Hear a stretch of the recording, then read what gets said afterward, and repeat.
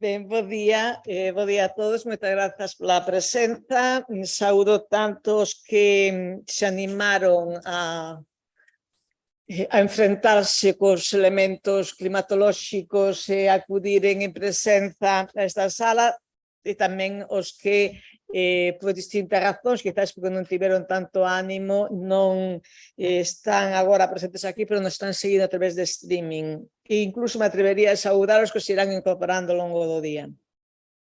Agradezo pois a presencia de todos vostedes nesta xornada que forma parte dese fío ininterrumpido con que Galicia está celebrando desde principios de ano o centenario do Semanário de Estudios Galegos. Non unha conmemoración que non pasou desapercibida para ninguén, na que están implicadas pois moitas institucións de toda a sociedade galega de distinto signo, con actividades que van pois, desde a reflexión científica de arredor daquel feito do legado e da pegada que deixaron hasta aspectos máis lúdicos, desde pois, o ámbito máis académico ao ámbito máis festivo, que naturalmente non son incompatibles e desde logo nunca irreconciliables, non?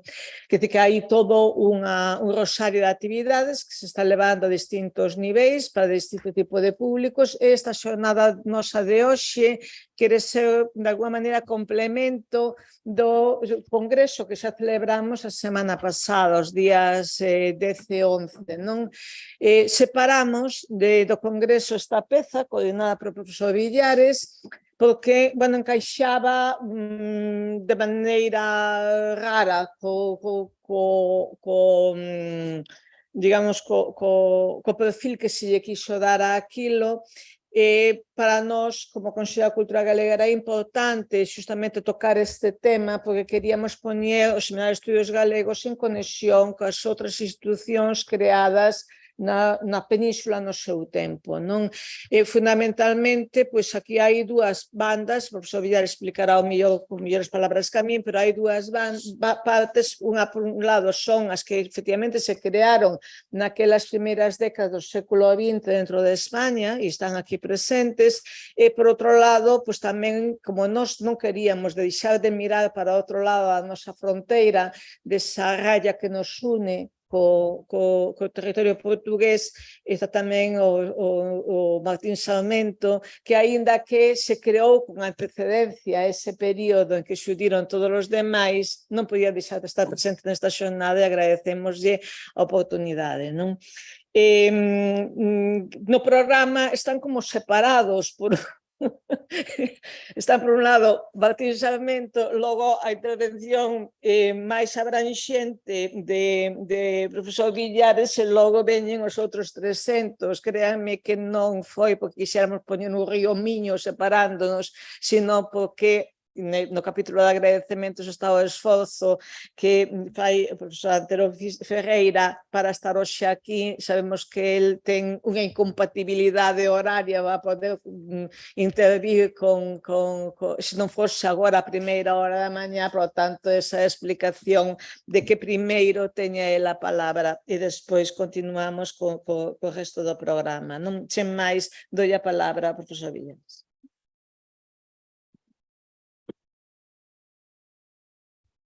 Hola, bons días. Como estamos en familia, casi, se non fora o streaming, non sería necesario falar con micrófono.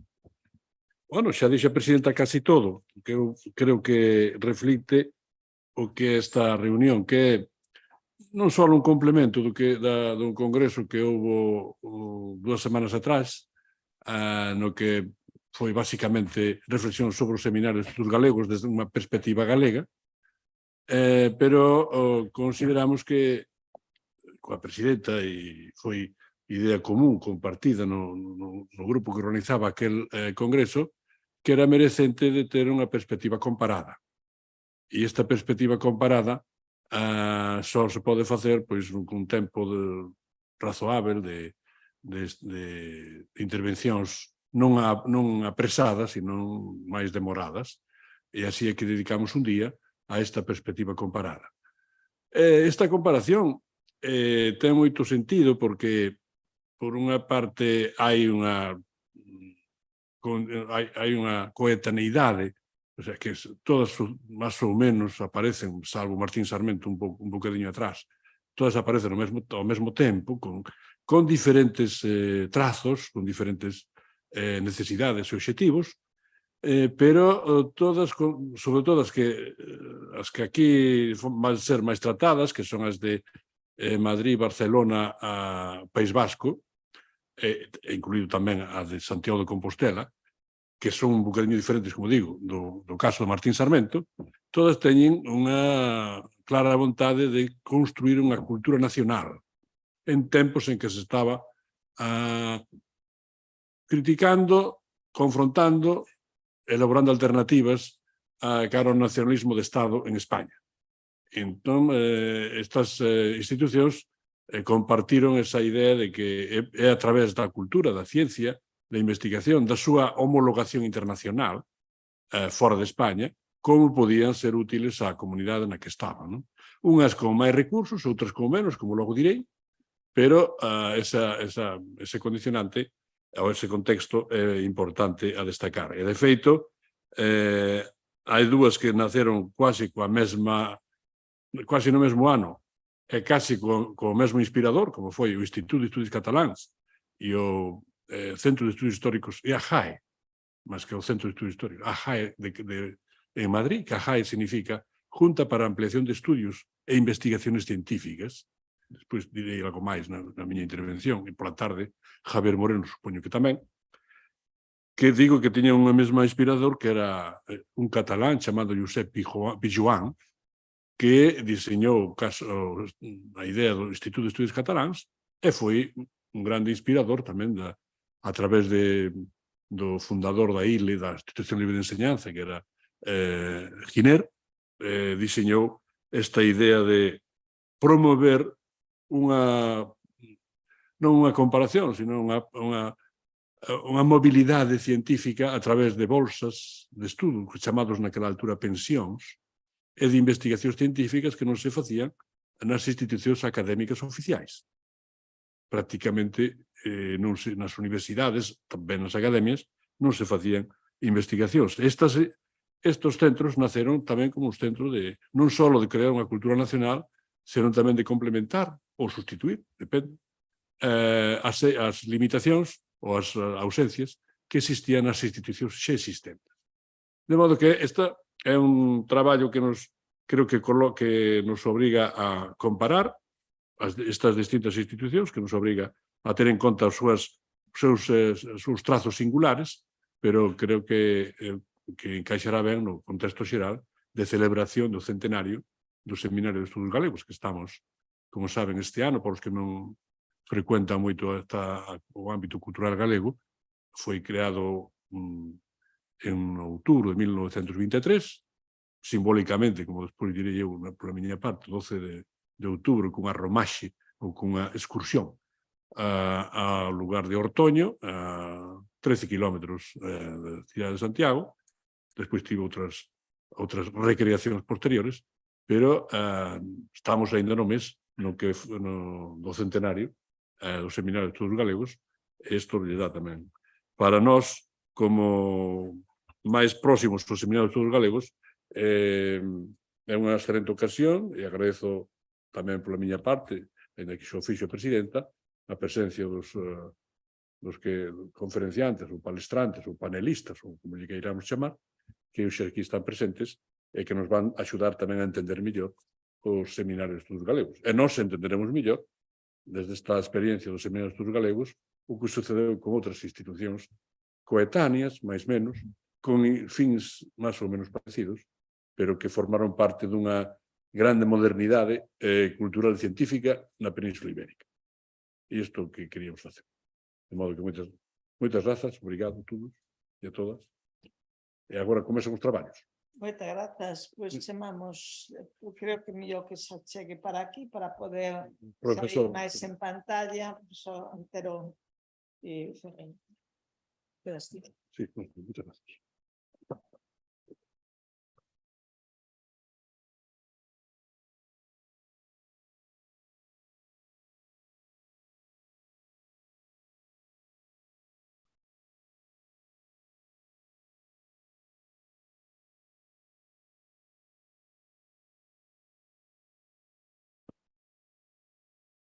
Bom dia de novo. É un placer poder partillar con o profesor Antero Ferreira esta palestra de apertura do día de hoxe, deste traballo sobre as institucións de alta cultura en perspectiva comparada. Ele, direi poucas palabras, porque que importa o que ele vai a expresar ou contar aquí. Ele é profesor de Historia, foi licenciado en Historia na Universidade do Porto, no Miño. E logo mestrado, especializado en Historia demográfica, realmente.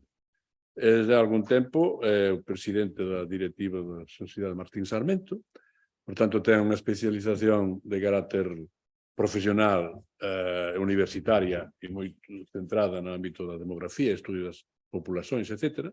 E ten tamén unha especialización no que é esta institución que realmente é unha institución que articula en boa medida a cultura da cidade de Guimarães e que tamén forma parte do entramado cultural da Universidade do Miño. De modo que non só é unha institución bimaranense, senón que dentro desa política de integración de institucións particulares ou locais desde o Miño máis occidental até o Miño máis central, a Sociedade de Sarmento quizá é a máis importante, a que ten máis peso, a que ten máis tradición e a que é un referente. Publican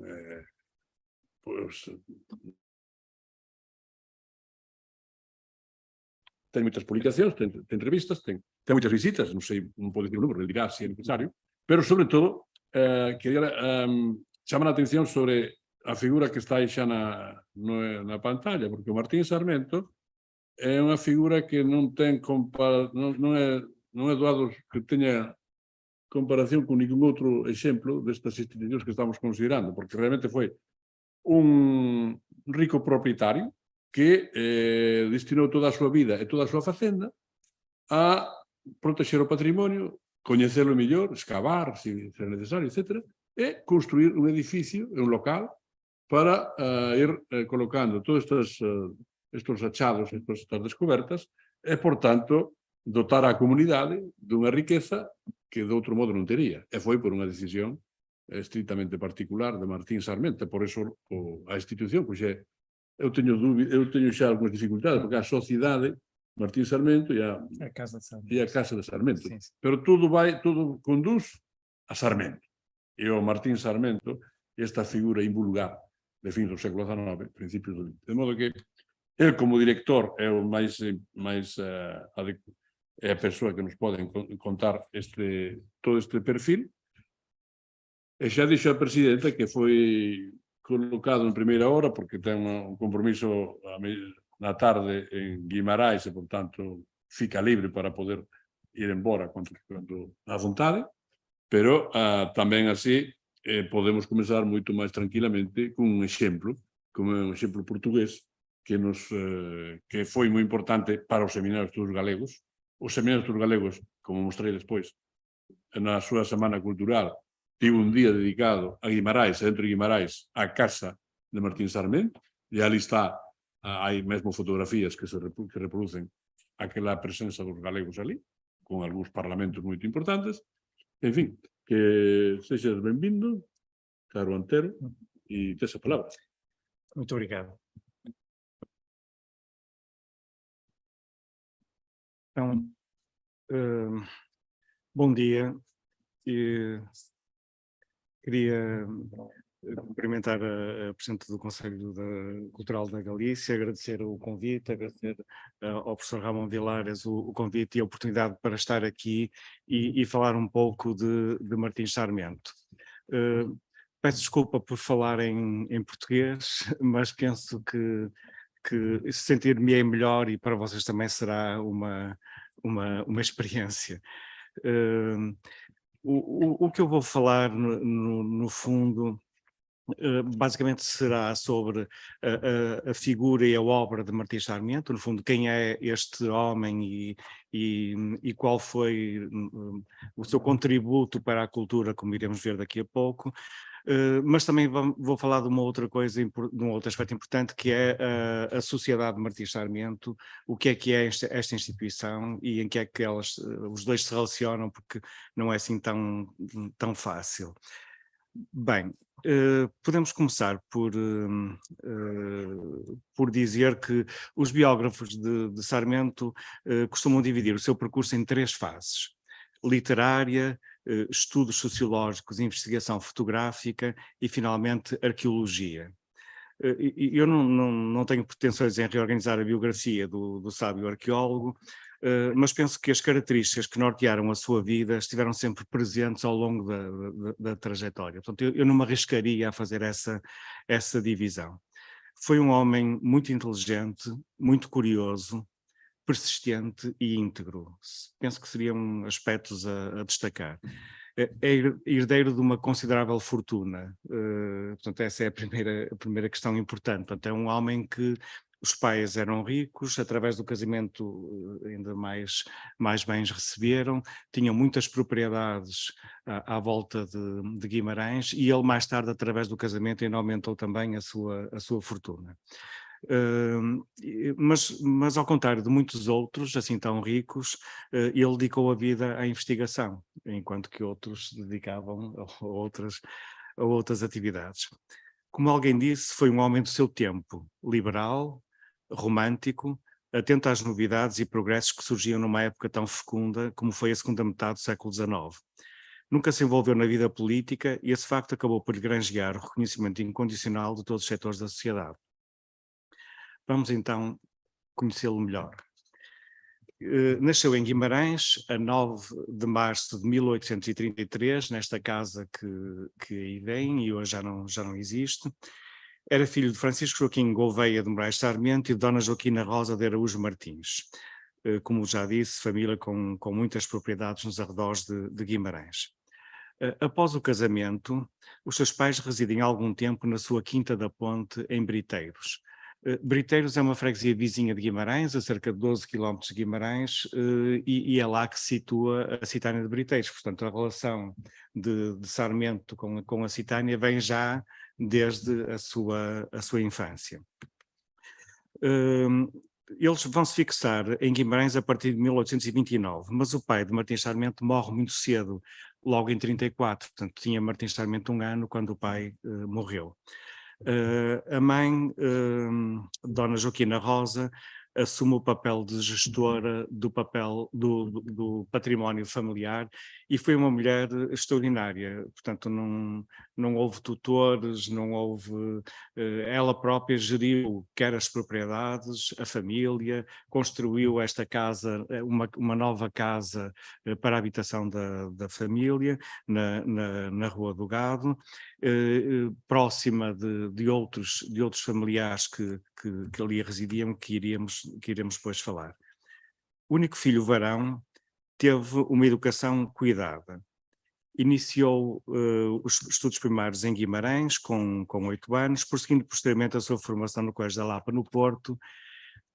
Frequentou estudos preparatórios em Coimbra, onde ingressou no curso de Direito em 1848 e concluiu em 1853 com 20 anos de idade. Portanto, aos 20 anos já estava formado em Direito em Coimbra. Deixem-me dizer-vos que não conhecemos muito da juventude e da infância de Martins Sarmento, mas há um registro muito curioso, e o que vos vou mostrar aqui é um excerto de uma publicação que fizemos há tempos sobre a infância de Sarmento, porque o seu primo e amigo de infância, Conde Margaride, deixou-nos algumas notas que ele intitulou Reminiscências Longínquas, que pela sua ingenuidade nos encantam. Diz o Conde Margaride: brinquei com ele em pequeno. Já então as outras crianças o rodeavam como centro imprescindível. Dava-lhe essa preeminência a sua superioridade nos jogos em voga entre o rapazio, a travessa imaginação com que variava os folguedos e a sua aptidão em confeccioná-los. Ninguém talhava melhor um balão, ninguém se lhe avantajava em pôr uma estrela de papel a navegar no ar, ninguém com mais arte fantasiava e utilizava uma armadilha à passarada. Já então se lhe denunciava o espírito investigador e paciente. a atenção com que ele espreitava os costumes dos pequenos animais ao seu alcance. A inteligência que lhe madrugou nos brinquedos infantis acompanhou-o nos estudos que se seguiram. Aos 15 anos, completava com aplauso dos professores os preparatórios para a universidade e aos 20 estava formado. Em Coimbra, passava 2/3 do tempo devorando avidamente quantos livros de literatura podia haver à mão. E ele chama a atenção para isto até com algum tom jocoso, dizendo que passava mais tempo a ler do que a estudar, mas mesmo assim conseguiu ter sucesso nos seus estudos. Alberto Sampaio, uma outra figura certamente conhecida e que é um pouco mais novo que Martins Sarmento, mas conviveu com ele, ilustre historiador contemporâneo e amigo de Sarmento, é através dele que conhecemos alguns traços da personalidade. Recorda que o terá conhecido com cerca de 15 anos, por volta de 1855, quando acompanhou o seu tio numa visita à casa do Largo do Carmo. Diz Alberto Sampaio, recebeu-nos no quarto de dormir, assentado na cama, com uma mesinha diante de si, entre montões de livros.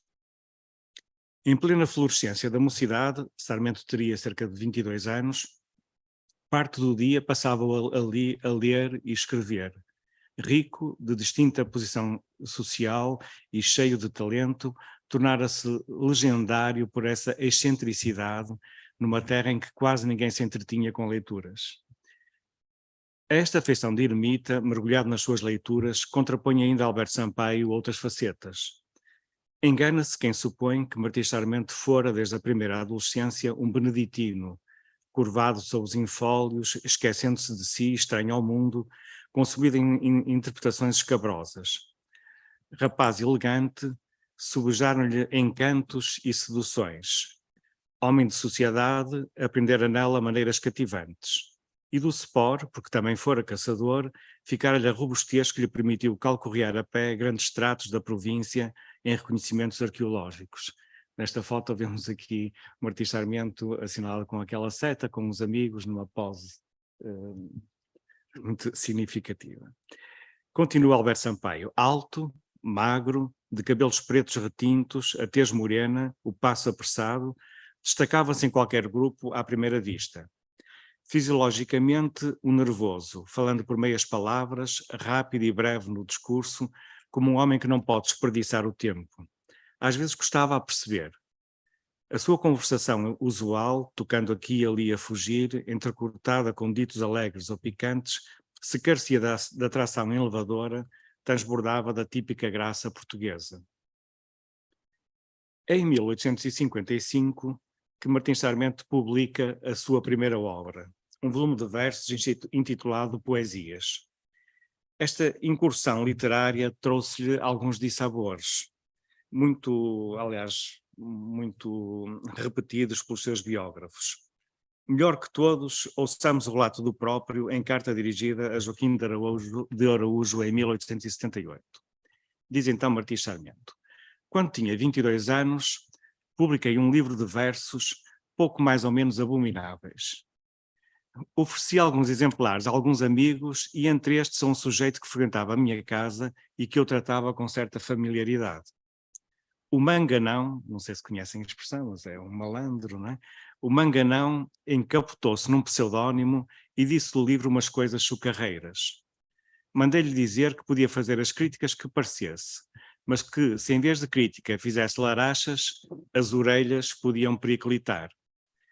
O homem retratou-se do que tinha dito, declarando ao mesmo tempo que o fazia porque era rico, etc, etc, etc. Conclusão, diz o Martins Sarmento, fui-lhe às orelhas, quer dizer, bateu-lhe.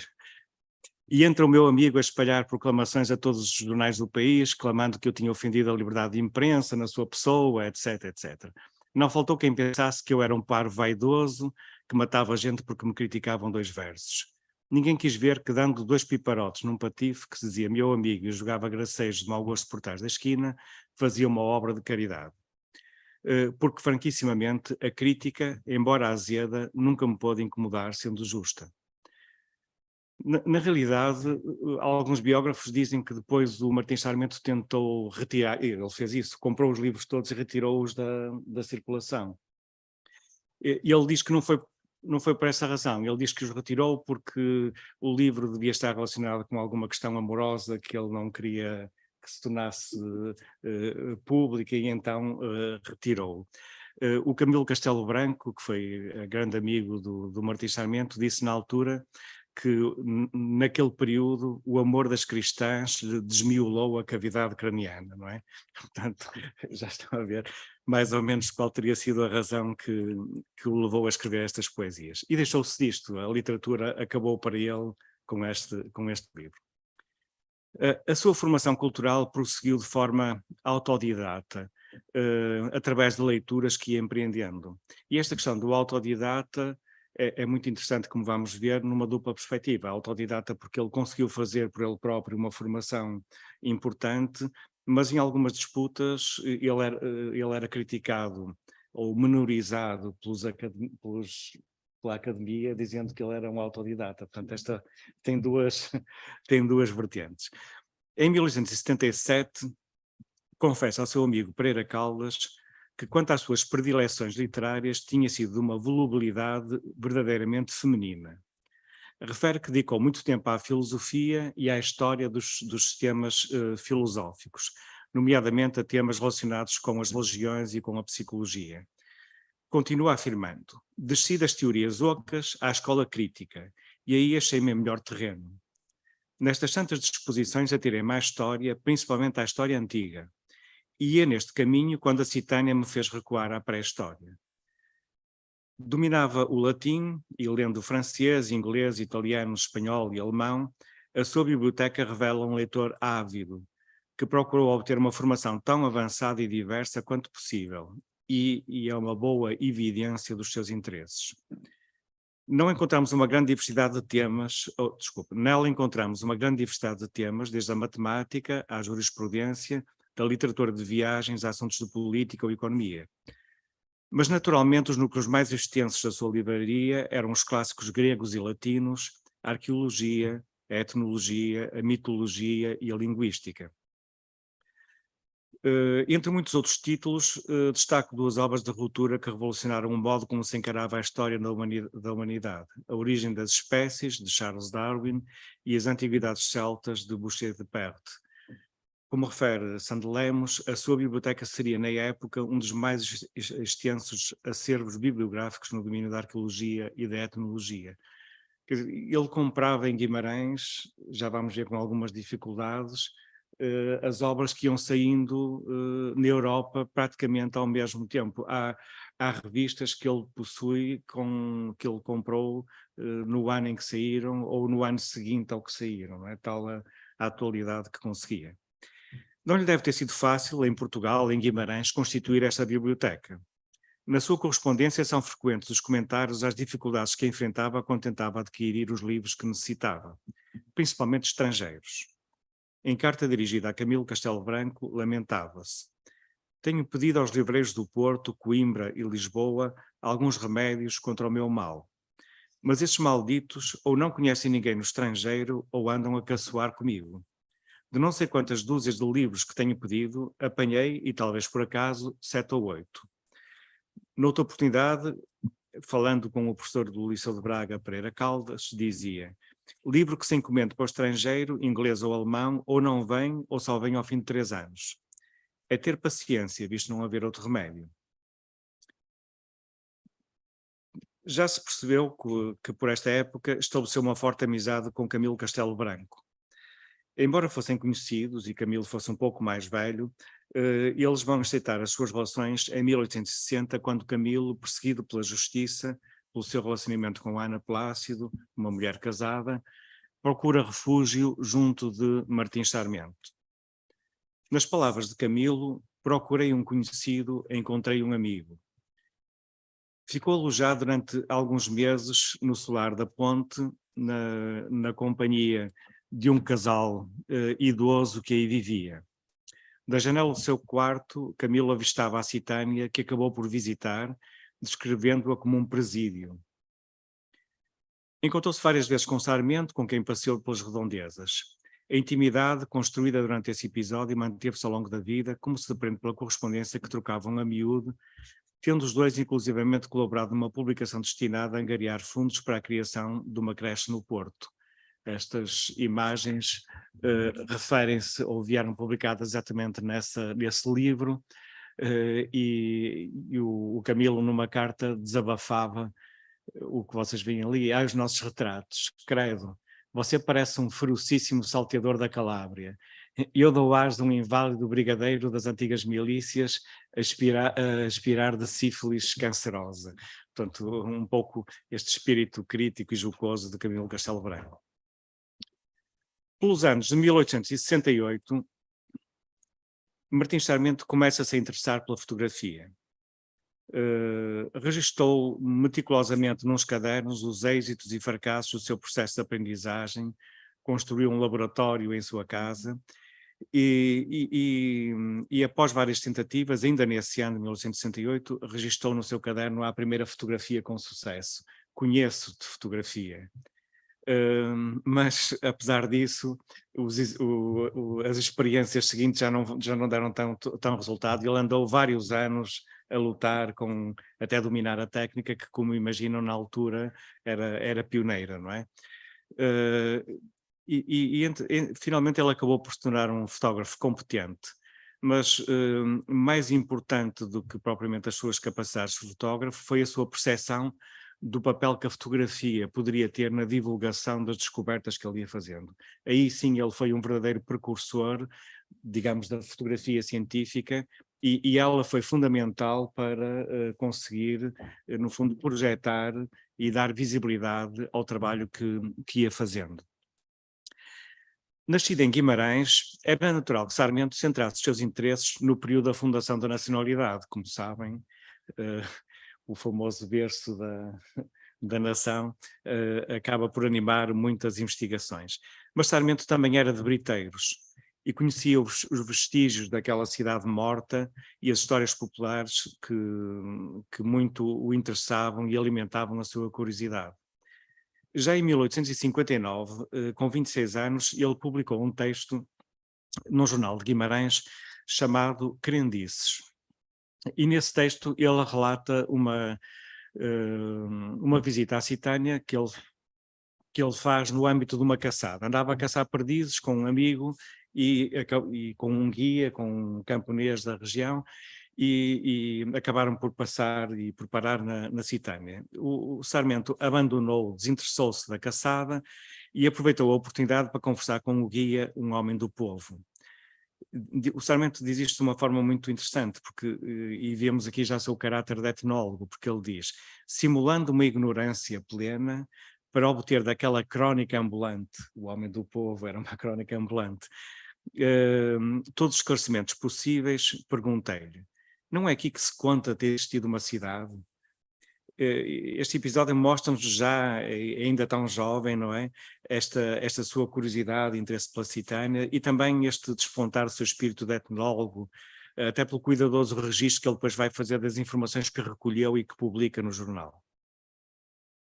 Com uma sólida formação, movido, esta é a imagem do texto do jornal. Movido pelos seus estudos e pelo espírito da época, Martins Sarmento decide, em 1874, iniciar as escavações na Citânia de Briteiros. Mas isto depois de ter adquirido os terrenos onde se situava a cidade. Portanto, a primeira coisa que ele fez foi, estes terrenos alguns eram privados, outros baldios, e ele comprou todos aqueles terrenos. E exatamente a ideia era comprar para protegê-los. Quando começasse a escavação, ele imaginava que podia chamar a atenção de outras pessoas, não é? Segundo as suas palavras, as suas escavações tinham por único fim procurar elementos que me guiassem mais seguramente que os livros no problema das nossas origens étnicas, e nunca pretendia as honras de arqueólogo. E este aspecto é muito importante. Quer dizer, ele vai escavar, não porque se sinta um arqueólogo, mas porque acha que, através das escavações, vai descobrir informações importantes que não encontra nos livros sobre as origens do povo português. Intrigado com os vestígios que ia descobrindo, Martins Sarmento organiza 2 álbuns de fotografia com perspectivas da Citânia de Briteiros e alguns dos achados que encontrou, álbuns de fotografias que enviou em 1876 à Sociedade de Geografia de Lisboa e ao Instituto de Coimbra. A curiosidade que estas descobertas despertaram foi aproveitada por Sarmento, com o apoio de Pereira Caldas, para lançar a ideia da realização de uma conferência na Citânia de Briteiros, que acabou por se concretizar nos dias 9 e 10 de junho de 1877. Participaram nesta conferência eruditos das principais instituições científicas portuguesas, bem como representantes dos principais periódicos de Portugal. Visitaram a Citânia de Briteiros no dia 9, tendo-se realizado no dia 10, à noite, na Biblioteca da Casa de Sarmento, em Guimarães, os trabalhos de encerramento. Este é um exemplo de uma das fotografias que Sarmento enviou que ele próprio tirou e que enviou para Coimbra e para Lisboa. Os sábios que participaram na conferência ficaram impressionados com as descobertas do arqueólogo, mas não tinham capacidade para ajudar na interpretação. Não eram arqueólogos, isto era uma novidade, não havia informação sobre esta realidade, e isto acabou por desiludir Sarmento, que chegou à conclusão que ele, pelos seus estudos que tinha, já sabia mais do que os sábios que o vieram visitar. Mas, por outro lado, esta conferência foi muito importante porque as referências na imprensa consagraram nacionalmente o arqueólogo e a Citânia de Briteiros. A este propósito, ainda Camilo Castelo Branco conta-nos uma história muito, muito engraçada. O Marquês de Sousa Holstein, que participou nesta conferência, regressado a Lisboa, propôs ao Ministro do Reino a atribuição da Ordem de Santiago ao arqueólogo guimaranense. O Ministro recusou essa atribuição e a notícia chegou aos ouvidos de Sarmento, que soube dessa recusa. Alguns anos mais tarde, em 1879, o mesmo Ministro resolve então, novamente, atribuir-lhe a Ordem de Santiago, mas Martins Sarmento não a aceitou. E, segundo Camilo, quando o ministro soube desta recusa, terá dito de uma forma desesperada: que mais pode querer um escavador de montes? Mas o Sarmento contava isto de outra forma, dizia: não, eles quiseram-me oferecer uma condecoração, mas eu já tenho tantas condecorações, tenho uma gaveta cheia de condecorações, já não cabia mais nenhuma, não quero mais condecorações. Mas também era um homem avesso a esta visibilidade pública, como iremos ver. Entretanto, ele prossegue as suas investigações e começa a explorar, a partir de 1878, o Castro de Saboroso. E o Castro Saboroso fica muito perto da Citânia. Aliás, da Citânia consegue-se ver este castro, eles são próximos. Ficam a cerca de, sei lá, 5 quilómetros, mais ou menos. E este castro vai ser muito importante para Martins Sarmento e para a construção, no fundo, do seu pensamento. Porque ele aqui não encontrou nenhuma influência romana, enquanto que em Briteiros ele encontrava muitos vestígios romanos. Isso permitiu-lhe estabelecer uma datação, dizendo assim: bem, os castros são anteriores aos romanos, mas houve um período em que há uma convivência com os romanos. E a partir daí, quando ele encontra ele consegue, no fundo, perceber algumas características da vida das pessoas antes da chegada dos romanos. É ele próprio que nos explica isto, dizendo: a influência romana é nula em Saboroso. Esta estação, eu trouxe esta citação de propósito porque ele diz: esta estação é genuinamente galega. Curioso, não é? E determina o que na Citânia também é pré-romano. Nem ânforas, nem louça vermelha, nem louça marcada, nem telha, nem vidro, nem sinal de letras. É bom advertir que em Saboroso há o mesmo luxo que na Citânia. As portadas são ornamentadas, aparecem quase as mesmas pedras rameadas que na Citânia, os braceletes de bronze, o anel, o alfinete, a agulha, a fíbula têm os seus representantes. Ele, no fundo, consegue com isto perceber o que é característico desta região e antes da chegada dos romanos e o que é que os romanos vieram trazer. Nomeadamente aqui só há construções redondas, enquanto que na Citânia circular já aparecem construções retangulares. Finalmente, em 1880, portanto 2 anos depois, vai-se realizar em Portugal a 9ª sessão do Congresso Internacional de Antropologia e Arqueologia Pré-Históricas. Esse congresso decorre em Lisboa, mas são previstas várias excursões pelo país e uma delas dirigia-se ao norte de Portugal, incluindo a visita à Citânia de Briteiros. No dia 30 de setembro viajam para o norte 27 congressistas, 22 deles estrangeiros. No dia seguinte deslocaram-se a Briteiros, onde eram esperados por Martins Sarmento. Examinaram as ruínas, os materiais recolhidos e após um lanche servido no local, desceram até o solar da ponte. O relatório desta excursão, realizado por Rudolf Virchow, evidencia o valor atribuído às descobertas de Sarmento, bem como a atualidade da sua investigação no contexto arqueológico europeu.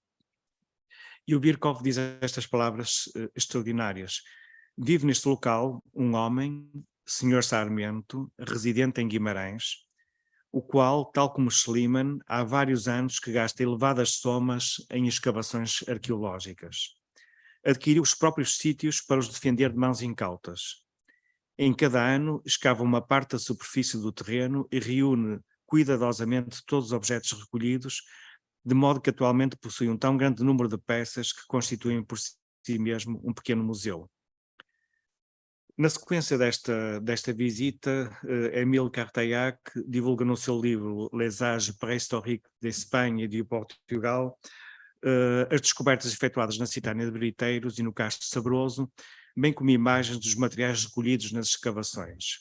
Sarmento e a cultura castreja alcançavam assim o reconhecimento internacional. A originalidade dos seus estudos assenta fundamentalmente na ideia da antiguidade dos castros, atribuindo-lhes uma fundação por povos pré-romanos e pré-celtas. Independentemente da validade das suas hipóteses, foi um precursor de uma corrente de investigação que procurava esclarecer a etnogênese dos povos peninsulares, articulando assim as regiões do Minho e da Galiza. Nos anos que seguem, Martins Sarmento publica duas obras monumentais, a interpretação do poema Hora Marítima, publicada em 1880, e o estudo sobre os argonautas, publicado em 1887. Ao mesmo tempo, percorre todo o Minho, alargando as suas atenções a outros castros que vai identificando e explorando, ampliando as possibilidades comparativas e confirmando as teorias que desenvolveu na exploração de Briteiros. Apesar de ser um homem muito rico, viajou muito pouco. Viajou sempre nesta zona do Minho, fundamentalmente à volta de Guimarães, para as termas, para a praia, mas veio à Galiza. Foi a única vez que ele veio ao estrangeiro, ele veio aqui à Galiza. Uma vez visitou, em 1880, visitou Tui e Vigo, regressando a Portugal por La Guardia e por Caminha. Deixou-nos algumas anotações dessa viagem. Concluía nessa altura os trabalhos da publicação da Hora Marítima e interessava conhecer melhor as costas da Galiza. Em 1881 visitou novamente a Galiza, neste caso para subir ao Monte de Santa Tecla, que não tinha conseguido visitar na primeira expedição.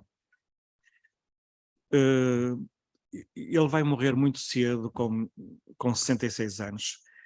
Esta é uma foto do ano anterior, portanto, um homem de 65 anos e, como veem, já muito velho e muito alquebrado pela doença. E ele não vai concluir muitos dos projetos que tinha, até nomeadamente uma publicação que queria fazer sobre as descobertas, a sua interpretação das descobertas da Citânia e de Sabroso. Mas ele já se tinha percebido esta situação há muito tempo, porque ele dizia que, de uma forma muito curiosa, desenganado estou há muito tempo, atento à quantidade inumerável dos nossos monumentos arqueológicos, as dificuldades da sua descoberta e os dispêndios das escavações, de que só poderia chegar ao fim da minha tarefa, sonhada em momentos de entusiasmo insensato, se tivesse ao meu dispor duas coisas simplesmente impossíveis: o elixir da longa vida e a pedra filosofal. Como não tinha nenhuma destas duas coisas, não ia conseguir terminar os seus sonhos. Faleceu em 1899 e no conjunto de textos que em 1900 a Sociedade de Martins Sarmento reuniu para o homenagear, destaca-se o elogio de Emílio Hubner, um dos seus maiores amigos, um ilustre investigador alemão, que afirmou nessa altura que Sarmento honrou a sua terra, o seu país e o seu tempo. E agora, vamos passar de Sarmento, o homem, para a Sociedade Martins Sarmento. E já para desfazer um equívoco, o Martins Sarmento não fundou a Sociedade Martins Sarmento. Não é dele a iniciativa. Na realidade, tratou-se de uma iniciativa de um grupo de ilustres vimaranenses, seus amigos e admiradores. Foram estas cinco personalidades. O José Sampaio, irmão do Alberto Sampaio, era advogado, o Avelino Germano era médico, os outros três eram negociantes e proprietários. Estes ilustres vimaranenses, em 1880, ao tomar conhecimento da atribuição da Legião de Honra da República Francesa a Martins Sarmento, decidiram que era forçoso que Guimarães lhe prestasse uma devida homenagem. Aliás, eles até dizem que era uma vergonha, ou seja, terem um sábio como este, uma pessoa tão importante na cidade, e a cidade nunca lhe ter prestado nenhuma homenagem. E estiveram a discutir que tipo de homenagem é que lhe deviam fazer. Pensaram em fazer uma festa, em fazer, sei lá, uns discursos, mas eles sabiam que o Sarmento, que era uma pessoa que fugia muito destes eventos públicos, e achavam que isto podia não lhe agradar. Então, sabendo das dificuldades que Sarmento colocaria a qualquer evento público deste caráter, os promotores acabaram por acordar na criação de uma sociedade que tivesse como fim principal a promoção da instrução popular, uma necessidade premente numa cidade e região que dava os primeiros passos no caminho da industrialização. Guimarães, como muitos sabem, é uma zona bastante industrializada e já o era na altura. E naquele momento estava-se a dar uma transformação, como irão ver já daqui a pouco, no sentido até de se intensificar essa industrialização. E a questão da instrução e da educação das pessoas era fundamental. Portanto, há aqui uma ideia no sentido de nós vamos criar uma sociedade para promover a instrução. E Martins Sarmento aderiu a esta ideia e aceitou que o seu nome ficasse então ligado a esta sociedade. Na ata de aprovação da instalação da Sociedade Martins Sarmento, assinada em 23 de setembro de 1881, eles justificavam assim a sua opção. Podia erigir-se um monumento em granito ou mármore, abrindo-lhe na base inscrições comemorativas, mas não será um anacronismo que neste século de atividade intelectual prefiramos a inscrição à associação, o mármore a um pensamento em atividade constante, a inércia de uma coluna ao vivido movimento de uma instituição que deve prosperar se nunca lhe falecer a nossa proteção e dos nossos conterrâneos? O monumento pode esboroar-se e desaparecer no fragor das tempestades ou do vandalismo das guerras. A instituição, se cria raízes, se preenche uma necessidade real, se representa um progresso na educação social, vive além das convulsões, adquire condições de perpetuidade, permanece enquanto não está satisfeito o seu fim, enquanto se não torna inútil por novos progressos, vivendo ainda assim na memória dos que lerem nas páginas da sua história. Nos estatutos aprovados no ano seguinte, sobressai esta ideia da promoção da instrução popular através da criação de escolas primárias, secundárias e profissionais, bem como a promoção e adiantamento dos alunos através da distribuição de prémios aos que tiverem melhor aproveitamento no dia 9 de março, aniversário de Sarmento. Esta disposição estatutária ainda hoje se continua a fazer, ou seja, foi atribuída em 1882 pela primeira vez prémios aos melhores alunos das escolas de Guimarães e todos os anos, ainda hoje, todos os alunos das escolas de Guimarães vêm a receber um prémio, todos os alunos, os melhores alunos que são selecionados pelas escolas, a receber um prémio na Sociedade de Martins Sarmento. Como imaginam, é uma festa extraordinária, quer para as famílias, quer para os jovens, e um momento marcante no seu percurso. Durante os seus 2 primeiros anos de atividade, a Sociedade Martins Sarmento cria uma biblioteca com mais de 10 mil livros oferecidos por particulares. Hoje a nossa biblioteca terá mais de 100 mil livros. Funda cursos noturnos de desenho e de francês para industriais e também um instituto escolar. Há também uma escola para senhoras, criou também uma escola para senhoras ainda nesta altura. Em 1884, 3 anos após a sua fundação, e como resultado do dinamismo das primeiras direções, a Sociedade Martins Sarmento e a cidade de Guimarães vivem um ano extraordinário. Estava prevista a conclusão da ligação e concluiu-se a ligação ferroviária do Porto a Guimarães. E neste contexto a Sociedade Marechal decidiu organizar uma exposição industrial e agrícola que apresentasse à nação o que era a pujança económica de Guimarães neste período. E ao mesmo tempo também tentar sensibilizar para a importância da criação de uma escola industrial tão desejada pela população e pelos industriais. O coordenador deste projeto, desta feira, desta exposição, foi o jovem Alberto Sampaio, irmão do presidente da direção da sociedade, o advogado José Sampaio. E o Alberto Sampaio escreve um texto que ficou famoso e que se chamava Resposta a uma pergunta: convirá promover uma exposição industrial em Guimarães? E Alberto Sampaio diz o seguinte, palavras extraordinárias que se calhar alguns de vocês já conhecem. A vontade de um homem ou de um grupo de homens isoladamente pode muito, mas não vale tudo. E o tudo aqui é a educação moral e intelectual da população.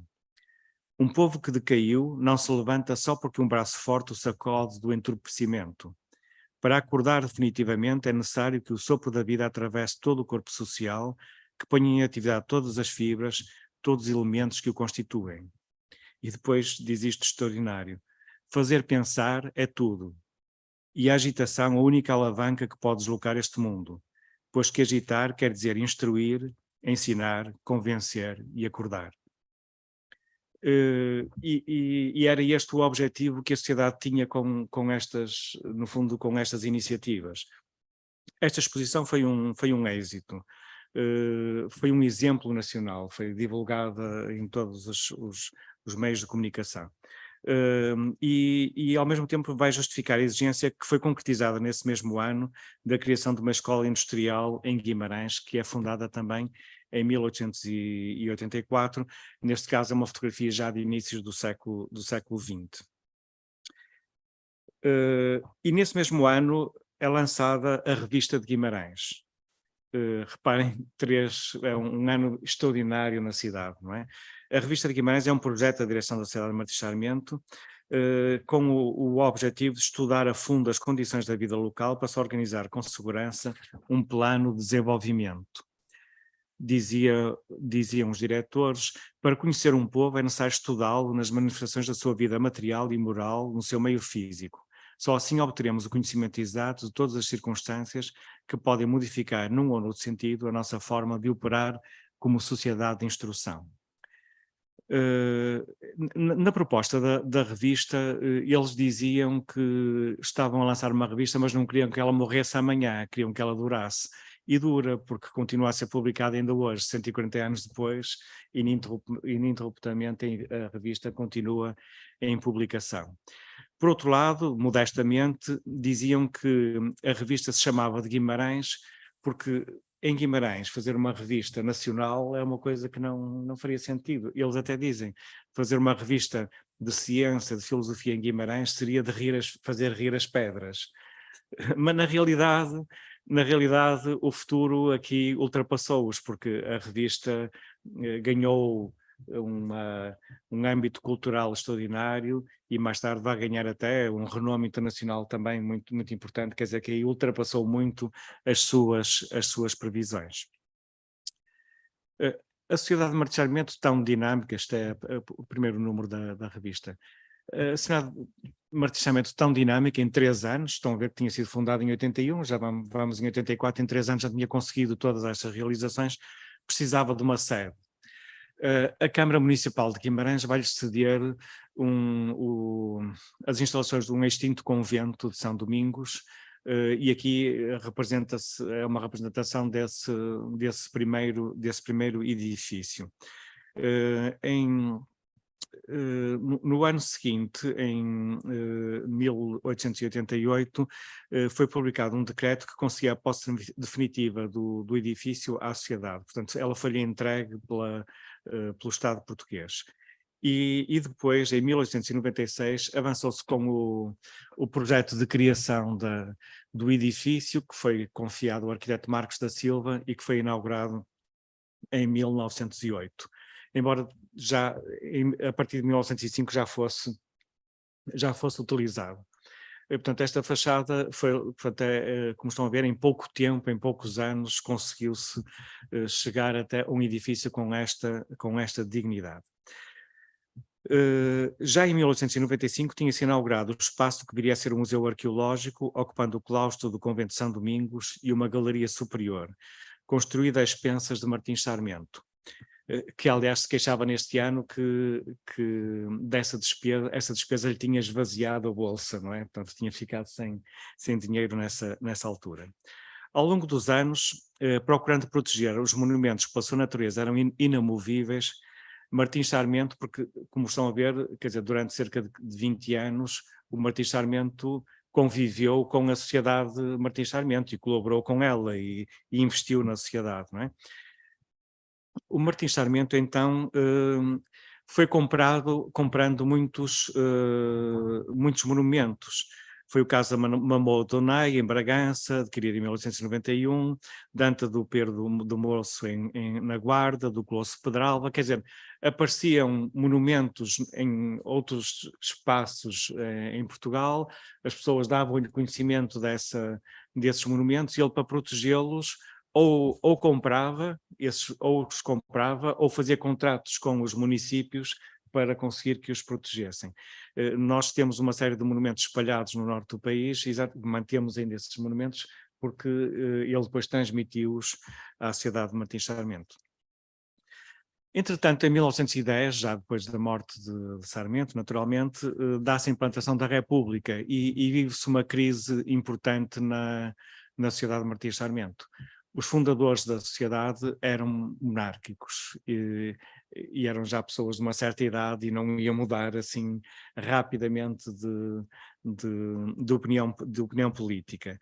E houve uma série de querelas entre a Câmara e a sociedade de Martins Sarmento durante este período. O que não era muito bom para a sociedade, porque a sociedade desde sempre teve de trabalhar intimamente com a Câmara Municipal. A Biblioteca Municipal pertencia à Sociedade de Martins Sarmento, estava nas instalações da Sociedade de Martins Sarmento, a Câmara Municipal apoiava os trabalhos na Citânia e em Sabroso, portanto tinha de haver um entendimento, mas isso não acontecia. E aliás, havia situações ridículas, por exemplo, vocês estão a ver ali os mastros com as bandeiras na instituição, em 1910 a direção retirou o mastro para não ter de hastear a bandeira republicana. Estão a ver, ou na sala de leitura pública da biblioteca não colocavam os jornais republicanos, apesar deles serem oferecidos à sociedade de Martins Sarmento. Portanto, estas questões criavam um mal-estar que acabou por conduzir a uma crise e algum impasse aqui na evolução da sociedade de Martins Sarmento. É nessa altura que é escolhido para presidente uma figura importantíssima, Eduardo Almeida. Eduardo Almeida era um advogado, um homem muito culto, um sociólogo, com muitas publicações na área da história e da sociologia, e que ele era republicano, não é? Mas era um homem que já tinha feito parte das direções da sociedade de Martins Sarmento e, portanto, conseguiu fazer esta transição entre os dois mundos. Ele, portanto, organizou uma equipa de direção de pessoas conciliadoras, de perfil intelectual, sem grande atividade política, procurando assim conseguir o ambiente conciliatório para renovar a instituição. Uma das suas primeiras medidas foi a de retomar a publicação da Revista de Guimarães, que se encontrava suspensa desde 1914. Quer por limitações financeiras, quer por falta de direção. A revista valorizou-se imenso durante a sua direção, conseguindo atrair a colaboração de grandes vultos da cultura portuguesa. Ao mesmo tempo, conseguiu estimular um ciclo de conferências que se fazia com regularidade na Sociedade de Martins Sarmento. Sucedeu-lhe na direção Mário Cardoso. E o Mário Cardoso, que era um militar e que é um importante arqueólogo português, vai ser um dos presidentes mais importantes da Sociedade de Martins Sarmento, aliás, até pela duração no cargo. Ele esteve lá desde 1932 até 1972, cerca de 40 anos na direção. Ele conseguiu aumentar de uma forma pelas suas relações, o prestígio da revista de Guimarães, alargando-a a uma dimensão internacional, deu continuidade às escavações de Citânia de Abriteiros, enriqueceu a biblioteca e o museu da instituição, modernizou as instalações graças aos apoios que conseguiu reunir, editou catálogos do Museu Martins Sarmento, bem como um roteiro sobre a Citânia de Briteiros e o Castro Sabroso. É durante a direção de Mário Cardoso que se vão estreitar muito as ligações com a Galiza, como o professor Ramon já referiu há pouco. O prestígio da sociedade, guardiã do espólio de Martins Sarmento e das associações arqueológicas de Briteiros e Sabroso, atraiu naturalmente o interesse dos investigadores galegos. A proximidade também da sociedade, com grandes números de académicos e intelectuais do Norte, como Mendes Correia, Rui de Serpa Pinto, Santos Júnior, Fernando Castro Pires de Lima e outros, ainda veio facilitar mais esta relação. Logo em 1928, na sequência da visita de Lopes Coevilhas e Bolsa Breia a Guimarães, é proposto para sócio do Seminário de Estudos Galegos o etnólogo Alberto Vieira Braga, membro da direção da Sociedade de Martins Sarmento e diretor da revista de Guimarães. Ouçamos o que diz Bolsa Breia e Coevilhas no primeiro texto em língua galega publicado na revista de Guimarães. Vou tentar ler o melhor que puder e souber. À semelhança das tradições galegas que as portuguesas, troca-se em identidade quando elas são espremidas nas terras minhotas ou nas transmontanas. Não podia suceder de outro modo quando o mesmo etnos serve de base aos dois países que a pré-história comum acredita e o comum sentimento a vencelha. Podia-se fazer um cancioneiro popular de cantigas que se repitem em unha e outra banda da barreira fronteiriça que os homens ergueram. E também um adagiário paralelo, em especial na parte agrícola e meteorológica, já que unhas mesmas são as condições climáticas e de cultivo das ditas zonas.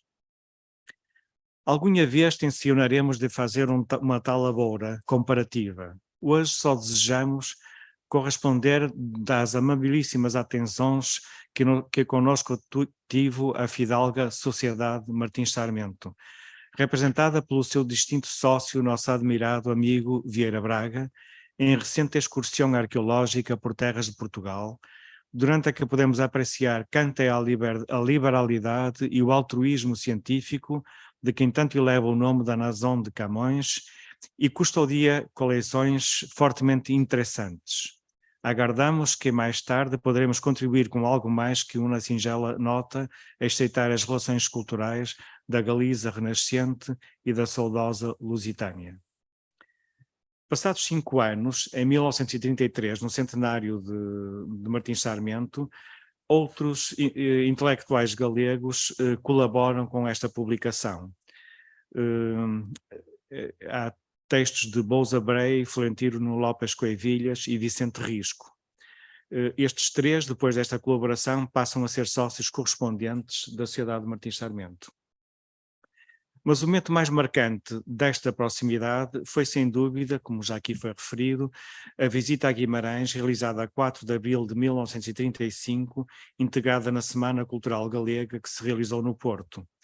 A Embaixada Galega visitou a Sociedade de Martins Sarmento e a Citânia de Briteiros. Vemos aqui Dom Sebastião Gonzalez discursando junto ao monumento de Martins Sarmento na cidade de Guimarães. Mário Cardoso, na altura, realçava ou destacava a ativa falange de intelectuais galegos que estavam presentes e que eram amigos da sociedade. Vicente Risco, Bolsa Breia, Coevilhas, Afonso Castelau, Carro Garcia, Lourenço Fernandes, Filgueira Valverde, Otero Pedraio, Luís Iglesias, entre tantos outros, referindo que Portugal desconhece em grande parte o formidável avanço da alta cultura espanhola contemporânea e designadamente o brilhantismo da intelectualidade galega, ao passo que os nossos vizinhos acompanham de perto, conhecem e apreciam carinhosamente o nosso movimento literário e científico atual. Ao longo dos anos foram muitas as colaborações de intelectuais galegos na revista de Guimarães. Reuni, a partir de alguns estudos, nomes só para terem uma noção. Na área da arqueologia, Bolsa Breia, Lopes Coevilhas, Jesus Taboada, Céles Pais Vilas Boas, Joaquim Loré Fernandes, Ramon Sobrinho Lourenço Rua, Francisco Conde Valvis Fernandes, José Maria Luengo e Martínez, Manuel Nunhas Rodrigues, José Vidal Rodrigues. Na área da etnografia, da literatura e da história, Bolsa Brei, Lopes Coevilhas, Vicente Risco, António Fraguas, Jesus Taboada, Rubem Garcia Álvares, Manuel Chamoso Lamas, entre muitas outras pessoas que se colaboraram com a Sociedade de Martins Sarmento. Queria dar só uma pequena nota para terminar do que é hoje a Sociedade de Martins Sarmento, onde continua a ser a Sociedade de Martins Sarmento. Quer dizer, em primeiro lugar, devo salientar, digamos, o esforço e a responsabilidade que é a preservação do património, do vasto património que a sociedade tem. E a continuação do programa de investigação associado às nossas estações arqueológicas. Temos 2 arqueólogos residentes que vão continuando a trabalhar nessas explorações. Mantemos regularmente um programa de conferências, uma galeria de arte com uma programação muito dinâmica. A nossa biblioteca continua a ser uma referência muito valorizada pela Associação aos Catálogos Bibliográficos da Universidade do Minho e ao esforço de digitalização das nossas coleções através da Casa de Sarmento.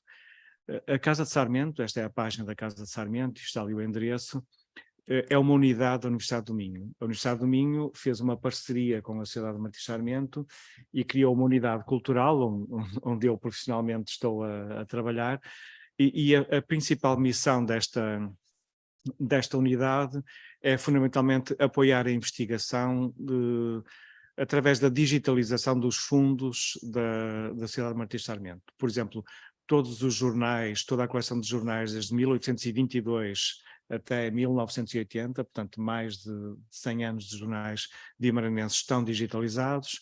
Estamos também a digitalizar os jornais da cidade de Braga. Toda a revista de Guimarães está disponível na Casa de Sarmento. Todas as coleções da Sociedade de Martins Sarmento podem ser consultadas também aqui. E há 2 projetos ali interessantes que chamam a atenção. Um projeto que chama-se Archivav, tem a ver com um arquivo da bacia hidrográfica do Rio Ave e do Rio Cávado, que está depositado na nossa instituição e que permite, por exemplo, estudos relacionados com a história da indústria, pronto, no fundo, através da associação que a Água sempre teve com esta atividade. E o Repositório Genealógico de Portugal, portanto, tem a ver com trabalhos na área da demografia histórica, concretamente da professora Norberta Amorim, portanto, é uma espécie de base de dados onde as pessoas podem consultar as suas genealogias das paróquias que vão sendo estudadas pelos demógrafos. A revista de Guimarães continua em publicação, com um grande dinamismo, e no corrente ano, com o apoio do município e de fundos europeus, conseguimos concluir um programa de reabilitação do Castro Sabroso, proporcionando pela primeira vez condições de visita a esta estação arqueológica que até aqui não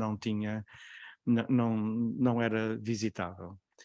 Deixo-vos algumas perspectivas dos nossos espaços. Este é o Salão Nobre, com, digamos, a fachada que corresponde àquela vista para a rua que há pouco viram.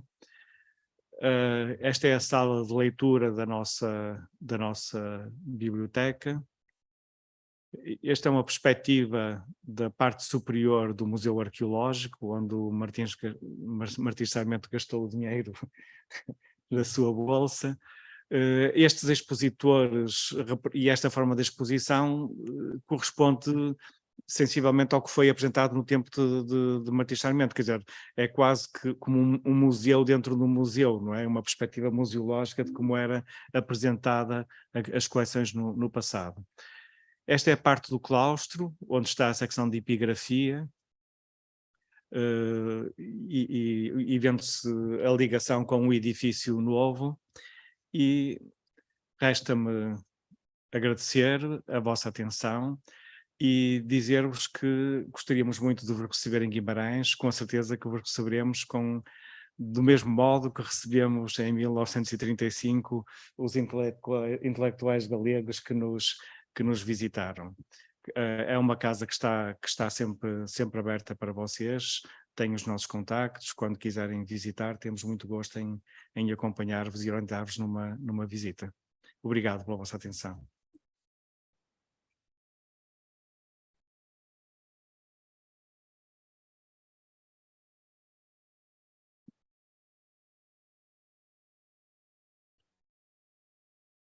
Sim, agora fago a minha pequena palestra e depois fazemos um debate conjunto, sim. Se há pergunta. Pode ficar cá, sim.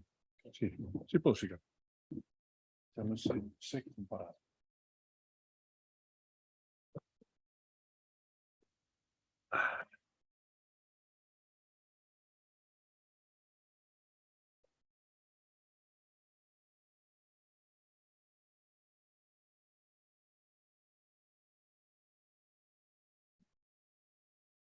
No.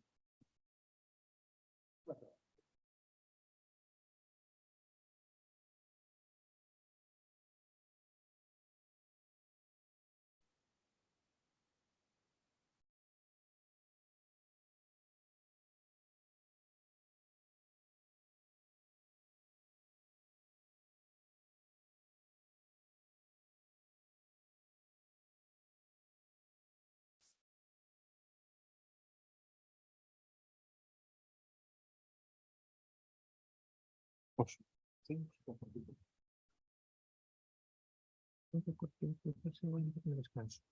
Después de ese baño que hay descanso. Ya, lo pregunto, ¿sabes? Porque tengo una máquina de café al litro. ¿Cómo? Bueno, sí.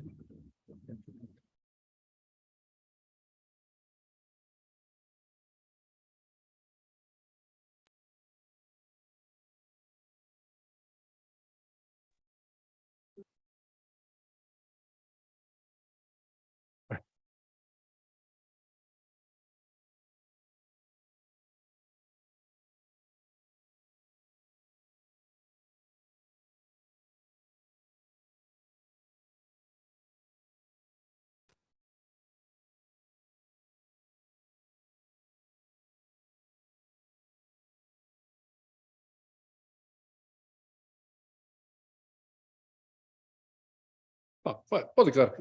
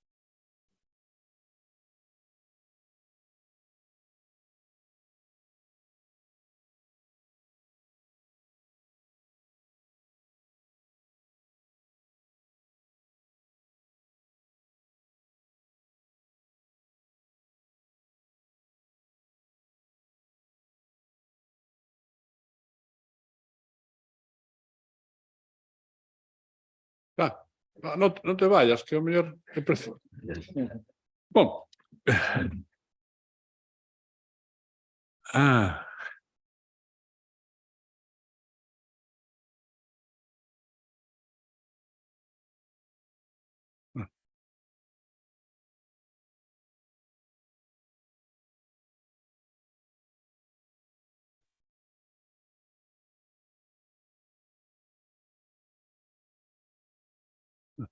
Non si vai. Tampouco vai.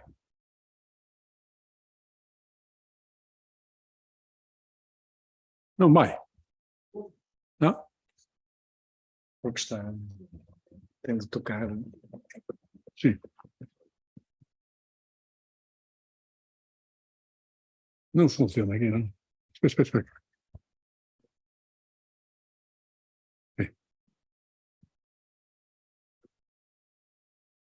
Aí está. A ver agora. Agora non vai tampouco.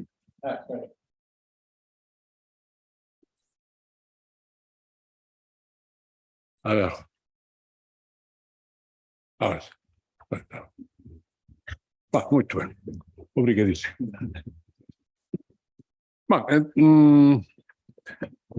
Entón, agora vou facer unha intervención que ten que ver co seminario e tamén co seminario de estudos galegos, quero dicir, e tamén con algunhas pingas comparadas coas institucións que aquí nos reúnen. Naturalmente non quero invadir, nin podo invadir os contidos e as interpretacións dos meus colegas que despois de mí falarán, pero debo partir deste suposto xeral que se trata de centros e institucións de alta cultura que naceron no primeiro terzo do século XX. Xa sabemos que a Sociedade de Martín Sarmento foi un pouco anterior e que teñen algunhas pautas ou trazos comuns, entre eles o de teren un nacemento que está á marxe de institucións que xa existían, o sea, seren institucións que son fruto ou ben de autorganización propia, pode ser de escolantes, de profesores, de eruditos, como se quixer, que teñen un desigual amparo social e, sobre todo, institucional. Poden formar parte de institucións existentes, por exemplo, algunhas que están referidas son dependentes de universidades, mas as que aquí estamos considerando, en xeral, non son dependentes das universidades nin de outros centros de docencia e de investigación. E, como dixen xa no momento inicial, son institucións que teñen moito que ver co nacemento de proxectos nacionais de carácter en xeral subestatal que se configuran en España despois da crise do 98 e a discusión sobre o que era España, a súa viabilidade futura e todo eso. Que duda cabe que teñen desigualdade entre sí, pero, por exemplo, o Instituto de Estudios Cataláns pois está alentado xustamente por unha mobilización política e un panorama institucional que é a Diputación de Barcelona, gañada polos catalanistas despois das eleccións locais. No caso do Centro de Estudios Históricos de Madrid, é resultado da creación da JAE, tamén ten un gran componente nacional, está moi vinculado ao proxecto cultural e intelectual do nacionalismo español. No caso vasco é un pouco máis tardío, pero tamén como obxectivos fundamentais, por unha parte, crear unha universidade no País Vasco que non existía naquela altura, ainda demorou moito a existir pública, quero dicir, unha universidade pública, e tamén tiña moito a que ver co poder local nas diputacións forais do País Vasco e, por tanto, con un proxecto de construción dunha alternativa nacionalista nese ámbito. No caso galego, o Seminario de Estudos Galegos non nace exactamente como fruto dunha institución, senón que máis ben fruto dunha autoorganización dun grupo de estudantes universitarios que buscan uns mestres dentro e fora da universidade e que a partir de aquí van construindo unha organización que podemos chamar institución con algunhas dificultades, pero que se pode comparar a estas outras que aquí estamos considerando.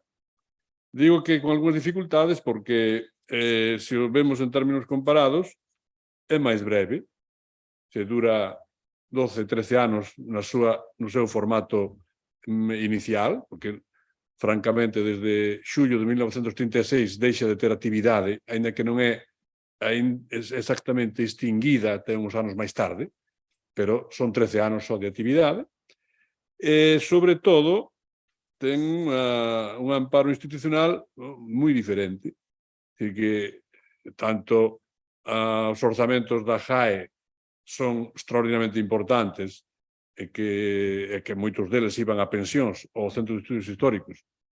Según algún autor, supoñían un 10% dos orzamentos totais que se destinaba a ensino superior e investigación por parte do Estado español. Por tanto, tiña uns orzamentos superiores a unha universidade, a cualquier universidade, mesmo as non a máis grande, que era de Madrid, pero co promedio das universidades estaría aí. No caso da Sociedade de Estudios Vascos, pois tiña un amparo das diputacións, e nomeadamente da Diputación de Guipúzcoa.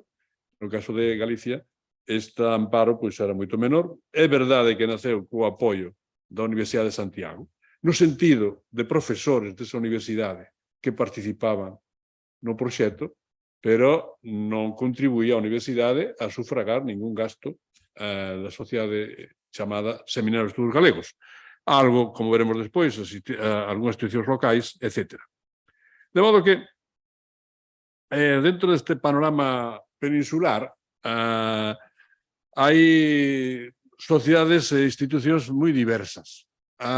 Aquí están sinaladas bastantes, pero moitas delas teñen que ver coa renovación universitaria que se inicia despois do ministerio de García Alix e de Romanones a principios do século XX, que introducen novas titulacións nas universidades oficiais e que, de algún modo, aceptan a proposta da Institución Libre de Enseñanza de incluir os obxectivos de investigación como instrumento para revertir o fracaso cultural, político, militar, que foi a crise do 98 e a derrota de 1898.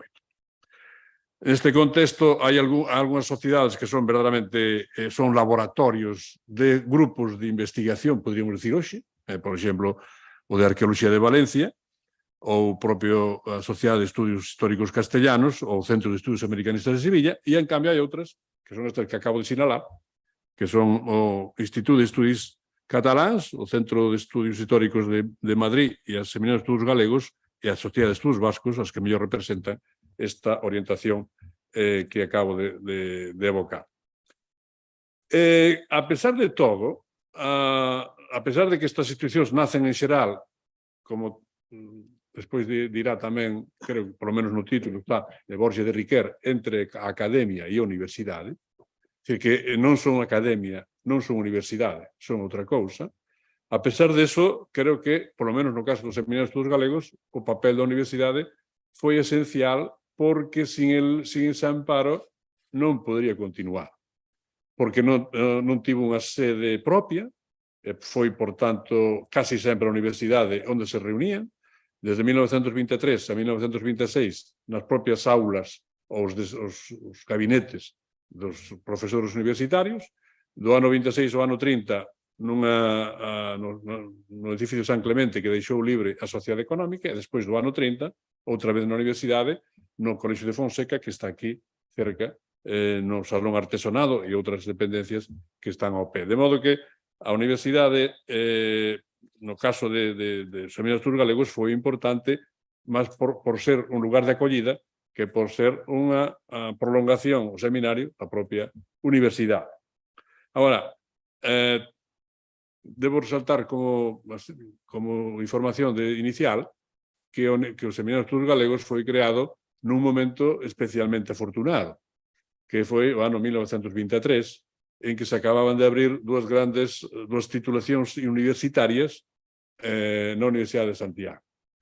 Unha titulación que deu lugar á Facultade de Químicas, primeiro Facultade de Ciencias e despois de Químicas, e unha titulación que era de Historia, que deu lugar dentro da Facultade de Filosofía e Letras, que daría lugar despois a unha facultade moito máis amplia, pero inicialmente de Historia. Que se introducira na universidade este tipo de saberes foi unha ruptura moi grande. Nas moitas universidades españolas xa se fixera desde o ano 1901. Xa se abandonara, por exemplo, a Escola Diplomática, que era o lugar onde se estudiaba para ser arquiveiro, bibliotecario, conservador ou director de museo, e todo isto, e se introduceu na universidade este tipo de saberes que se difundía, que se ensinaba a través da universidade. No caso de Santiago de Compostela, a universidade acolle esas dúas titulacións no curso 22-23, que son creadas a fins do curso 21-22, é dicir, en xuño de 1922, e nese caldo de cultivo é onde realmente nace ou ten algún amparo o propio Seminario de Estudos Galegos que se creará en 1923. O seminario, como digo, é fundado en 1923, dura hasta 1936, e ten pois unhas distintas fases durante o seu funcionamento, pero en conxunto pode dicirse que funde apoios e persoas que veñen de moi distintas procedencias. Unhas son aqueles que propiamente son fundadores e que, por tanto, se autocolocan eles mesmos dentro do seminario, por razóns propias e por decisión deles. Outros que son procedentes da universidade, outros do grupos culturais externos e algúns que xa son fruto de incorporacións posteriores ou que veñen do ámbito eclesiástico, que era un espacio que tiña un peso cultural en Galicia bastante importante.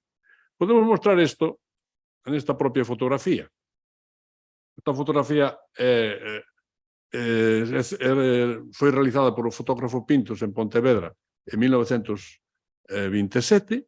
É unha fotografía que está nun lugar emblemático porque está nas ruínas de San Domingos de Pontevedra, que era un dos obxectivos dos eruditos pontevedreses para recuperaren e para evitar que se destruíra definitivamente. E aí están, pois, realmente, todas as xeracións que constituíron o seminario. Aquí están en esencia, porque son pouco máis dunha dúcia de personas, pero están algúns fundadores, por exemplo, Filgueira, están membros prominentes do Grupo Nós, por exemplo, Otero Pedrallo, Losada Dieguez, a ver se son capaz de mostralo, para os que todo funciona. Debía funcionar aquí, non? Non funciona? Bueno, pois, se non pode funcionar, non podo mostrar.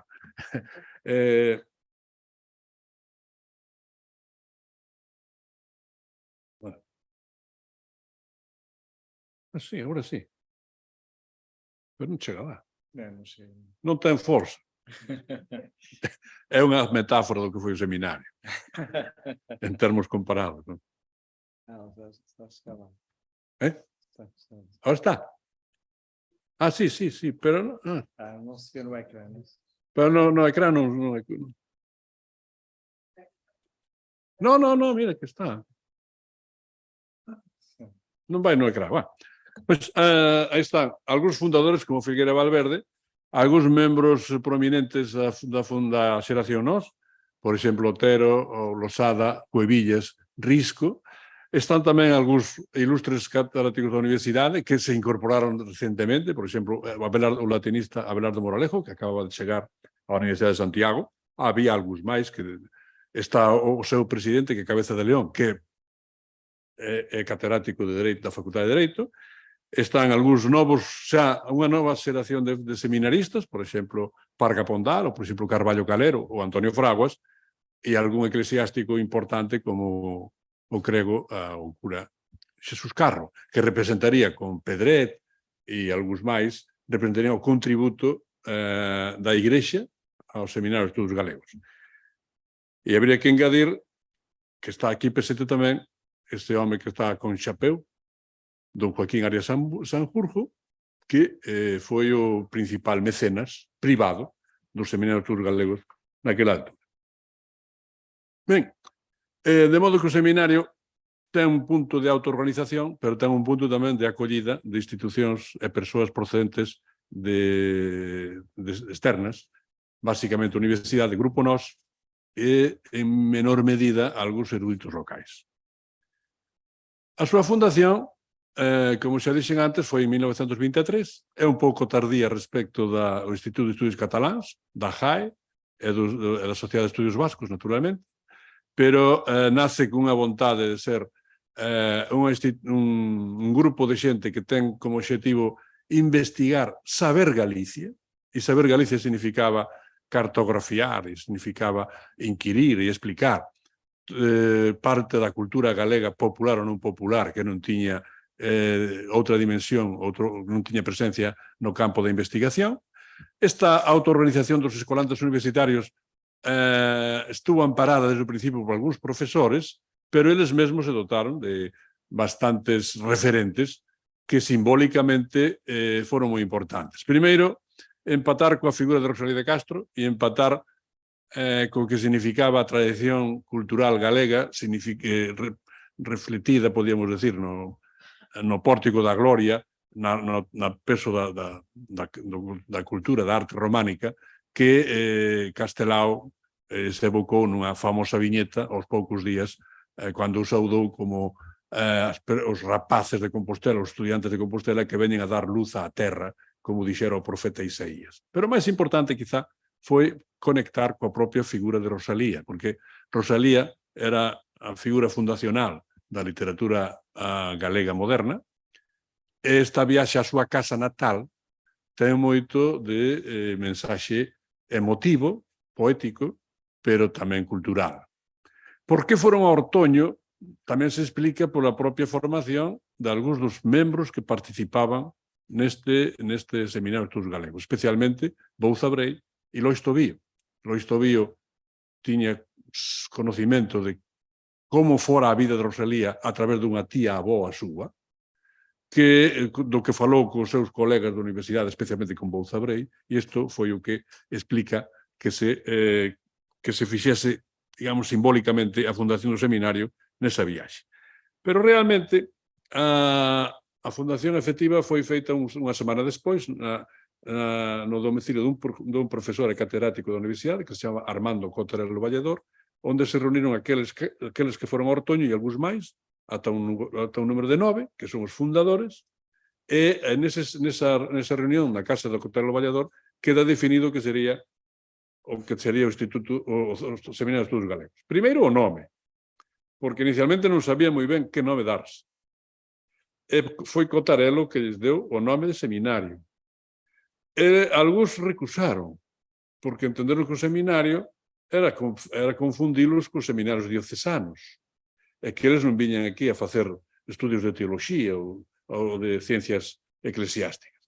Pero, en fin, explicoulles que había na Universidade Europea algúns, por exemplo, o seminario alemán, que era un referente neste sentido, e, por tanto, aceptaron inmediatamente o nome de Seminario de Estudos Galegos, e ali o propio Cotarelo lles dixo: tedes que facer primeiro facer fichas, reunir libros e saber que é o que tedes que estudar para poder avanzar, e tedes que facer fotografías. É dicir, que, nese sentido, mostроulles un pequeno programa do que iba a ser. O seminario durante uns 3 anos tivo un funcionamento pouco activo. De feito, as actas do seminario están feitas todas de corrido até o ano 26. Parece, desde logo, pola mesma man que foi a de Lois Tobío. E parece tamén que feitas xa no 25, principios do 26. É dicir, que non foron reunións que se fixeran regularmente, pero eso non significa que non estiveran activos. É dicir, que estaban como comezando a organizar, reunindo libros e planificando algún tipo de actividade. A súa composición foi, a diferencia de academias e de universidades, era aberta, no sentido que moita xente podía formar parte desta institución. Hai ata 216 membros nomeados. Non todos ingresaron no seminario. O seminario tiña un componente así parcialmente académico, no sentido que podían ser, para ser membro había que ser cooptado, e tiña que pronunciar un discurso de ingreso, que era a forma de adquirir tamén fondos e material de investigación nova para publicar. Realmente os ingresos foron pois 140 e tal, que é bastante distinto dos que estaban nomeados ou que se pensaba que iban facer. Estaba organizado en seccións, cual era normal naquela altura, seccións, pero bastante numerosas. Por exemplo, o Instituto de Estudis Cataláns pois tiña inicialmente unha, despois 2, 3, hoxe ten 4, creo.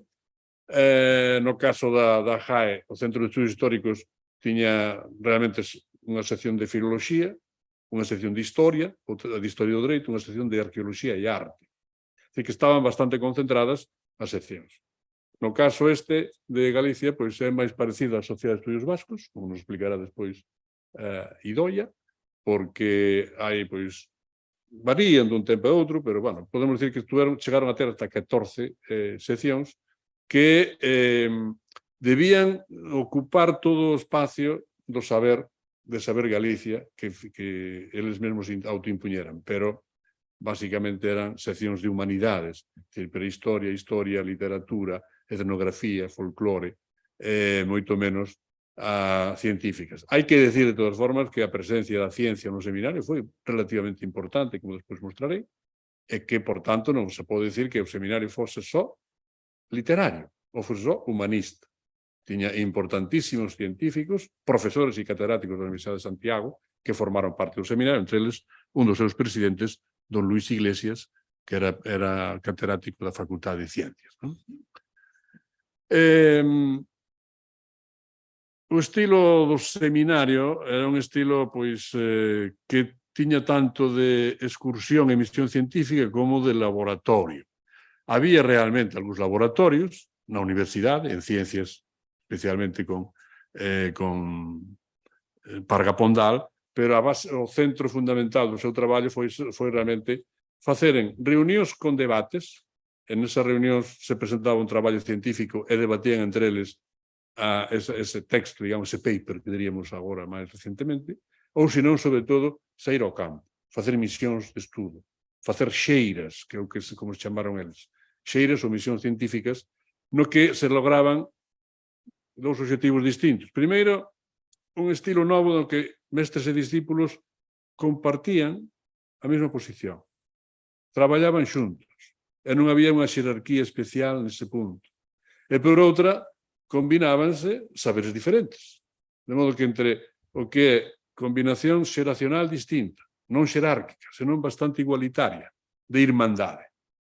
E a presencia de expertos de distintas áreas, ou peritos en distintas áreas, pois deulles, como despois mostrarei, bastante forza para poder cumprir ese objetivo de Saber Galicia.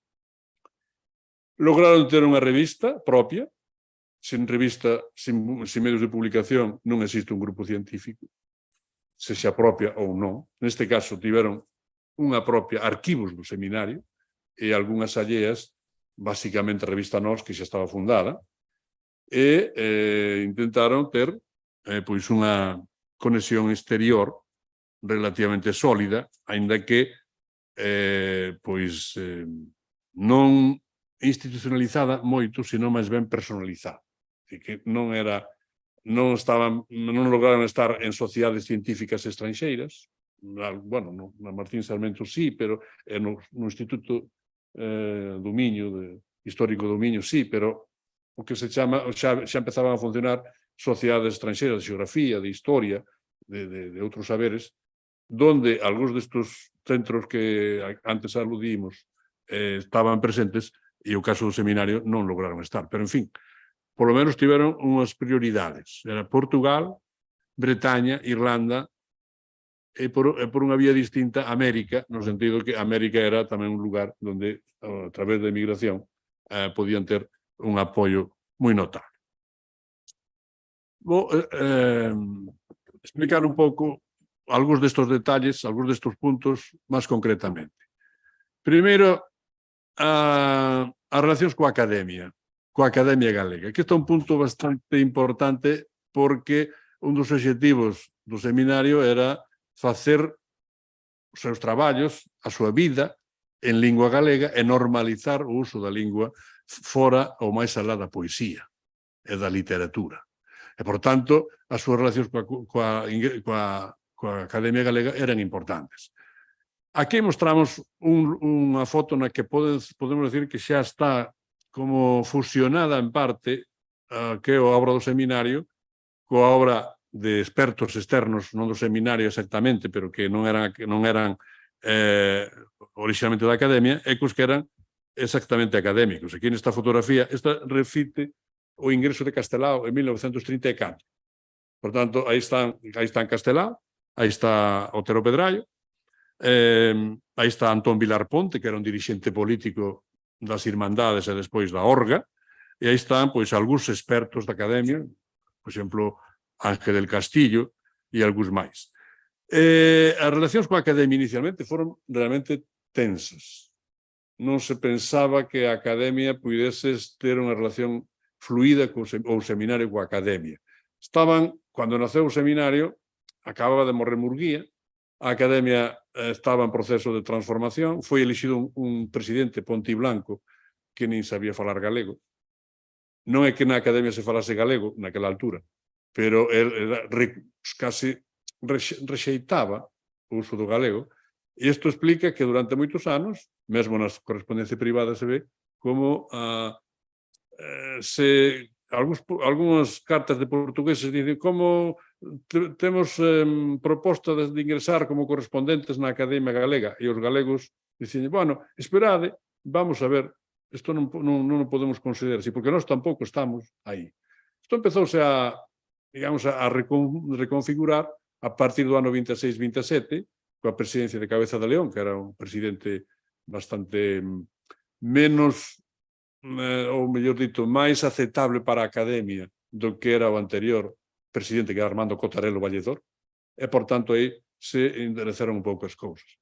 Cotarelo tiña un asunto pendiente coa Academia moi forte, porque fora candidato a ocupar a cátedra de Lengua e Literatura Galaico-Portuguesa da Universidade de Madrid, creada, como se fixo tamén a catalana, por un goberno Romanones, me parece, en 1912-13, así. Foi a proposta de varios partidos, de varios diputados de distintos partidos, de crearen estas cátedras para estudar, digamos, as linguas regionais e as literaturas regionais, ou vernáculas. No caso da lingua e literatura galega, houve dous debates. Un, por que en Madrid e non en Santiago? Pero isto non era fácil de levar adiante naquela altura. E outro, por que a persona e non outra? Foi elixido Saiz Armesto, que era un erudito moi notable, de orixe de Pontevedresa, e que vivía en Madrid, que estuvera no estranxeiro, pero realmente quen quería ser catedrático, ocuparse a cátedra era Cotarelo Valledor. E, ademais, despois foi ocupada en principio por Saiz Armesto morreu no ano 14 e non foi ocupada máis. E o Cotarelo Valledor tiña aí como unha espiña clavada, non? E, por tanto, a súa relación coa Academia non era fácil. De feito, o propio apoio que presta aos rapaces do seminario, aos estudantes que teñen 17, 18 anos, é un pouco sospeitoso se non mediara por nel especie de enfrentamento coa Academia, porque el consideraba que a influencia de Murguía e os informes de Murguía como presidente da Academia lle vetaran a súa entrada nesa cátedra de Madrid. Xa sei que entrar en detalles moi pouco interesantes intelectualmente, pero as cousas tamén acontecen así. En todo caso, cando foi nomeado presidente Eladio Rodríguez, que é o autor dese famoso dicionario do galego-castelán, a labor a institución foi máis ou menos recoñecida e, por tanto, empezou a haber unha conexión que non foi sempre de fin estable, pero que, como dice Eladio nesta carta, o labor dese seminario e esta academia non poden repelerse. Xa non pide que vayan conxuntamente, non poden repelerse. E creo que esta é a situación na que despois foi cambiando co ingreso progresivo dos membros da xeración nós na Academia Galega, pero nunca de confluencia, cual explica que o seminario promovese non só facer estudios de carácter lingüístico ou filolóxico, sino tamén a unificación da lingua galega e das normas para a súa escrita, que non foi lograda nin por un nin por outro, nin pola Academia naquela altura, nin polo seminario, pero o seminario foi bastante activo, mesmo publicou algún texto sobre as normas da lingua galega antes de desaparecer en 1936 e seguintes.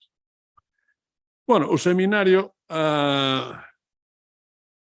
tivo moitos protectores, algún mecenas, pero todo eso non era suficiente como para decir que fose unha institución bollante. O seu presidente, Cabeza de León, nunha entrevista de prensa, chegou a recoñecer que o seminario, cuanto tiña, máis ou menos gastaba máis da metade na edición da revista, e que en conxunto non tiña máis alado que do sueldo dun conserxe dunha institución oficial. Quizá era un pouco queixoso eso, pero en todo caso os seus orzamentos eran bastante baixos, fundábase no apoio dos protectores e dos socios activos que pagaban unha cuota, e logo tiña un amparo institucional pouco intermitente, a veces do Ministerio de Instrucción Pública, xa na República, porque na ditadura non era favorable a isto, e logo algúns apoios das diputacións provinciais, algúns concellos que daban 25 pesetas ou 50 pesetas, especialmente daqueles lugares onde había algún membro prominente do seminario. Aí vedes, por exemplo, que hai algúns lugares de Galicia que hai entidades protectoras, eu que sei, pois en Viveiro, en Lugo, en Vilagarcía, que se explica por que existen algúns membros do seminario tiñan vida, facían vida ali, etc. Pontevedra era moi importante neste punto. É especialmente significativo, pero non era suficiente, era o apoio que daba a Galicia emigrante. Como casi todo o que se fixo na Galicia do primeiro tercio do século XX, a Galicia emigrante está presente. Está presente de forma activa, ben con ideas, ben con personas, ben con recursos. E estes recursos eran vehiculados, por unha parte, pola institución cultural en Buenos Aires de protectora dos seminarios dos galegos, que existeu, pero, bueno, era moi minoritaria, e logo con algúns aportes de sociedades da colectividade, que podían ser maiores ou menores. Aquí podes ver algunha lista, pero que se ve moi mal, hasta eu vexo aquí tamén moi mal, non? De modo que teríamos que poder ampliar, pero non sabemos técnicamente como facer. En todo caso, o que sí está claro é que o seminario tuvo que funcionar con recursos basados no entusiasmo, e no voluntarismo persoal, no que algúns mecenas aportaban, e como non tiña tampouco funcionarios, por exemplo, que sei, no caso vasco, o secretario era remunerado, se non estou mal informado. No caso catalán, eran non só os secretarios, son os membros das seccións, estaban remunerados. Bueno, según o Rubió, necesitaba esa remuneración porque senón non podía manterse como pai de familia. Eso dice nunha carta. Querín ler nalgún sitio. E o caso dos centros de estudios históricos estaban bastante ben remunerados. E os bolsas eran tamén a cargo dos recursos públicos que concedió o Ministerio. É dicir que hai unha situación bastante diferente. No caso galego é autorrealización, xuventude, voluntarismo, e un pequeno apoio oficial externo e unha acollida da Universidade de Santiago como lugar para reunirse e para poder desenvolver as súas propias actividades. Que facía un seminario? Pois, como xa dixen antes, traballo de campo e laboratorio e biblioteca. Pero, bueno, a biblioteca xa está, por suposto, dada a configuración tan humanística que caracterizaba o seminario. As xeiras foi, quizá, como se dixen antes, o fundamental. Esas xeiras eran decididas polos directores de sección e aceptadas polo Consello Directivo e organizadas dun modo bastante sistemático en conexión coas autoridades locais, con cregos, con carteiros, con mestres que podían indicar onde podían ir, que non podían ir. Tiñan uns mapas moi detallados para poder, digamos, que conocer directamente o territorio e fixeron distintas xeiras. A máis importante de todas, aínda que non foi publicada definitivamente esa xeira, foi a de Deza, porque que é da zona de Lalín, Agolada, Rodeiro, bueno, basicamente terras de Deza, onde estuveron varios anos sistemáticamente facendo traballo de campo etnográfico, traballo de campo filolóxico, traballo de campo arqueolóxico, traballo de campo de historia da arte, visitaban igrexas, vían as esculturas, a pintura ainda non as descubriron naquela altura, hai pinturas que hoxe sabemos que existen, ou sea, están descubertas naquela altura, ainda non se descubriran, pero en cualquier caso era un traballo bastante sistemático tamén sobre flora silvestre ou flora cultivada, en fin, eran unhas xeiras nas que traballaban, como dixen antes, mestres e discípulos dunha forma coordinada e con miradas bastante distintas. E logo, había algún traballo de laboratorio, e aquí chamo a atención especialmente do principal laboratorio dentro da universidade que fixo don Isidro Parca Pondal como profesor de xeoquímica. Este é un un alumno da universidade que non foi fundador, que é máis novo que algo máis novo que os fundadores, pero que se formou na universidade primeiro e despois no estranxeiro, e que logrou construir un laboratorio de referencia até o ano 36, en que foi depurado e expulsado da universidade. Hai outros exemplos, como o Observatorio Astronómico de Ramón María Aller, é moi importante, pero estaba na súa casa de Lalín. Despois da guerra foi transferido á Universidade de Santiago, e está no campus universitario ese observatorio. E hai outro exemplo de ciencia que sería o de Luis Iglesias, catedrático de biología, que tiña un consultorio de plagas del campo. E con ese consultorio de plagas del campo é un predecesor da transferencia, porque publicou moitos textos, deu moitos informes, axudou a evitar algunhas plagas. En fin, estamos nos primordios da fitotecnia, non? E que el non... Hoxe, se quixera ver, pois está presente, eu creo que no Museo de Historia Natural, que está aquí na Finca Vista Alegre, onde se pode ver bastante dos seus equipamentos, o laboratorio, o que el era capaz de facer. Bueno, dixen antes que as seccións eran bastante numerosas, aí están 14, non funcionaron todas igual, algunhas máis activas do que outras. O importante é destacar que son seccións que están pensadas máis con criterio universitario que con criterio aplicado á realidade circundante, curiosamente. Sei que non hai ninguna sección de dereito foral, ninguna sección de pesca, ninguna sección de agricultura, que si as hai, por exemplo, creo que na Sociedade de Estudios Vascos, ou algunhas veces hai, por lo menos. É dicir, que son bastante universitarias as seccións, o cual revela o peso dos fundadores e dos seus mestres nesta propia composición, non? É dicir, que historia, arqueoloxía, literatura, ciencias aplicadas. Pero, por exemplo, era posible que se pudese fundar unha asociación de pesca. Os problemas pesqueiros estaba desenvolvéndose a industria conserveira.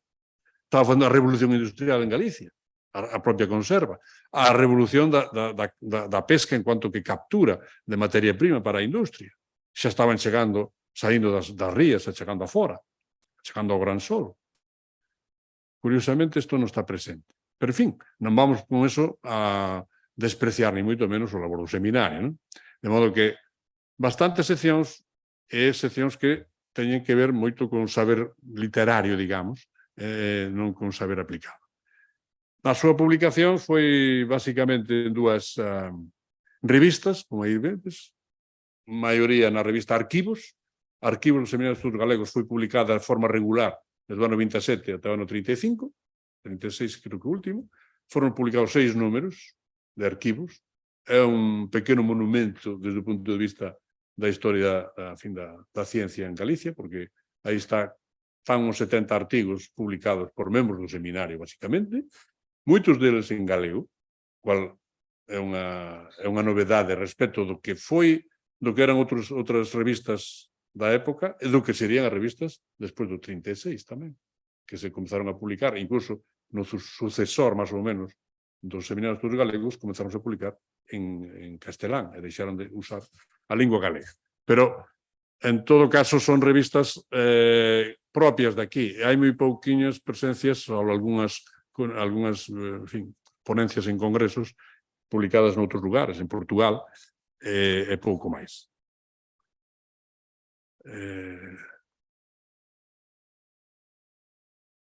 Bueno, o seminario, como dixen antes, foi un lugar que creou un estilo propio, que era distinto da universidade. Aí, Tobío, que foi un dos seus fundadores máis importantes, dice que estaba lonxe da pompa academizante.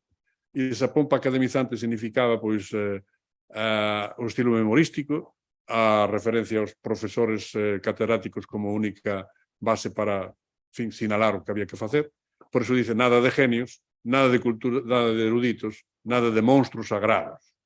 Más claro non se pode decir. Es decir, traballa un equipo, labora interdisciplinar, etc. É dicir que para un membro bastante importante, en que estuvo intermitente, estuvo no estranxeiro, volveu, despois foi diplomático, como Lois Tobío, ese estilo do seminario foi bastante singular. É dicir que o non ter esa pouso académico, ese perfil de trazo académico, permiteulle facer moitas cousas. Pero, a pesar deso,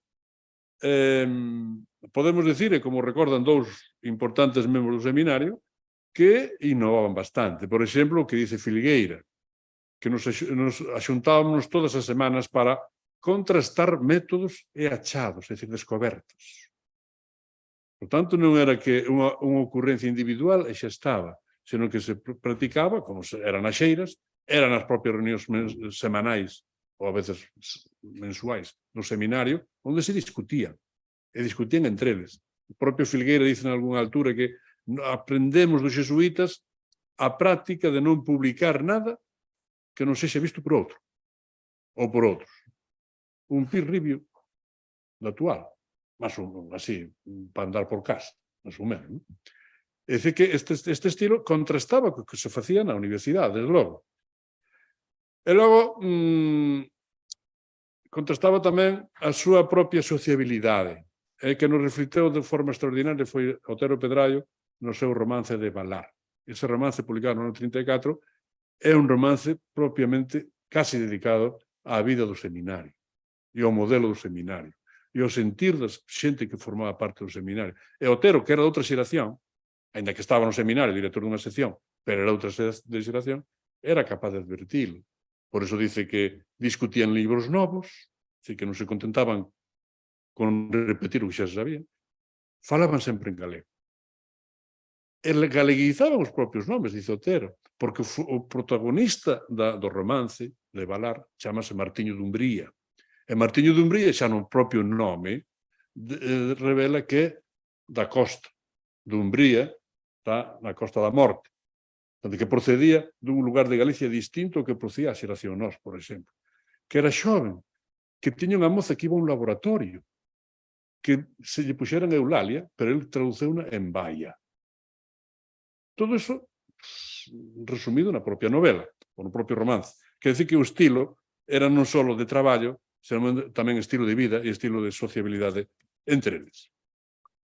Bueno, vou un pouco máis adiante, porque senón non acabo no que me permitin. A proxección exterior do seminario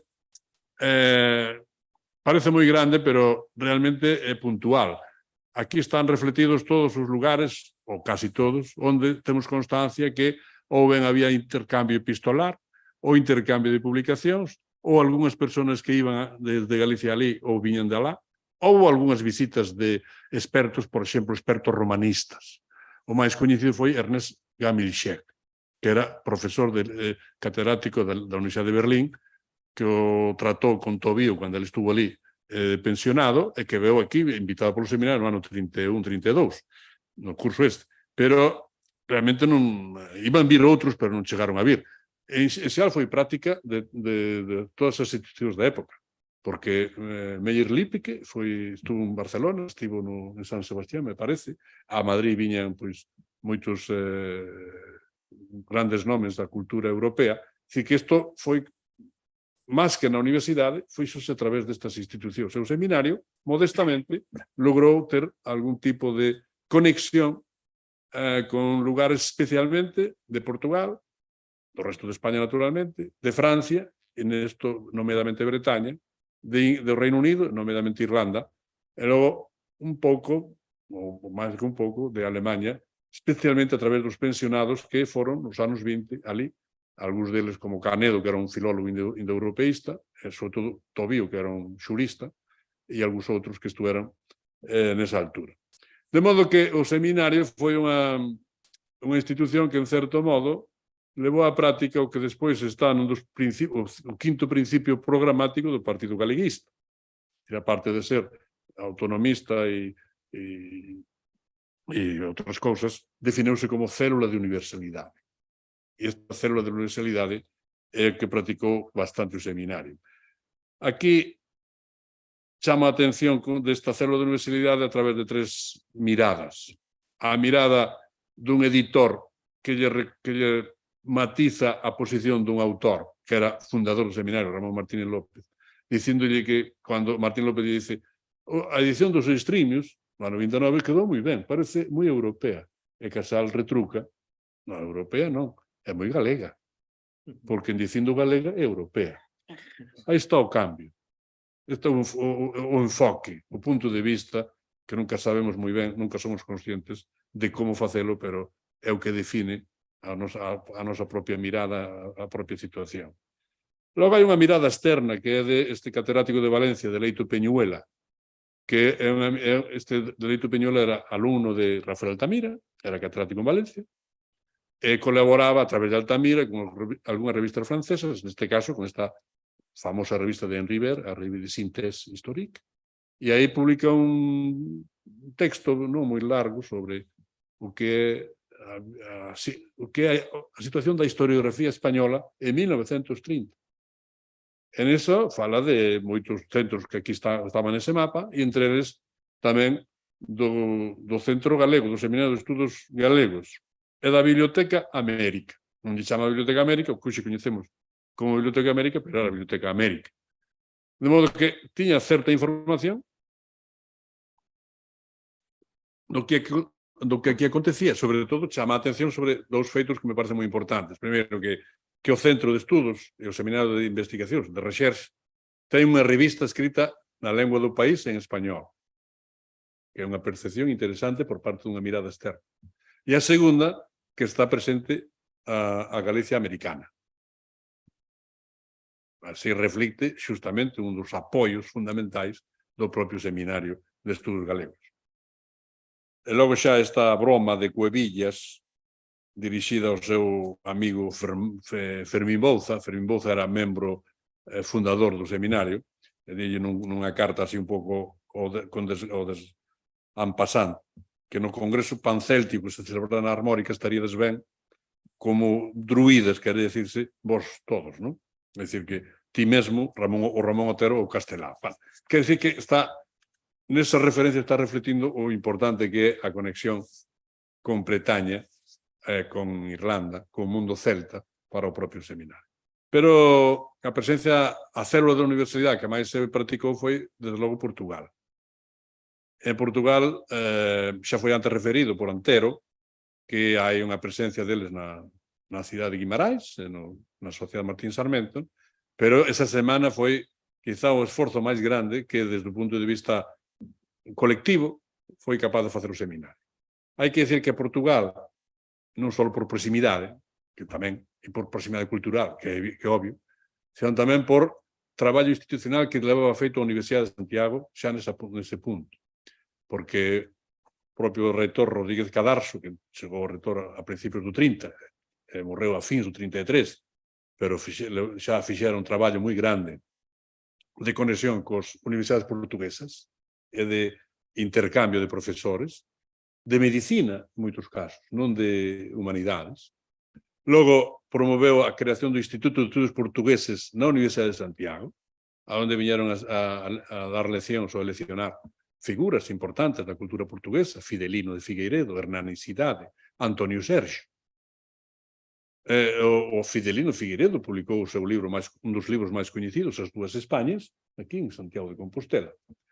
E o Antonio Sergio estuvo un ano de leitor, profesor, en a Universidade de Santiago de Compostela. De modo que este Instituto de Estudos Portugueses era como unha antena de Portugal na Universidade de Santiago. E aí, digamos que compensaba outra iniciativa que tuveran cos do seminario, que foi a creación dun Instituto de Estudios Regionales. Tanto nos estudios regionales estudiábase Galicia, basicamente a Galicia incluso científica das plagas do campo e todo eso, e no Instituto de Estudios Portugueses se traía profesores portugueses, despois tuvo Xorxe Díaz, no franquismo, e algúns outros. Pero a Semana Galega de 1935 é importante, por qué? Porque salta das semanas folclóricas, digamos. Viñen a Vigo, traían a tuna, bailaban un pouco e cantaban, comían, e non era moito máis. Esta semana foi realmente de estudo, é dicir, que foron os principais membros do seminario a explicar na Universidade do Porto, en Guimarães, o que eles estaban a facer. E recibiron tamén conferencias de profesores, do Méndez Correa, do Mario Cardoso, do Serpa Pinto, do Pires de Lima, que houve como unha convivencia durante unha semana inteira, 7 días, en Portugal.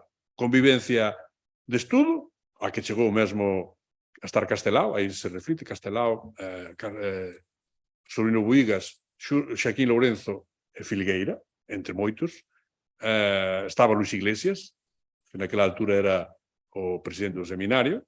Estaba Aniceto Charro, que era un catedrático de bromatoloxía na Facultade de Farmacia, en fin, estaban algúns dos fundadores, en fin, unha delegación bastante importante. E, por tanto, esta é conexión con Portugal, pero conexión real, non conexión folclórica. E creo que foi o máis importante que en materia exterior fixo un seminario naquel acto. Bueno, novas relacións con outras institucións.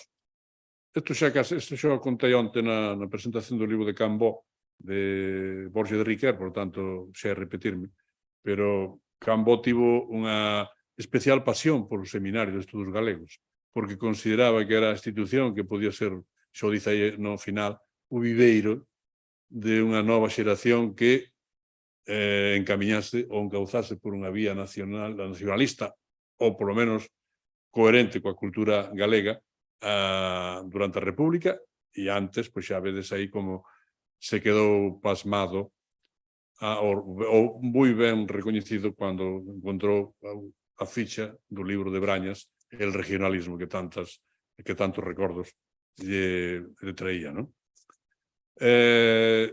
Colaborou coa JAE, o seminario, dunha forma en parte colaborativa e en parte competitiva, porque a JAE tiña programa, axenda propia para Galicia, porque viña xa de antes da fundación do seminario, pero hai unha colaboración mínima coa JAE, fan investigacións de campo noutros lugares distintos onde van as xeiras do seminario, pero polo menos están advertidos, están informados os membros do seminario, é dicir que non é unha actuación hostil, sino que é unha actuación relativamente paralela e, en parte, en algúns casos de investigación de castros, por exemplo, foi conxunta. Bueno, enviaba esa carta do Instituto da Biblioteca de Cataluña, é curiosa porque o que está a mostrar é que acusa recibo dun libro que enviado polo seminario, pero que é de Mario Cardoso. Que é unhas xoias arcaicas encontradas en Portugal, do Mario Cardoso, enviado polo seminario, e responde á biblioteca do Instituto de Estudos Cataláns, ou Biblioteca de Cataláns. En fin, que esta conexión, pois, tivo tamén moito de ilusión, de utopía. Mirade, por exemplo, esta folla non imprentada, senón mecanoscrita, feita por Álvaro das Casas para unha das súas ultreias, dos seus viaxes, que está, realmente o que destaca, son as 7 nacións celtas. Cornubia, Armórica, Cambria, Escocia, Erín, Galicia e Illa de Man.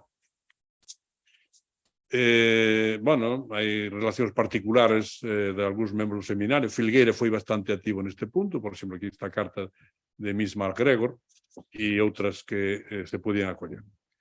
Destinarei 2 minutos ou algo máis ao que é o omega do seminario.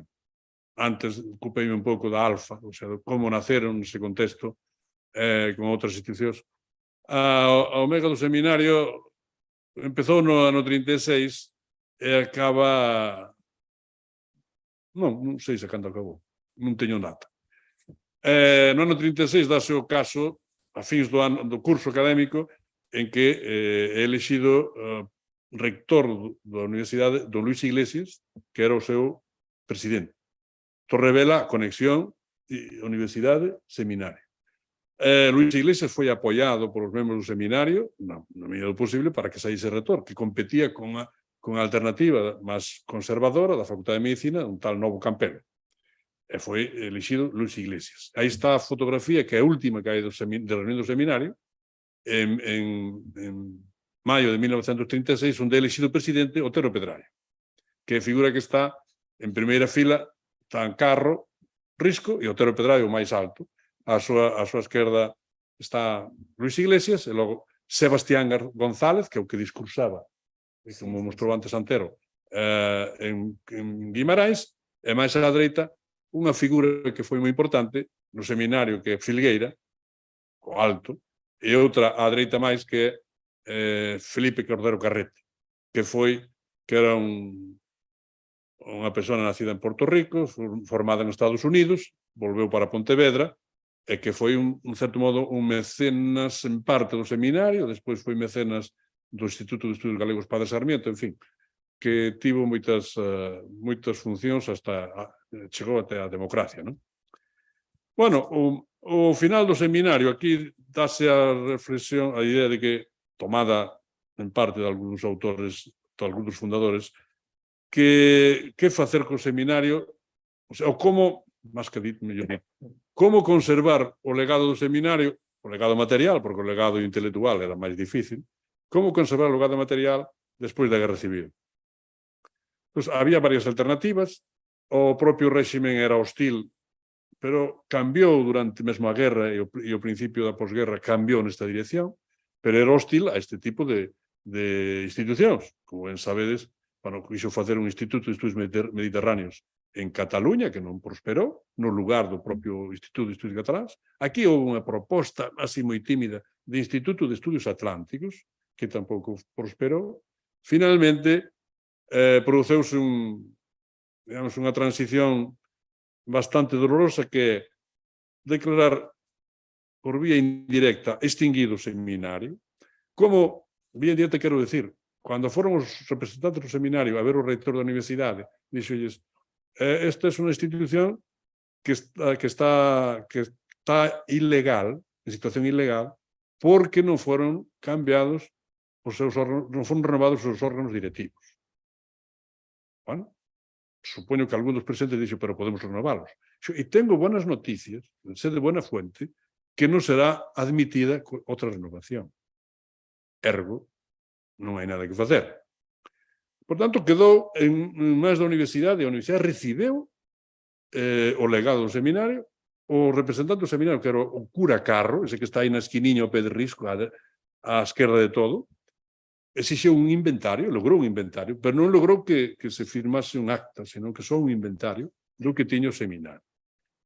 Por tanto, pasou á universidade. E a partir dese momento, articula esa solución de outro estilo, entre a universidade, o seu reitor, algúns membros do seminario que quedaron aquí, en Galicia, o ministro de Educación, que está aí na foto da dereita, Ibáñez Martín, o CSIC, Alvareda, e un ilustre ex-seminarista que estaba en Madrid con moito poder, que era Sánchez Cantón, e con algúns seminaristas que estaban en Galicia, como Figueira Valverde, Bouza Brei, e algúns máis que quedaran en Galicia, que non estaban inhabilitados. Outros sí, pero eses non estaban inhabilitados, ni moito menos, lograron urdir unha solución que primeiro pasou por unha delegación do CSIC en Galicia.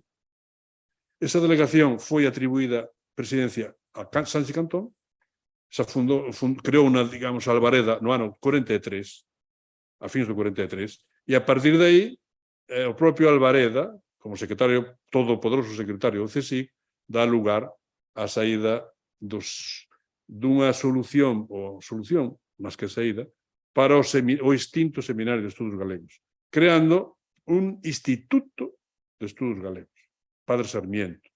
Entonces, hai a discusión sobre se debe chamar Seminario de Estudos Galegos ou Instituto de Estudos Galegos. E dubidan sobre eso. Pero nunha carta que eu creo que é bastante expresiva, o propio Filgueira recoñece que non podemos resucitar o que está morto, porque só resucitan as almas. Por tanto, hai que sustituílo. E sustituílo coa palabra instituto, que por outra parte encaixaba perfectamente na política do CSIC, porque o CSIC estaba conformado por instituto. Ahora, hai que decir que este non foi un instituto que fose, digamos, arrombado na caixa común do patronato do CSIC José María Cuadrado, onde iban todos os institutos locais, institutos ilerdenses, ou segovianos, ou zamoranos. Foi o Instituto Menéndez Pelayo, que era o patronato, perdón, Menéndez Pelayo, que era o primeiro, un dos máis importantes en materia humanística. E aí foi onde se insertou o Instituto de Estudos Galegos. Ahora, con un presidente que era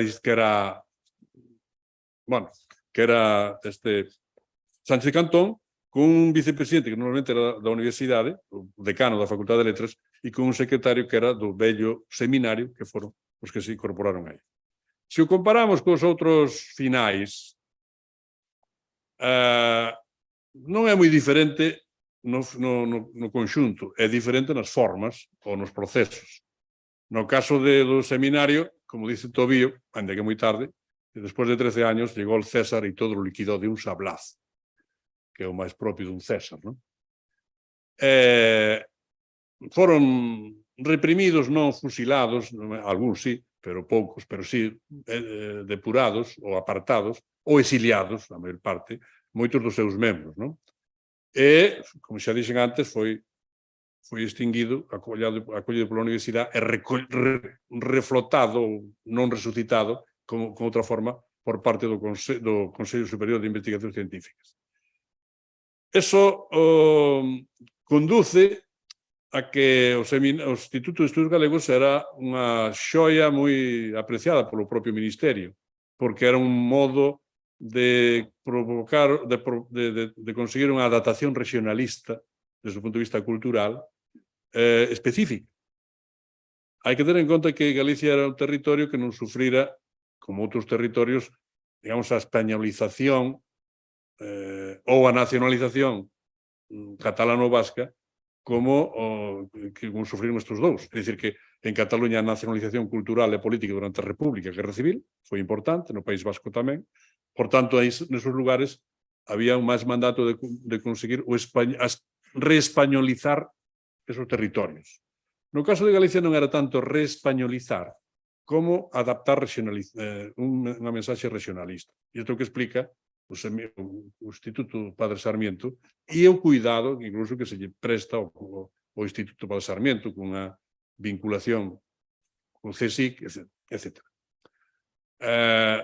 O Instituto de Estudos Cataláns sufre unha morte civil, como aí se dice, tomando prestada unha expresión de Martí de Riquer, o pai de Borja de Riquer, pero desde o ano 42 sabemos que empezaron a facer reunións particulares, non? Na casa de Puig e Cadafalco. Por tanto, sobreviveu, pero privadamente, non públicamente. E no caso vasco sobreviveu externamente, me parece. Despois xa o dirías. Claro. Pero é diferente, claro. Pero en todo caso, a normalización non se dá hasta despois da democracia.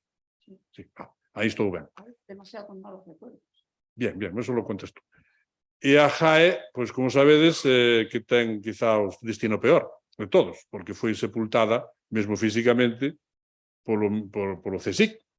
Ali sobre os locais da JAE, os locais dos laboratorios da residencia da Coruña de los Chopos, se instalou con esa arquitectura de corte de natureza fascista nos anos 40, se instalou o CSIC.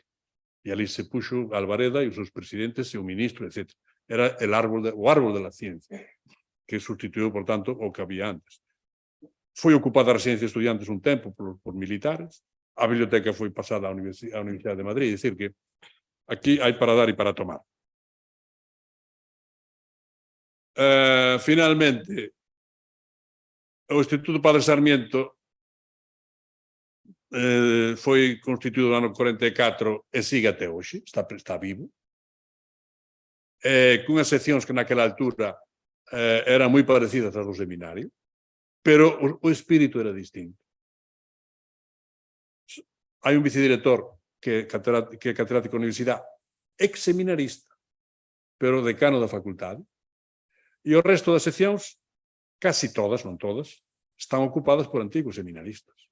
De modo que a operación o transformismo foi bastante forte.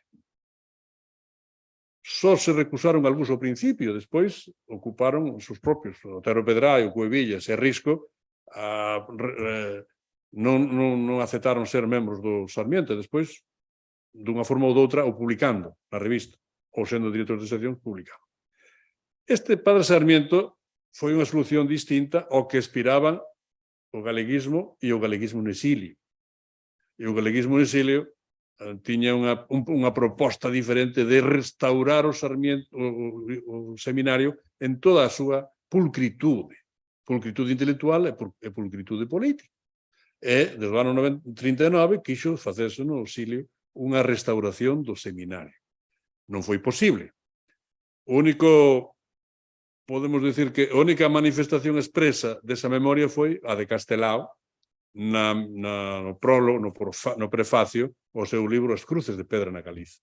Nese libro hai un prefacio, unhas verbas lineares que dicen que está que contra aqueles que mal defenderon o labor do seminario, do a lume este libro, porque foi feito no seminario de estudos galegos e foi concibido e en homenaxe a todos aqueles que estuveron no seminario, que están e que foron e viven o que quero publicar este libro que foi As cruces de pedra na Galiza.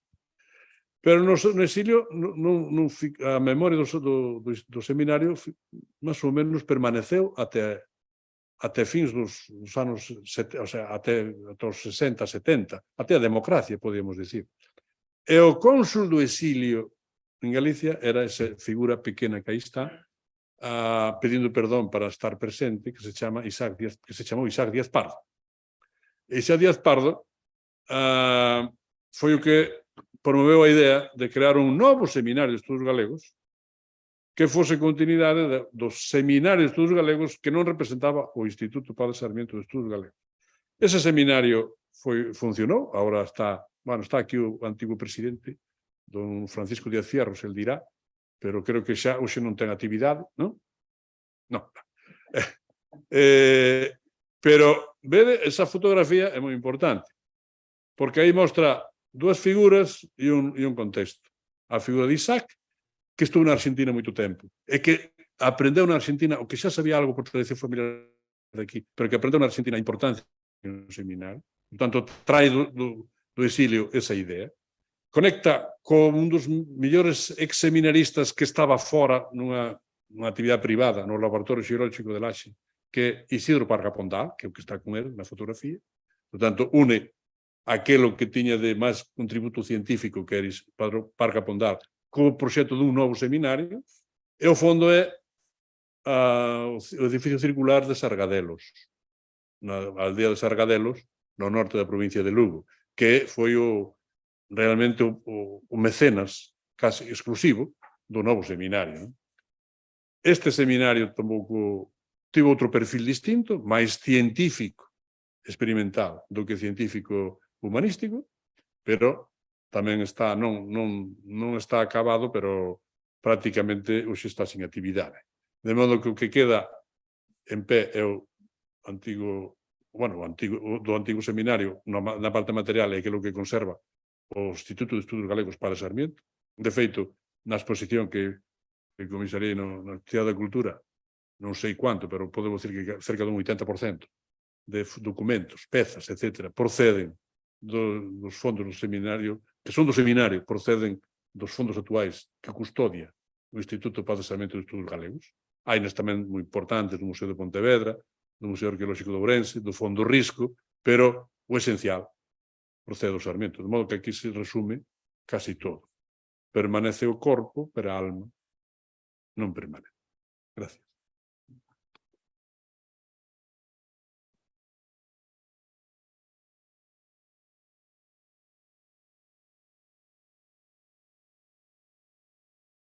Bueno, podemos algunha pregunta ou podemos xa, ou hai un café? Nin hai café nin pregunta. Bueno, atendamos as preguntas, o café pode esperar. Sí? Un vaso de agua. Sí, sí. Nada, era a ver si Pode lembra nun dos José mapas. Manuel, vou traer un vaso de agua para Idoia. Perdón. Nada, mira, nun dos mapas que puxeches aí aparecían os mecenas e socios protectores que nos distintos lugares de Galicia. E había un par deles que me interesaba saber se é que te recordas quen podían ser. O de Negreira e máis o de Ames. Lembras quen era? Eso está no libro de Alfonso Matos, Seminario de Estudos Galegos. O de Negreira debía ser Magariños, que era fundador. Imagino, E o de Ames podía ser Vitán, pero non sei, podría. Non sei que ten máis memoria que a min, Miguel Anxo Seixas, podría me axudar. Non sei porque Vidán era de... Era... Non podía ser o propio Tobío. Tobío Pero era de Tobío de Viveiro. Viveiro. Tobío É- funcionaba como Viveiro naquela altura. Brión. Ah, E a familia de Brión. É que os mirei todos, os que aparecían Xa. tamén no álbum de Galicia, e non había ningún de Ames. Eu pensaba se podía ser Lojo Batalla, pero Que? Lojo Batalla, que foi alcalde de Ames durante a República. Non me sona que este na lista. No. Bueno, podemos consultar o libro de Alfonso Mato, pero non, a min non me sona ese nome. De modo que teño que confesar, pode ser, porque non, Vale. non poño o mao no lume por eso, pero non me sona. Mais preguntas?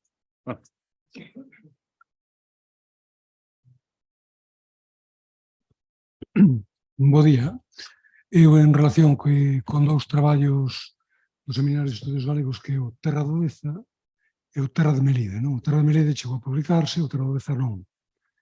En que medida, dentro de baixo dos traballos, subxace un modelo territorial para Galicia? Hai algo de modelo de territorio, unha fórmula, unha búsqueda de buscar digamos, polo falar de Deza, falar de Melide, estamos falando de comarcas, non?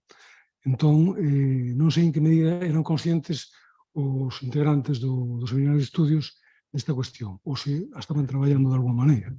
Nos aquí despois tivemos un plan comarcal para Galicia. Perdón? Tivemos un plan de desenvolvemento comarcal nos anos 90, é dicir, que hai algo de... Entonces, un pouco... No, pero eu encendín agora, ela apaga e eu encendo. Para poder responder. Sí, eu creo que non só implicitamente, sino que expresamente usan a palabra terra nun sentido histórico. Porque, primeiro, nesa altura, para o pensamento nacionalista galego, a terra era máis do que a raza, ou sustituiu a raza. O elemento central na época regionalista de Murguía era a raza, a que permeaba toda a forza da etnia galega e, por tanto, toda a súa forza cultural e todo isto. Os do Xeración Nós, Seminarios Estudios Galegos, etc., e o Partido Galeguista do ano 31 incorporou con moita máis forza a terra. De feito, saudábanse todos saúde e terra. E a nosa terra era o voceiro das Irmandades, bueno, xa foi de solidaridade, pero das Irmandades, e do Grupo Nós e do Seminario e todo iso. Por tanto, de modo que a terra era fundamental. Pero terra nun sentido medieval. Decir, unha terra que tiña unha organización como grandes xurisdiccións que dependían dun ou do máis duns, bueno, podían ser de moitos señores, pero que de algún modo había un prioritario. Por iso Galicia se podía considerar unha suma de terras. Non está claro en todas partes, pero Melide, ou Deza, ou Monforte, ou a Terra Chá, ou Terra de Soneira, ou outras máis, o Ribeiro, poden considerar verdadeiramente terras. E terras non no sentido dun espacio concreto, sino dun espacio político con algún objetivo institucional, pero sobre todo un espacio políticamente definido por un señor, ou por un mosteiro, ou por un grupo de señores. Pode haber varios señores sobre unha mesma terra, non? De modo que terra de Melide e terra de Deza, nese sentido, quer refletir eso. Agora, o terra de Melide foi feito con poucas xeiras, e foi feito máis ben de laboratorio. É dicir, foron ali, tuveron a Táboa da Roca e outros sabios locais, pero hai moitos textos que están feitos sobre o que eles sabían, en xeral, aplicado a Melide. Terra do Deza, que foi pena que non se publicase, pero ainda non hai que facer votos para que se publique algún día, porque están os materiais bastante ben conservados no Museo de Pontevedra, no Fondo Filgueira. Ese era verdadeiramente un traballo de campo. E están as notas, as súas libretas, os seus dibuxos, en fin, tamén no Fondo Risco hai algunhas desas. Entón, esa terra de Deza é unha terra que ten, claro, podía ser terra de Camba, que ten máis ecos medievais que terra de Deza. No fin do Deza é un río, e Camba é unha xurisdicción. Pero, en fin, admitamos, terra de Deza, máis que Lalín, Lalín, Rodeiro, Algolada, un pouco de Trasdeza, Trasdeza, que non era Silleda, é un invento. Antes era Chapa, e depois foi Silleda, pero eso realmente era Trasdeza. Porque é un nome posto por quen? Polo obispo de Lugo. Porque todo eso pertenecía ao obispado de Lugo. Tanto é o que Deza é o que está despois máis atrás da montaña, visto desde Lugo. Tamén se chama Trasulfe. O Trasulfe quedou nun topónimo particular. Trasulfe era tras da montaña. E logo Trasdeza e tras de Deza. Non se puxo o nome desde Santiago, me parece. Bueno, aquí hai filólogas que me poden corrixir. Bueno, pero se estudara Pejerto Saavedra, a mellor me podía... En fin, isto é a miña explicación, que non me ocupei diso, pero, en fin, me importa un pouco, me sinto sempre curiosidade polo asunto das divisións informais que hai entre as distintas terras que son moi fortes. Na toponimia, no dominio político tamén, na lingua, existen diferencias locais que dice, como é isto? Como que isto sucede?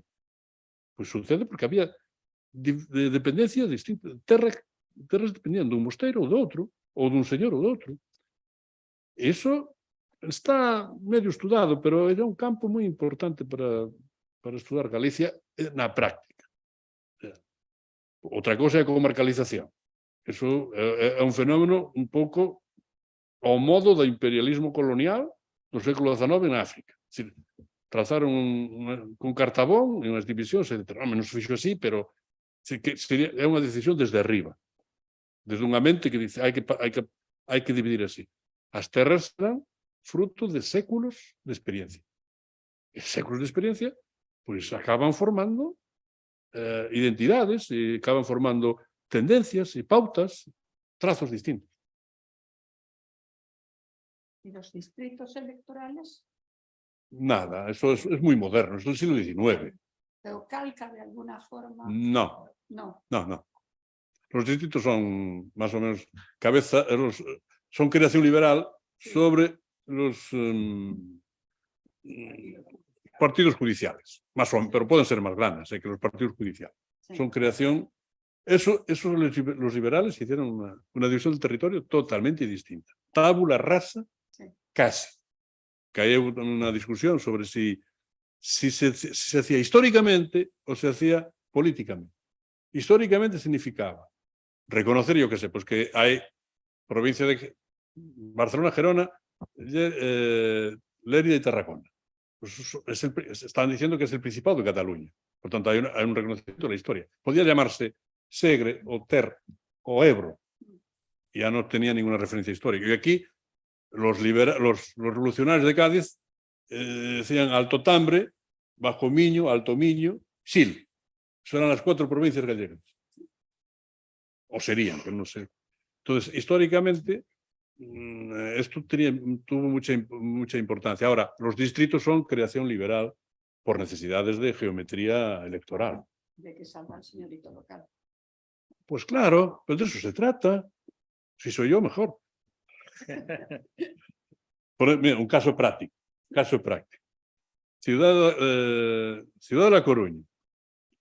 Desde 1880 y tan, es una ciudad con hegemonía republicana en el consistorio. No pueden tener alcalde porque es de real orden. Entonces, el alcalde lo nombra el rey hasta el año 17. Pero sí, los concejales son republicanos. Y la pregunta es, ¿y no hay ningún diputado republicano en Coruña? La respuesta es no. ¿Por qué? Porque hacen un distrito electoral que incluye todos los pueblos de alrededor, Arteixo, Culleredo, Oleiros y no sé cuántos más, y le ganan a la ciudad, a los señoritos de la ciudad. Ahí está. Ahí está. Eso es geometría electoral variable. Que, bueno, se hacen hasta en Estados Unidos también, no solo aquí. No vayamos a pensar que nosotros se hacen todos lados. Muy bien. Sí.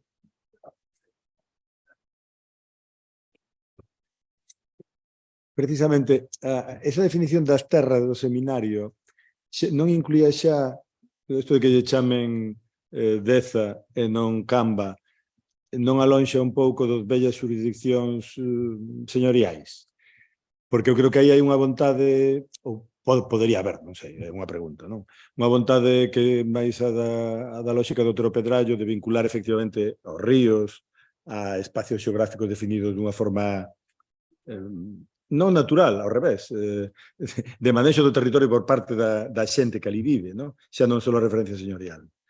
Bueno, e por engadir, hai isto é unha pregunta, pero hai pouco, aproveito para comentalo, a familia de Xoán López Durá atopou unha documentación, que era membro do seminario, atopou unha documentación, cando era profesor de Dereito Administrativo, antes de que se tuvera que exiliar tamén, que estaba xustamente vinculado á lógica do Estatuto, facendo unha lei municipal de Galicia, utilizando como modelo toda a documentación do Parlamento catalán, todos os debates cataláns da lei municipal, quer decir que estaba nunha fase que xa iba máis alá, que era a fase de, bueno, agora vamos a ter unha autonomía, vamos a facer unha lei e unha organización territorial, non falaba de comarcas, bueno, son só as súas notas, pero bueno, que se saiba que está recén depositada no arquivo histórico da universidade. Pero bueno, a pregunta é a outra. Non teño resposta cabal, porque eu non atopei nos fondos do seminario unha reflexión sobre as terras. Non? É unha cousa máis ben sobrevenida, e se chamanlle terra porque popularmente é sí, máis ou menos. Tamén fala de terra de Monforte, terra de Chantada, que se podía... Ten razón, hai razóns para mantelas diferentes por unha cousa, por un motivo esencial, que hai un río polo medio, que dividía totalmente as vidas e as facendas e todo dun lado do outro. Pero, en fin, as terras están por determinar, porque non, desde a época moderna, as terras funcionaron pois cada vez menor. Así que parece que funcionaba máis na época medieval. E depois, xa, despois da Revolución Liberal, as terras como tal desapareceron. Quedou a memoria das terras. Tamén se dice terra da Ulloa. E terra da Ulloa pode ser Palas de Rei, pode ser Antas de Ulloa, pode ser Melide, pode ser Monterroso. En fin, hai discusións. Se podíamos discutir eso. Home, sí, unha vila ou... Sí, ten que haber... Debe haber unha vila. Pero a vila pode ser un castelo medieval. Que despois... Por exemplo, hai terra xa, non hai terra de Vilalba. Ou non se chama porque... Pero terra xa é un asunto máis... Eu creo que máis por exclusión. É un sitio que non tiña señores, non tiña mosteiros, tiña conventos. É por exclusión. Esta é unha cousa de Valuros, que se dicía antiguamente. A terra de Valuros. Bueno, que aí nos queda un traballo a facer, pero a ver, eso eu creo que podía haber un proxecto interesante para investigar. Interuniversitario, interáreas, intertodo. Máis preguntas? Un pouco atrasados respecto ao horario. Pois entonces aquí concluímos. Pero temos unha máquina de café, non temos servicio de café. Pero hai unha máquina de café, poderíamos atrasar ainda uns 10 minutos para que o queira ir buscar un café e poida ir, e depois nos damos ainda que se paga. Bueno, sí, depende del pueblo soberano, que digo. Al menos ver como estamos con algo. Vale. Poder extraer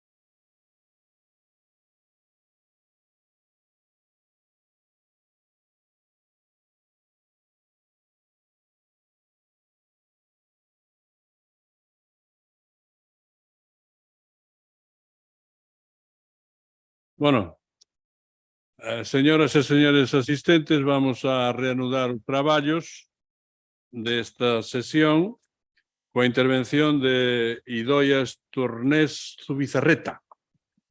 O Zubizarreta non usa moito, pero Idoia Stornés está. Bueno, na liturxia das presentacións a veces é moi largo, outras moi corta. Eu direi solo, como dice ela en algún dos seus correos, es unha chica de los 60, nacida en Chile en los 40, como a filla de exiliado. En el 40, sí. En los 40, mujer. En los 40. Y que retornada a fines dos 60, ¿no? El 58. 50, aí non ato. Bueno, en todo caso, é unha filla de exiliado vasco, nacida en Chile, formada en Chile, pero que retornou a Europa e ao País Vasco, como dixeron, no 58. Traballou moitos anos nunha institución quasi familiar que é Editorial Auñamendi, con enciclopedia que é moi conocida, na que, en fin, se prestaba algunha atención á cultura galega. Creo que Ramón Piñeiro estaba... Gran simpatía. Sí, gran simpatía por Ramón Piñeiro, por exemplo. Sí. E Castelao. E Castelao, pero Castelao estaba morto. Digo, dos vivos. Ela académicamente está formada en Londres, en Francia e en Navarra, e agora está felizmente xubilada, morando no País Vasco francés, ¿no? Creo. Sí, sí. Pero bueno. San Juan de Luz. En San Juan de Luz. Agora é unha... San Juan de Luz, sí. En Beirís, non? Como é? Beirís? Como se llama en vasco? San Juan de Luz. San Juan de Luz, Don Iván. Don Iván, Don Iván. que non me salía. Desde hai uns 15 anos converteuse nunha prolífica escritora en parte de memorias, en parte de socióloga do que pasa e todo no País Vasco, na política, na cultura, etc. E aquí trouxen un libro que eu teño bastante suliñado, ela non sabía, que Como nos pudo pasar isto? Como nos pudo pasar isto, queridas amigas, queridos? E é explicación, no seu punto de vista, do drama vasco, podemos decir. Sí. Do drama familiar, drama político, en fin, drama y sobre colectivo. todo de ETA. O sea, claro. Sobre todo de Aí estamos. ¿Cómo? Crónica de una chica de los 60. Pon aquí. ¿Cómo nos pudo pasar esto? Crónica de una chica de los 60. Editada por Erein Bacanac. Bueno, isto non é unha publicidade. Gracias. Solo unha parte da publicidade. Logo publicou outro libro que é moi simpático, que se chama Cuando Marx entrou en Loyola. Visitó Loyola. Sí. Que tamén o lín, pero pouco. É o que lín bastante ben non? Bueno, e que sei que agora está escribindo moitos máis textos, pero aquí está chamada para que nos fale do Sociedade de Estudios Vascos, sociedade que, como xa adiantamos, foi fundada en 1918, porque ten moitos paralelismos co caso galego, pero tamén moitas diferencias, como non podía ser menos. Ela fixo un libro sobre esta Sociedade de Estudios Vascos, 2.000 libros, me parece. Dos, la tesis y la tesina. De modo que a coñece de primeira man, e, por tanto, estamos, eu, polo menos, ansioso por ter unha información máis directa e de primeira man do que é a experiencia da Sociedade de Estudios Vascos antes, durante e despois da Guerra Civil e na democracia. Sí, muy bien. Esa palabra. Bueno, pues, bon día. Sí. Antes que nada, agradecer que me desenterraras de Francia y me trajeras aquí, porque yo estaba allí escondidita, muy a mi manera, que soy un poco lobo solitario en esto de la investigación. Y o sea, como esto es una cosa con la que anduve en los 80, francamente me ha rejuvenecido volver a leer mis cosas, porque no... Yo luego, en cuanto abandoné este periodo, que es el de recogida de datos y de investigación sobre el periodo de mis antecedentes familiares, de mis padres, digamos, luego dije, oye, ahora voy a contar la historia que vivimos nosotros en el periodo de Franco, y es en el que estoy ahora. Ya pasaremos en algún momento del periodo de Franco al post-Franco, pero eso ya veremos cuando llega. Y quería dar también la enhorabuena al seminario por cumplir 100 años, me faltaba más. Bueno, pasamos al... ¿Me das el Sí, a ver si funciona. Bueno, pasar sí funciona. Para el puntero no. Pero Aquí le doy. a este, espera, que esto todavía. Sí. En esto he coincidido con Borja en lo de la busca del equilibrio, porque por lo visto andábamos muy desequilibrados, eso no hay duda en ese periodo. Sí, y en muchos aspectos aquí se creó un gran desequilibrio en Baskonia por la influencia catalana, porque estaba el patriciado y los notables y la gente pues, que tenía un mandar en Baskonia, pues por un lado boquiabierto de lo que estaba pasando en Cataluña, pero por otro lado un poco espantado, y les voy a explicar por qué. Pasamos. El territorio que la Sociedad de Estudios Vascos, que le llamo yo desde ahora SEB,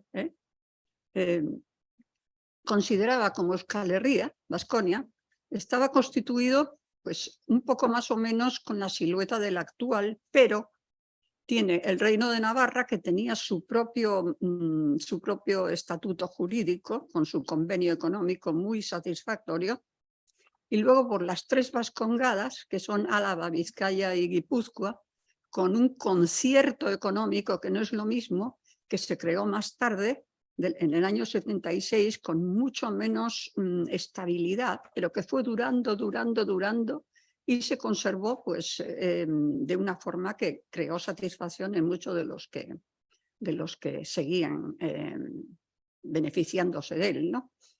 Y luego, como ven ustedes, están las tres provincias francesas, que las he puesto allí en los Basses Pyrénées, que son pues, en la amarilla de arriba, en la Purdi, allí vivo yo, en San Juan de Luz, al lado de San Sebastián.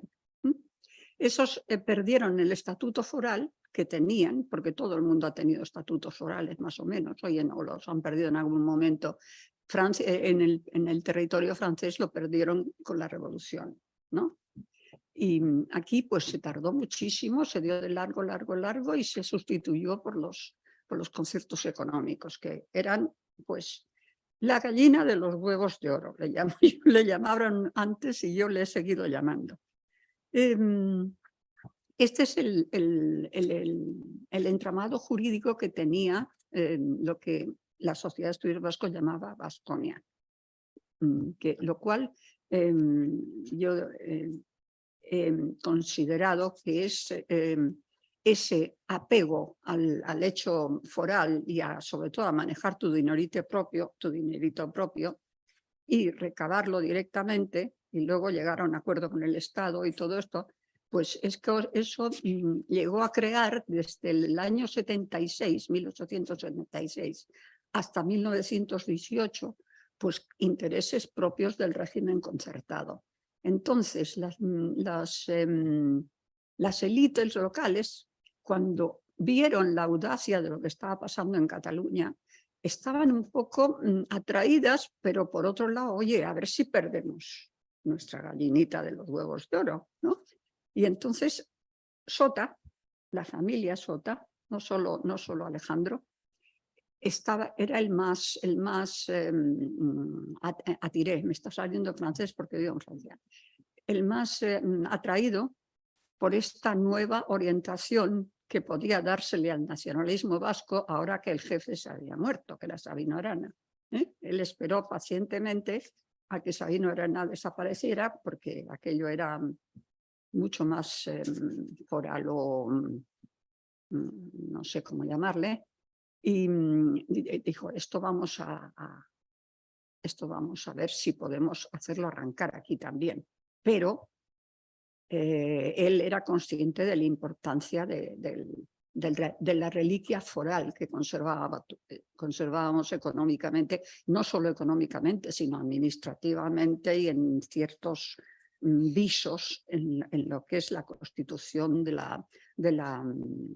lo que uno quiere hacer con el dinero, ¿no? O sea, lo que el país quería hacer, cómo invertir, qué hacerlo. En eso había un laissez-faire, y eso, pues, las minorías del País Vasco, pues ya les digo que fue una cosa que costó hacerle arrancar de alguna forma.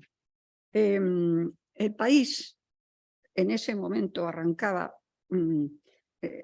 se le consideraba como afectado de una invertebración política rastreable desde muy antiguo. La misma época romana había dividido el país entre la Aquitania, por un lado, donde estaban los países vascos franceses, y luego los dos conventos, el de Cluny y el de César Augusta, que también separaban o sea, que no es nada nuevo. Y luego donde se constituye el Reino de Navarra tampoco tiene el mismo estatus jurídico, etcétera, etcétera. Todo esto es una memoria histórica que opera mucho todavía en el año 18. Y otra cosa que me ha llamado la atención ha sido cuando el amigo portugués ha explicado su tema, y incluso tú, qué pacífico era todo ahí. Mientras nosotros en el siglo XIX es que no tuvimos un momento de calma ni de pausa. Yo me he aprendido estos días eso del tren de borrascas, me lo he aprendido, ya sé que es una expresión de aquí, y de hecho eso es el siglo XIX de Vasco. Empezamos con la invasión de Napoleón, con los 100.000 hijos de San Luis, con los realistas que se empezaron a sublevar porque ya veían venir lo que iba a pasar. Primera guerra carlista, segunda guerra carlista, tercera guerra carlista. Y yo le veía al amigo portugués pasando las páginas, las imágenes de 1876, 1877, que para nosotros son lo que pasó. El cura Santa Cruz haciendo de las suyas, o sea, verdaderamente tenemos un pasado bastante diferente. En Galicia sí que hubo carlistas también, y en Cataluña, ¿no? Pero el grado de santacrucismo, eso se ha conservado durante bastante tiempo. Entonces, cuando en Cataluña se comienza con el tema de la mancomunidad, pues se llega a la idea entre las clases rectoras de que es tiempo de reestructurar la modernidad, no solo en España, no solo aprovechando la posible entrada de la modernidad en España atraída por Cataluña, sino también la paz en Europa, que en ese momento, el año 18, bueno, estos empezaron en el 17, ¿no? Pues estaba comenzando a articularse, ¿no?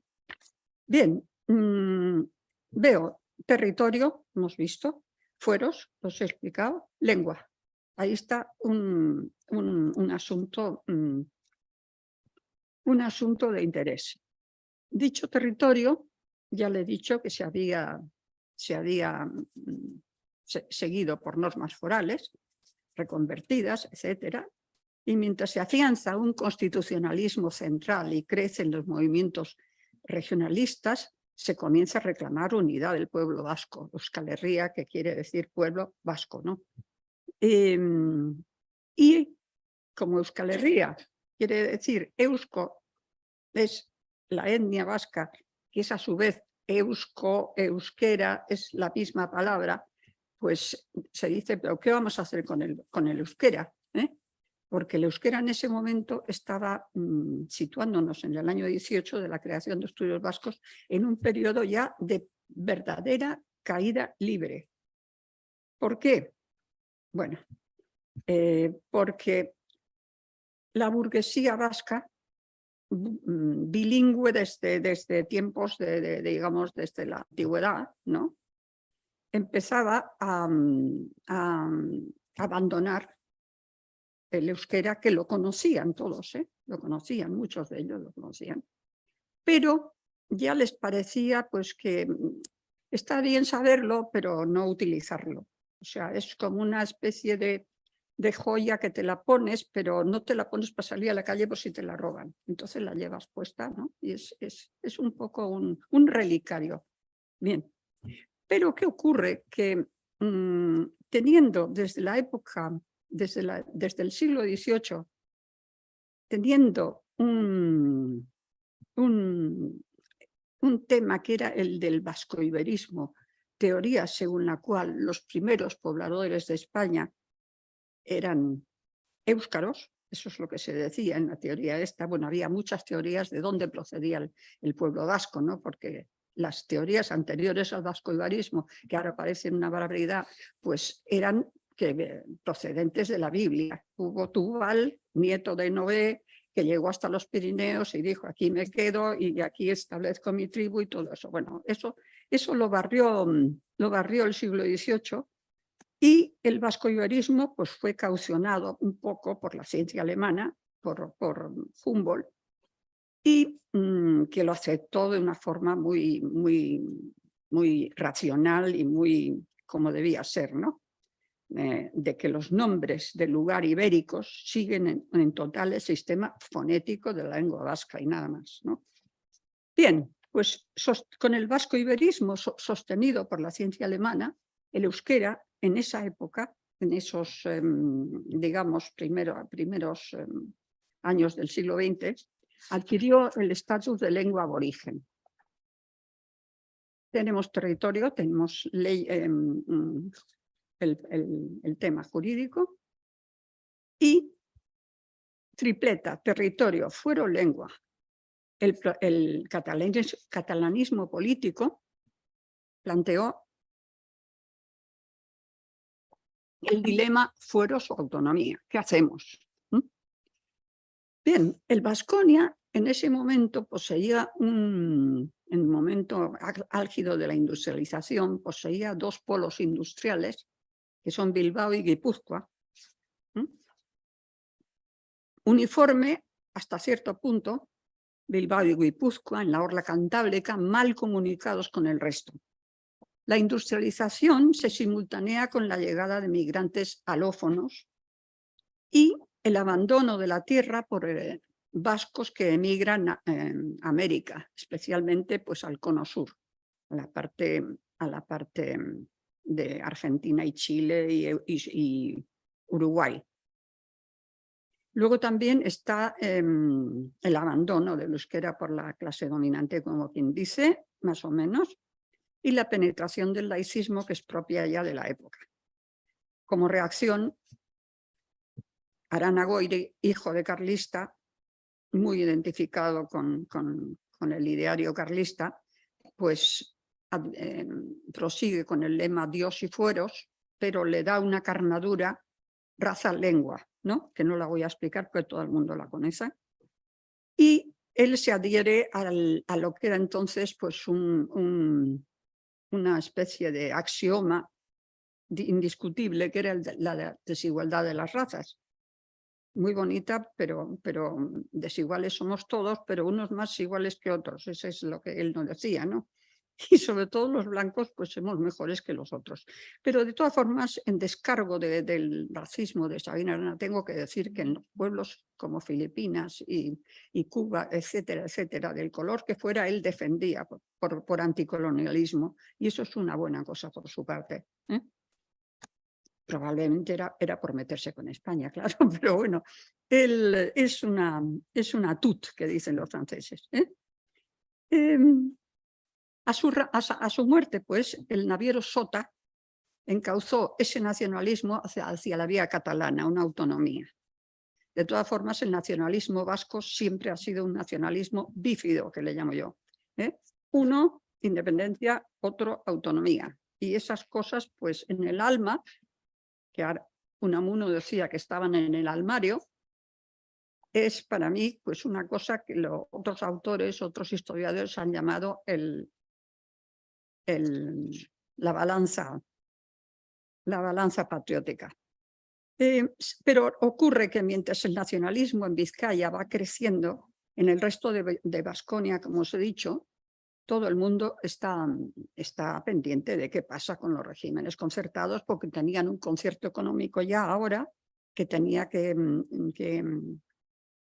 modernizarse, y no hay nada que se parezca a la Lliga Catalana regionalista.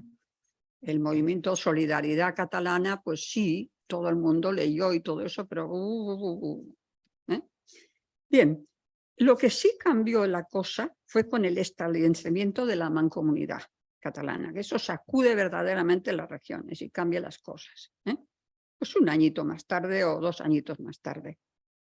Máxime, tras el estallido de la Gran Guerra, con la euforia productiva y financiera en Cataluña, Baskonia, Galicia, o sea, esto que hablábamos ayer, ¿no? Y los grandes beneficios. No les voy a hablar de la ley ALBA, o sea, las protestas de los patrones de industria, nacionalistas y no nacionalistas, porque no querían pagar los impuestos, que eso es muy conocido, ¿no? Ya sabemos también que Borja nos va a ilustrar divinamente, es la visita a Galicia, a Baskonia y a otros lugares del Estado, ¿no? Que es lo que es muy bonito en este periodo. Todo esto transcurre mientras las reivindicaciones autonómicas van creciendo en España el año 17, mientras se tiene lugar el desafío militar, las juntas de defensa, la alarma jingoísta. El 17 se puede decir que, encabezado por otro Sota, que es sobrino, alcanza un resonante triunfo en Vizcaya, el nacionalismo, por primera vez, el 17. Y entonces, en Guipúzcoa también alguno que otro, fue rápido, pero parece lento, es muy... A ver, sí. Pese al temor al poder del catalanismo, ya les digo que el temor a perder los huevos de oro lleva a Baskonia a la Asamblea de Parlamentarios, no lo lleva a la Asamblea de Parlamentarios de Barcelona, sino a Vitoria, donde allí se acuerda un mensaje muy bonito, muy lírico. Tengo yo el texto, porque fue remodelado un montón de veces, pero tengo el original, que es muy bonito. Un mensaje de las diputaciones vascongadas al gobierno de su majestad. Navarra no quiso unirse porque ellos tenían un régimen mucho más atado y dijeron, mira, nos apuntamos más tarde, pero ahora de momento esto. Bueno, pues el mensaje lo tienen ustedes ahí. Sigamos pasando. A diferencia de lo ocurrido en Cataluña, la huelga revolucionaria no interrumpe el mensaje, lo siguieron remodelando. Las 3 diputaciones luego pensaban que habían ido demasiado lejos y acuerdan modificarlo. Acuerdan pedir una reintegración foral primero y luego, en caso de negativa, una mayor autonomía. O sea, sí pero no, no pero sí. Están los intereses creados porque, claro, se han pasado ya 30 años, ¿no? Al año siguiente, que es el de la fundación de la Sociedad de Estudios Vascos, socialistas y nacionalistas enviaban sus primeros representantes a las Cortes. El alzamiento irlandés, la promesa del presidente Wilson, enardece en la petición vasco-catalana a las hermandades de Fala, a los concejos gallegos, al aragonesismo. Es muy interesante la revista El Ebro en este sentido. La agitada oposición, la huelga, la caída del gabinete Romanones hacen encallar el proyecto. Las Cortes se cierran en febrero del 19 con textos articulados pero sin estatutos y sobre todo el de Cataluña, que era el que iba más avanzado, ¿no? Luego me corrige. Bien, ya situados en este año, yo he pensado, ya que decíamos que íbamos a discutir, avance comparativo para esta sesión de estudios, similitudes y diferencias básicas, se me ha ocurrido, ¿no? Yo las que veo, y luego voy anotando cada vez más, frente a la débil nacionalización del Reino de España, en Cataluña, Baskonia y Galicia se pide una autonomía nacional o nacionalitaria, como se le quiera llamar. Bien, sin caer, por supuesto, en enredos de genomas con fonemas, que eso decía Michelena, que a mí me encantaba esa frase, sin caer en orígenes celtas, iberos, aquitanos, etcétera, etcétera. Se quiere ver qué se puede hacer. Entonces hay que mirar qué bases comunes y qué diferencias se partía. Las 3, Cataluña, Galicia y Baskonia. Bien, entonces, tocante a las similitudes, hay una que es, me parece absolutamente de base, casi ni la debía de poner, es que se parten las 3 de una situación de diglosia. El castellano es lengua oficial, una preciosa lengua, única, dotada de prestigio, privilegios, frente al gallego y catalán o vascuence, que también son preciosas, pero no tienen nada de eso. Dejamos la diglosia de lado, se puede discutir, ¿no? En las tres anida, en mayor o menor medida, una concepción regeneracionista de la vida política y cultural, aplicada a su región. Las gentes del instituto, del seminario, de la SEB, cifran sus miras en el progreso científico, en la renovación, en empresas de carácter general. Me gusta la revista de Occidente, la Junta Ampliación de Estudios o la revista El Ebro, que a mí siempre me ha gustado mirarla. Luego hay una tercera similitud, que es la prosperidad económica derivada de la Gran Guerra, que pone de manifiesto el contraste al que he hecho alusión antes entre riqueza material y medios para administrarla, ¿no? Pero ahora vienen las diferencias. Ninguna región de España existe ya la reliquia foral, los dos sistemas tributarios en los que estamos hablando. Luego, como observa el profesor Villares en alguno de sus libros, tanto en Cataluña como en Baskonia, la recepción de inmigrantes sirve para descubrir al buen catalán y al buen vasco. Eso me gustó mucho, cosa que no sucede en Galicia, donde la emigración superó siempre con bastante magnitud a la emigración transoceánica. Luego lo comentamos si quieres, pero me parece muy bonita. Luego, otra diferencia. En Cataluña se sienten las bases tempranas de una institucionalización del catalán, marginado pese a ser una lengua de gran tradición literaria. En Galicia, de rica herencia también, han nacido las hermandades de Fala, de la mano de Villarponte, el galleguismo político moderno, etc. En Baskonia esa tradición es escasa. O sea, si comparamos la tradición literaria gallega y catalana, por favor, nosotros somos mucho más de tuercas y de cosas prácticas. Es escasa, textos doctrinales de sabor trentino, que no pasan de ser, en la mayoría de los casos, adaptaciones o traducciones de conocida fuente. El vascuence es rural, existe, por supuesto, o es pasivo, lo tenemos, lo conservamos, pero no lo vamos a estar empleando en cosas cultas porque no estamos preparados. O es militante, y ahí está el caso de Sabina Arana, que hizo bastante trabajo en el terreno lingüístico, pese a que no tenía ninguna preparación, ¿no? Y este militante, este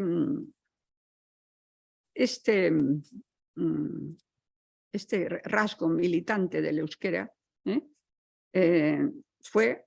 tuvo un tremendo hándicap, y es que estuvo dividido desde el primer congreso ortográfico, que mira que es temprano, de 1901, hasta nuestros días. Yo lo he conocido todavía en pie de guerra hasta el año 1968, en que se unificó el euskera ya para icastolas y para la radio y para la tele, que es el que yo verdaderamente entiendo mejor, porque si no era un guirigay, no veamos, ¿no? Bien, y les he presentado eso. Ahí están representantes de todas las entidades más conocedoras de lo que era el euskera, de ambos lados, franceses hay bastantes también. Bien. Y luego, la última diferencia, Baskonia, en la cabecera económica de España, no posee, y ayer lo aludías tú, una sola universidad pública. Es que eso es algo increíble, pero es sí. Ni un centro que vele por el vascuence. Estaba ayuno de sedes universitarias y de urbes millonarias, como Barcelona o Madrid. Bilbao, la mayor, cuenta con 160.000 habitantes solo. ¿Qué puede dar de sí un país chiquitito como el País Vasco en este sentido, ¿no? Bien, y ya que éramos pequeñitos y teníamos pocos habitantes y no teníamos megápolis, el país depende en gran parte de los eclesiásticos. Ahí está. Y ahí está muchas de las raíces de muchas de las cosas que que pasan a partir de ahí, y cuando aludisteis ayer a José Antonio Aguirre, y dije, ay, jesuitas, jesuitas, jesuitas, porque no teníamos otra cosa.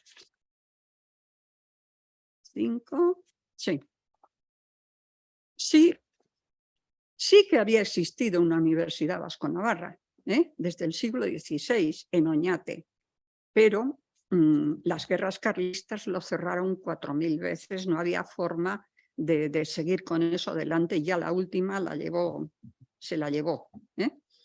Y por eso el Congreso Fundacional de Estudios Vascos fue en Oñate, en honor de esto. Pero es Deusto y el Colegio de Orduña los que crean a la élite de la gente con dineros y con linajes en el País Vasco. Obra de los jesuitas, cuyas puertas se abrieron en 1886. Entre ellos estudió, por supuesto, el fundador del nacionalismo vasco. Es la impronta de esta opción, matrícula elevada, porque había que pagar un montón, el catolicismo a machamartillo, que eran los jesuitas entonces, que no tiene nada que ver con los jesuitas de ahora, ¿no? Y luego el clivaje de clase que se formaba con estas personalidades y el resto de la población, pues dan unas claves bastante interesantes de lo que es la cultura y lo que es la política vasca. Pues bien, entre estas diferencias y estos clivajes, y con este ambiente de una iglesia completamente poderosa en muchos sentidos, que no solo tiene Deusto, sino que tiene la diócesis de Vitoria, que reunía todas las vascongadas y en la cual toda la gente pobre, los caseros pobres, los agricultores, mandaban a sus hijos porque allí aprendían letras, aprendían todo. Y lo mismo pasaba en la otra diócesis que teníamos, que era única también, que era la de Pamplona, lo mismo. Eso es como se alfabetizaba la gente y cómo se... y hay que tener en cuenta que otros estudiantes salían fuera y estudiaban en Valladolid, en Zaragoza. Mis padres estudiaron en Zaragoza, en Barcelona y más. Ok. Congreso de Estudios Vascos, al que le habla. Ahí tenemos a Alfonso XIII. Yo quería enseñarle esta foto al señor Moreno Luzón. Sí, pues sí, porque está de uniforme y él hace alusión en uno de sus libros a que le gustaba mucho utilizar el uniforme a Alfonso XIII. Bien, este es el Congreso Fundacional. Estoy un poco tartaja, yo creo que sí. Bien, la guerra mundial está agonizando. La crisis española desembocaba en la huelga general y el cierre de las Cortes. Pero días atrás, tratando de paliar la agitación que había tenido lugar en el país, en Baskonia, con el asunto y las cacofonías fuero estatuto, estas personalidades, que eran diversas, las que forman la Sociedad de Estudios Vascos, se reúnen para fundarla esto. No solo tienen la misión de elevar el nivel de Baskonia, sus ideas germinales, yo considero que son dos.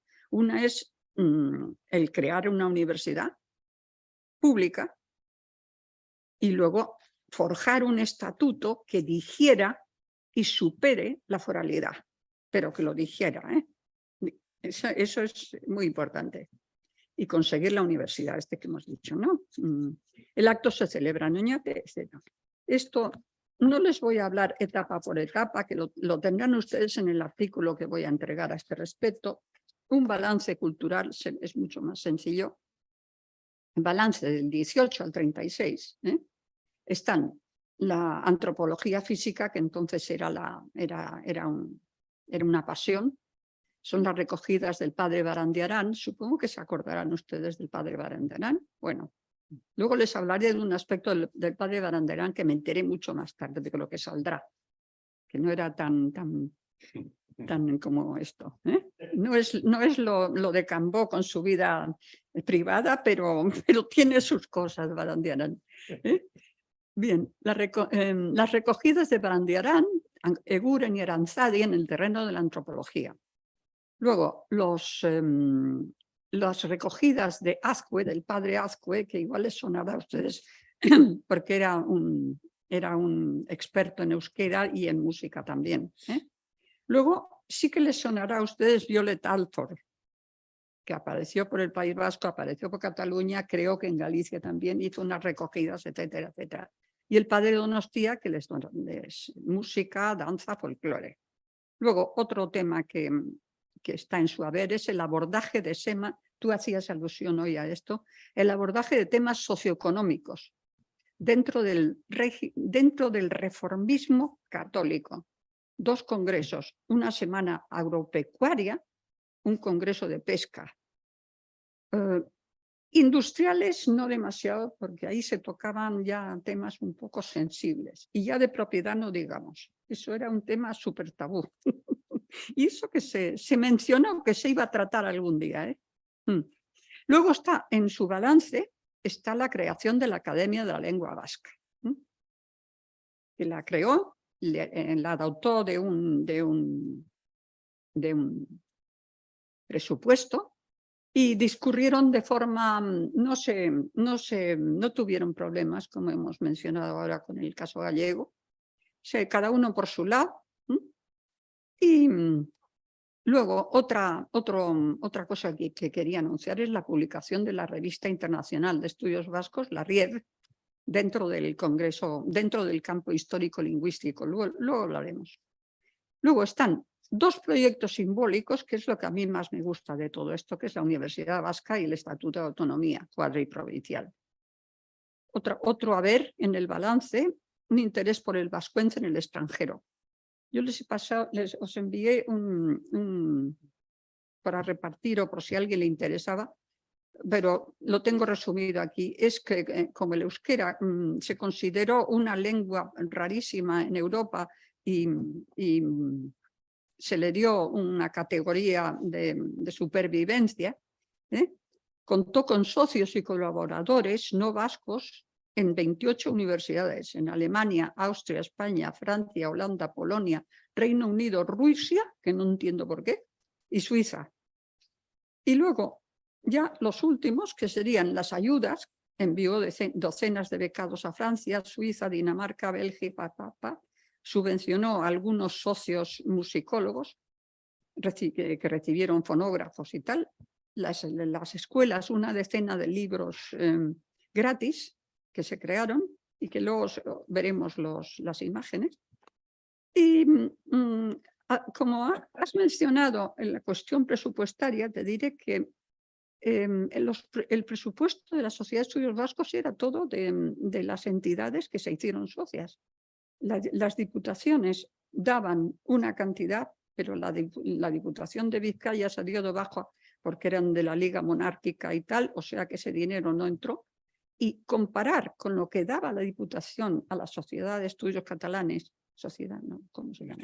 Instituto de Estudios Catalanes, con esto, es el catalán daba 150.000 pesetas anuales.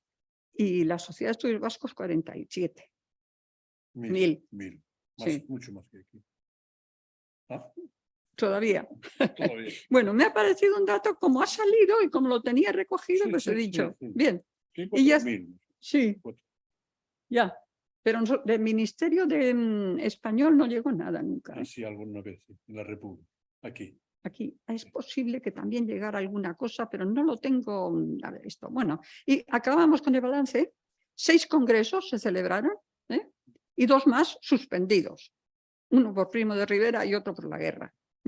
Diversas jornadas celebradas, publicaciones, y llegó a abrir 8 delegaciones y siguiendo los pasos de los catalanes, que todo lo bueno lo seguimos, una biblioteca vasca de la cual mi padre fue el secretario. Bueno, este es el asunto de la... Entonces me salto las etapas por etapas porque no...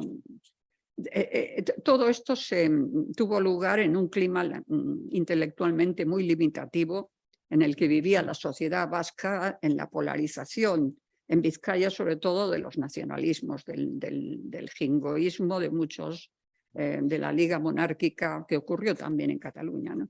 De la polarización entre los dos nacionalismos que hacían torpedear todo lo posible.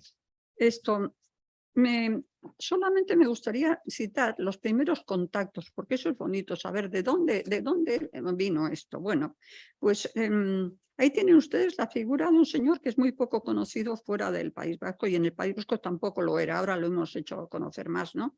Que es don Ángel Apraiz, que era catedrático, primero era discípulo de Unamuno, es vitoriano él, discípulo de Unamuno, con él tenía una gran amistad. Luego fue becado por la Junta de Ampliación de Estudios, o sea que tenía una raíz totalmente embebida de lo que era la libre enseñanza, como quien dice, ¿no? Y el magisterio de Menéndez Pidal. Y luego el catalanismo, el Instituto de Estudios Catalans y la Universidad de Barcelona, en la cual se hizo amigos inmediatamente. Y la clave, pues fue la clave de muchas de las cosas en que se llegó a acuerdos dentro de este difícil equilibrio. Este hombre tenía una ampliación mental muy grande, aceptaba muchas cosas, incluso cosas del nacionalismo vasco, que las asumía pues con mucha naturalidad, pero sin pasarse, que hacía bien.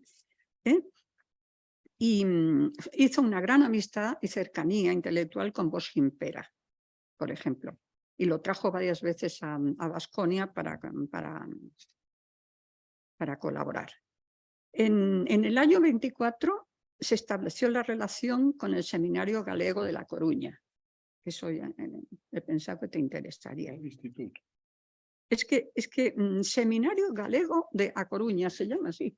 No, en el documento, ya, el seminario. Ya lo sé, por eso te quería preguntar. Está la carta ahí, de suscripción.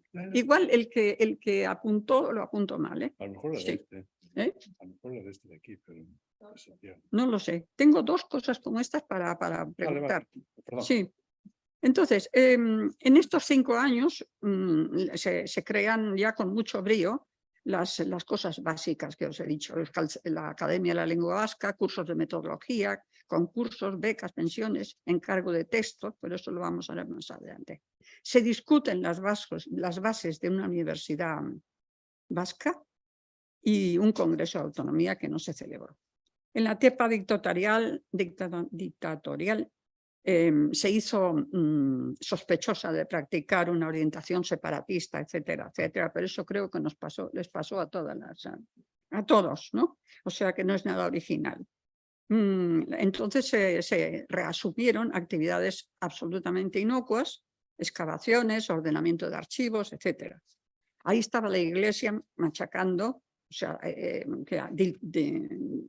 pasó varias informaciones a Gobernación diciendo de que allí se estaba estaba cultivando gérmenes nacionalísticos, etcétera, etcétera. Bueno, es una cosa que todo el mundo le pasó por ahí. En los años últimos de la apertura de Primo de Rivera, ¿no? Hubo un recambio generacional, que es algo que pasó en todas las vuestras institutos también. Ahí entró, por ejemplo, un Caro Baroja, que era joven, y fue entrando mucho más gente nacionalista vasca. Se abrieron los cursos de verano que hicieron que llegaran muchos estudiantes a los que se les puso no debían de pagar cuota. Y ese año 30 mismo ocurrió una cosa importante, y es que se reanudó el estudio de cómo crear un estatuto. El relanzamiento de la Comisión de Autonomía. Unas pinceladitas antes de ir al estatuto. El cuerpo social de la Sociedad de Estudios Vascos acogió a vascos de España y de Francia, a lo que ellos llamaban colonias vascas. Todavía no se usaba eso tan cursi ¿cómo se llama? Diáspora. que yo no le he admitido nunca porque tiene unas resonancias bíblicas de sufrimiento y de no sé qué y de persecución, y no lo uso, aunque venga del griego, pero se ha utilizado de una forma... Prefiero que se llamen colonias todavía. Esparcidas por el mundo. Fueron Madrid, Argentina, Chile, Uruguay, Aragón, Barcelona, con el solar vasco navarro, Castilla. Bueno, es curioso, sobrepasaron el año 36, se había llegado a sobrepasar los 3 millares y medio de socios diseminados por la geografía vasca, por países europeos, americanos, africanos o del Lejano Oriente. Del Lejano Oriente solo eran obispos y curas, eso que conste. Yo he considerado estas listas, que las he rehecho y super rehecho, un verdadero who is who de lo que se movía en política cultural en la pequeña Vasconia de estos años. Es que la prosopografía me hubiera gustado hacer un poco de ella, pero me parecieron que eran demasiados socios como para meterme a solo los importantes. Aquí tienen ustedes el primero, es Julián Elorza, presidente de la SEP, que era jaimista, pero un jaimista muy, muy moderado. Es lo que Pío Baroja a la gente moderada y ecuánime le llamaba chapelaundis, o sea, la chapela es la boina, ¿no? Pues gran boina. Y a los chapelchiquis eran los de narrow-minded, que dirían en inglés, ¿no? Bueno, este señor es un poco la cosa gallega porque fue obispo de Ourense. Después. Después, sí, sí. Es ilustrísimo. Sí. Creo que es el de la novela de Casar. Sí, sí, sí. Ilustrísimo. Sí, sí. Está dedicado a él. Me parece. ¿Qué es ese letrero que ha salido arriba? No lo sé. Preparar no sé qué, ¿no? Ah, bueno. Luego he metido una foto de José de Madiena Baitia, que era un santo varón que se dedicaba a cuidar pobres. Era médico, era socialista. Al principio era el único socialista que tenía la Sociedad de Estudios Vascos. Ahí está en un acto cívico, laico, en un cementerio de un hombre que murió, creo que tiroteado o no me acuerdo qué. Bueno, estamos en la 8. No vemos en las listas a ningún componente de la oligarquía proteccionista vizcaína, la Liga de Acción Monárquica, pero sí a próceres que os va a sorprender, ¿no? Como a Víctor Pradera o José Luis Oriol o un Lequerica y alguno que otro así, que luego pues la cosa evolucionó a otro lado, ¿no?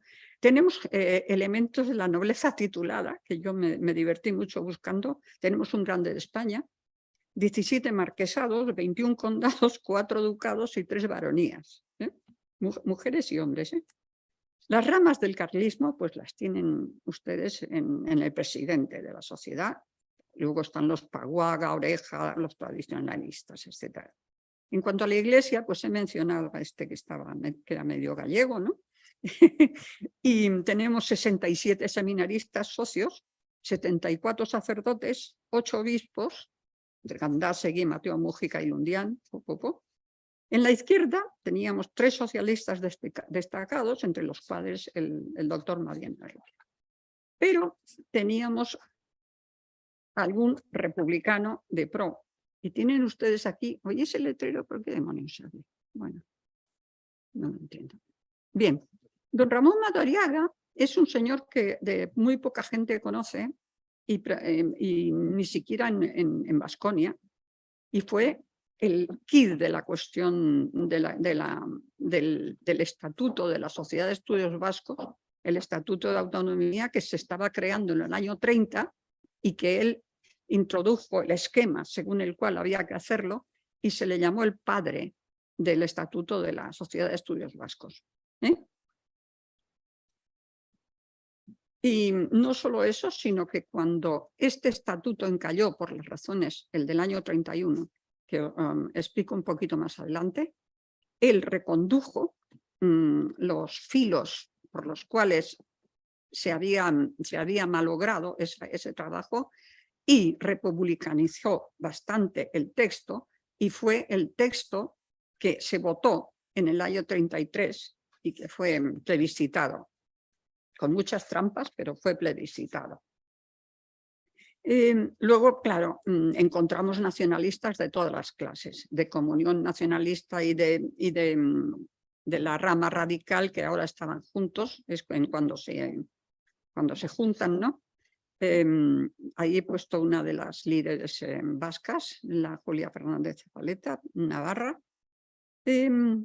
La directiva de la Sociedad de Estudios Vascos persigue la proporcionalidad interregional e ideológica de los miembros, pero eso pues no siempre estuvo al gusto de todos. Tuvimos polémicas bastante finas que luego ya saldrán.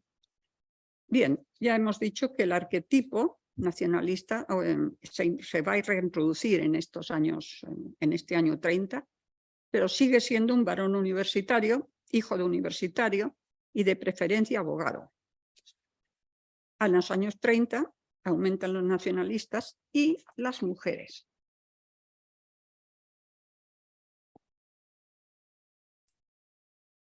Esta es una viñeta que les he querido poner para ver en el imaginario vasco cómo funcionaba todavía en pleno año 20, cómo funcionaba lo que era un hombre sabio y una mujer, ¿no? La ven ustedes con el libro de misa en la mano. Eso ya no era así, era como están al otro lado, eso era lo verdadero. El curso de verano del 32. La más sonriente es mi madre. O sea, sí. Son fotos de Auñamendi, todas de la editorial, muchas de ellas. Bien, al lado de esta visión arcaizante, pues vemos que la entrada de estudiantes y de mujeres significó una entrada de modernidad en la Sociedad de Estudios Vascos. Ellas habían demostrado en la Guerra Mundial, habían demostrado que eran capaces de desempeñar muchas tareas, que bastaba con tener preparación y acceso necesario. Pero eran solamente un 7, he sacado las cuentas, es 7,1% del total. Las mujeres todavía. Recordemos que el sufragio vino mucho más tarde, los anclajes domésticos sí eran universales y que debido al peso de la Iglesia, la vida de las mujeres todavía conocía muy serias restricciones, ¿no? Su único puente a la cultura superior, ya que no podían ser enviadas a una universidad de fuera, porque cómo va a ir la chica sola y todo esto, ¿no? Eran las normales de maestras o academias similares. Con los cursos de verano y la Segunda República esto se aumentó. Luego, toco un poquito las líneas de acción. ¿Y ahora? Ah, líneas de acción. ¿Por qué sale eso? No lo sé.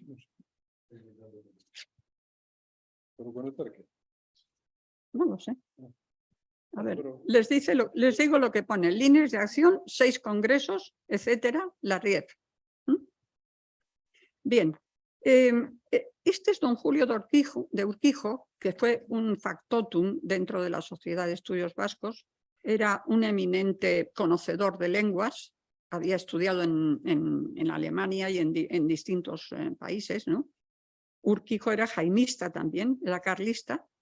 Era un hombre muy riguroso en cuanto a no dejar publicar en ningún sitio algo que se saliera del rigor académico absolutamente necesario, porque la cultura vasca era un tanto selvática en ese momento. O sea, pero allí había que pasar el cepillo.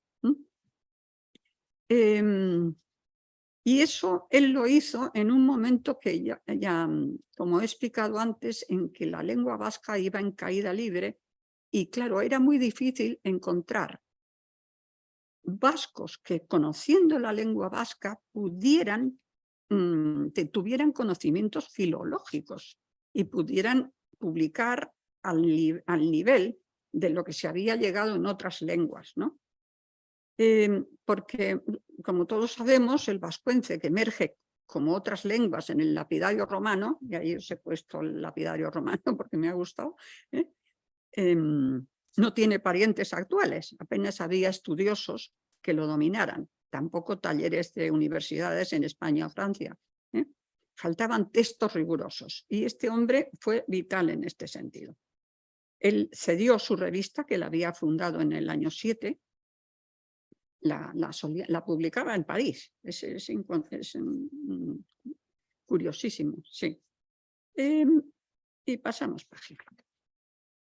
Herencia cultural. A ver, les leo lo que pone para que... A ver. Herencia cultural, sí. Les leo lo que pone. Herencia cultural, labor de base. Aranzadi, Azcue, Padre Donostia, Bandiarán, textos. Bueno, yo de todo esto ya he hablado. Tienen ustedes aquí, Aranzadi es el cojito, que era primo de Unamuno. Unamuno es Unamuno Aranzadi. El padre Azcue era el que más dominaba el euskera y entonces fue hecho presidente de la lengua vasca. Este es el padre Donostia, el capuchino. Luego abajo tienen al padre Barandarán. Arriba tienen a Violet Alford, de la que hablaba antes. Y luego he puesto 2 ejemplares de los libros que se prepararon con muchas dificultades porque había que crear tecnicismos y había que enriquecer el lenguaje y tal, para niños, para las icastolas o no icastolas, o sea, para quien quisiera hacer eso. Y pasamos a más herencia cultural. Herencia cultural. 2 proyectos, Universidad y Estatuto de Autonomía. Ni en el periodo óptimo de los que tuvo Baskonia pudo dotarse de una universidad completamente estable, necesaria al contingente de estudiantes vasconavarros que mandaba a París, Alcalá o Salamanca. Y ya con la revolución industrial, pues los cupos universitarios estaban cerrados y ya nadie quería pues, que hubiera una más porque le iba a quitar clientela a otros, ¿no? Se vigilaba en Valladolid, Salamanca, etcétera, se vigilaban. Bien. ¿De qué universidad se trataba? De lo que querían, de lo que... Voy a saltar esta imagen del Teatro Arriaga porque es una polémica que tuvo. La universidad que pedía la Sociedad de Estudios Vascos era cuadriprovincial. Había habido proyectos anteriores, Era que abarcara las 4, la Navarra y las 3 vascongadas, pero con una dirección común. El modelo, pues, por supuesto, respondía a una región propensa a minichauvinismos, por tanto tenía que ser cuadriprovincial, no había una mega ciudad, pero le falló a la Sociedad de Estudios Vascos clarificar algo que al principio parecía muy claro. Una universidad libre, autónoma, oficial, ¿cuál? Fracasó. Y esto... Cierto nacionalismo siempre ha dicho, no, es que nos persiguieron sin darnos una universidad. Se ha hecho una visión doliente, la tengo en mi familia, o sea, con un libro y todo, de este hecho. Es que, señores, que no tenían ustedes población suficiente y se llegó un poco tarde, el cupo ya estaba hecho, bueno, pero se trataba. Pero luego, el año 23, monárquicos, republicanos, socialistas desconfiaban de una universidad vasca que recelaban nacionalista y confesional. Y entonces montaron en Bilbao un meeting gigantesco en el Teatro Arriaga. Allí José Félix de Lequerica pues, dijo pues, que la Universidad Vasca solo tendría como pretexto preparar una burocracia intelectual agregada y violenta formada por el separatismo. A mí me gustó la intervención de Baroja, cuya vena libertaria le llevaría a pronunciarse por una universidad libre. Unamuno todo lo contrario, a una universidad que hubiera sí podido ser separatista vasca, le contraponía una universidad nacional española. Bueno, ahí llegó Primo de Rivera el 24 y dijo, ni una ni otra, señores, todos olvídense de la universidad. Y ahí se quedó la cosa. Luego, mucho más tarde, pues ya... ya se había visto que detrás del proyecto de universidad estaba Deusto y estaban los diócesis de Vitoria y esto tratando de quedarse la cosa, ¿no? Bueno, este tema de Universidad Vasco cobró corta vida ya en plena guerra. En el gobierno vasco se creó una facultad, que fue medicina, por supuesto, Y luego lo heredó la UPV, que es lo que tenemos ahora, pero diferente y 40 años después. Y ahora me da tiempo para el estatuto, que es lo que yo más me interesa hablar. Un poquito, ¿eh? 5 minutos. Sí. Bien. Si ustedes buscan ese folleto que está ahí, Estatuto General de Estado Vasco, que escribió la Sociedad de Estudios Vascos,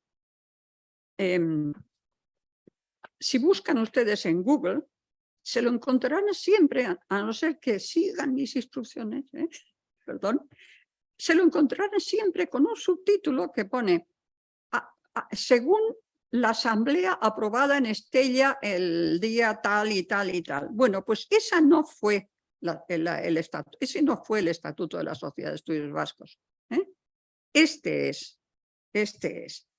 Porque este estatuto, con el cual se manejaron textos americanos, suizos, alemanes y un anteproyecto de sociedad de la Sociedad de Estudios Políticos y Económicos de Galicia, que es lo que a mí me ha llegado en el archivo. Eso puede ser diseminado. Sí, eso he pensado yo. Bueno, se creó esto a finales ya llegando a finales de mayo y se entregó a la prensa y a los medios ya el mayo del 31. Fue un anteproyecto muy elaborado con estos hechos de un Estado autónomo dentro de la totalidad del Estado español, por encima del mero regionalismo y por debajo del nacionalismo radical, que trazaba las líneas de una nacionalidad vasca cuadriprovincial, confederal, autónoma, plural, laica. Esto costó mucho, hubo una discusión muy, pero al final se llegó. O sea, pese a todos los pesares, se llegó a un equilibrio. Moderna y con una lengua declarada nacional cooficial. Pero, señores míos, ¿qué pasaba, señoras mías? Que venían las elecciones constituyentes y en una atmósfera decididamente anticlerical, la adopción, perversión de este anteproyecto por el carlo-nacionalismo, coaliciones como la candidatura pro estatuto vasco encabezada por un canónigo, por ejemplo, en todas, el conde de Rodez, no quiero abrir el bestiario porque lo conocen todos, todo el mundo lo conoce, ¿no? Reabrió recelos seculares y no era para menos.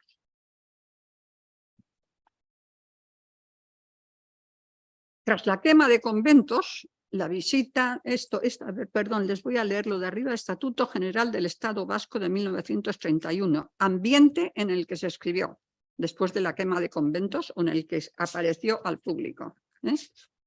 La quema de conventos en el Levante y en Madrid, la visita de don Jaime de Borbón al árbol de Guernica y las apariciones de la Virgen marcaron un hito en lo que era la hiperestesia político-religiosa que caracterizó la campaña electoral. No hubo forma de separar lo que es el estatuto de la Sociedad de Estudios Vascos de la que se armó allí, ¿no?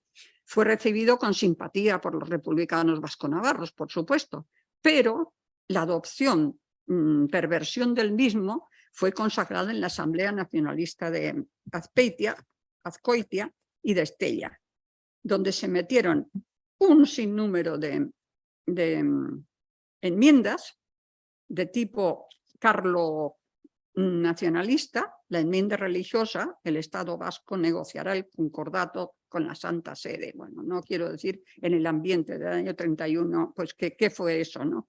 Y ya la enmienda de los 10 años, que para los que no siendo ni ellos ni sus padres naturales, hubieran adquirido vecindad en el Estado vasco, aunque fueran vecinos, tenían que esperar 10 años, ¿no?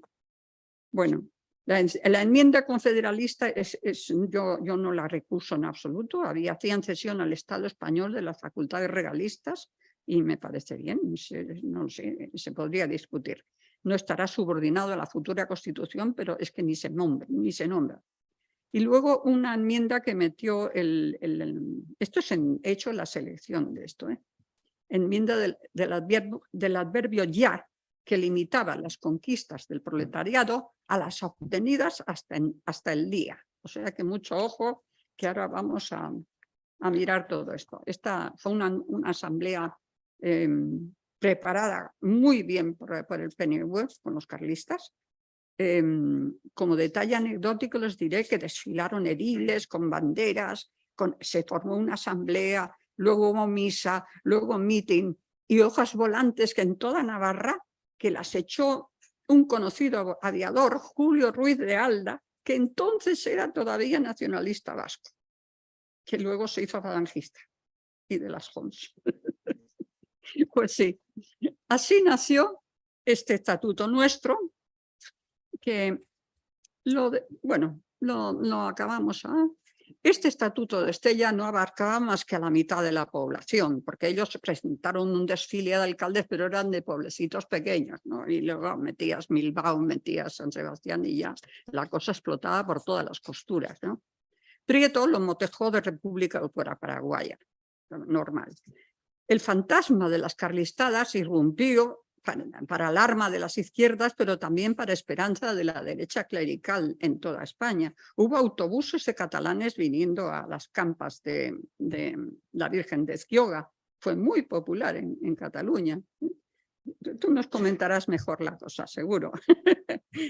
Y así, en las constituyentes del 31, esta polarización del electorado pro o en contra del Estatuto de Estella detuvo durante 2 años el proceso. Y tras la aprobación de la Constitución, pues Madariaga, al que me gustaría hablar un poquito de él en el coloquio o cuando sea, creó este estatuto ya reconvertido a la República, que fue plebiscitado el año 32. Plebiscito del 33, carteles pro estatuto. Este es el hijo republicano de la Sociedad de Estudios Vascos. Comprende la interpretación de Navarra, hoy la incorporación de Navarra. Si esta incorporación hubiera tenido lugar, dicen que la sublevación de Navarra al año 36 no hubiera tenido lugar, porque el Frente Popular hizo una petición urgentísima, por favor, que se incorporen, porque aquí se está conspirando. La conspiración se olía el año 36 en Pamplona, ¿no? Pero llegaron tarde. Iniciada la guerra, el País Vasco Navarro, sin Navarra, recibió otro estatuto diferente, breve y conciso, al estilo del catalán del 32. Fue negociado por Prieto, presidente de la Comisión en Cortes, y Aguirre, ya descolgado de por vida, pues Antonio Aguirre, de los que hablábamos ayer, ¿no?, de sus alianzas de Estella. Con él pudo convertir Vizcaya en un estado vasco durante unos meses. Sentó un antecedente decisivo para la transición postfranquista. Y ya me quedo con lo último, que es a modo de colofón, ¿qué fue de ellos? Porque me da mucha pena toda esta gente. Ya le he seguido la pista. En julio del 36, el curso de verano hubo un curso de verano y ya la gente se dispersó. ¿Y qué fuese de sus miembros?, se pregunta uno. Bien. Tengan en cuenta que el veraneo vasco acogía a muchísima gente no solo del resto del País Vasco, sino de toda la crema de la aristocracia y de la gente que podía venir a pasar el verano, ¿no? Allí fueron atrapados como en una mala trampa varios de los miembros de la Sociedad de Estudios Vascos, a los que yo les he seguido un poco la pista, ¿no? Y entonces comenzó ya el recuento. Escondidos o huidos, 1 centenar.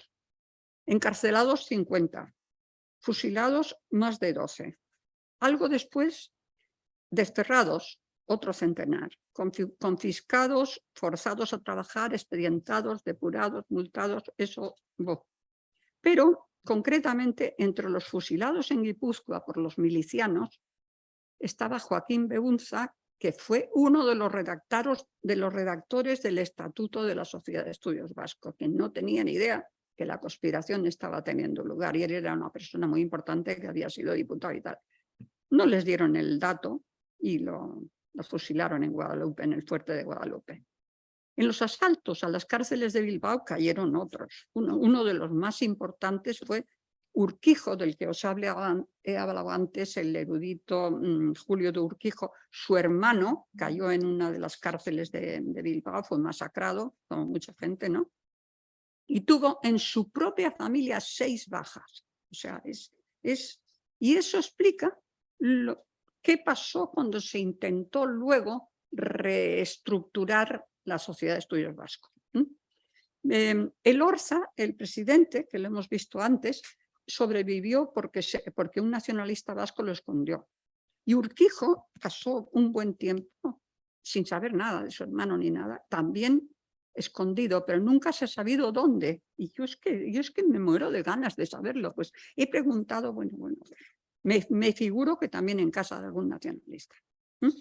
Para otros afiliados, como don Esteban Bilbao, que lo tienen ustedes ahí a la vista, que fue muy buena persona y ayudó a mucha gente, tradicionalista, para Joaquín de Zugazagoitia, que también era socio monárquico, o José Félix de Lequerica o José Luis de Rese, falangista, se abrieron las puertas del porvenir y de la gloria.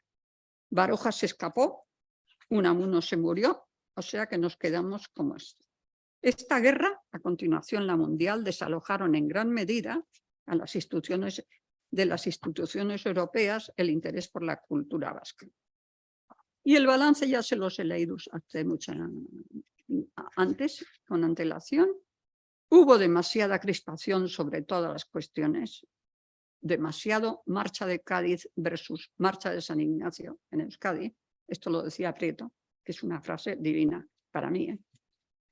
Y muchas gracias. Y ya saldrán puntos en la charla, porque yo algunas me las he saltado con mucho gusto. Y gracias por la oportunidad de hablar y por escucharme.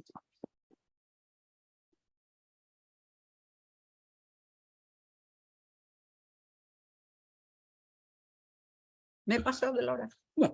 No, bastante bien. Bueno, Bastante ajustado. gracias, eres muy amable. No he querido mirar el reloj. Soy justo, no amable.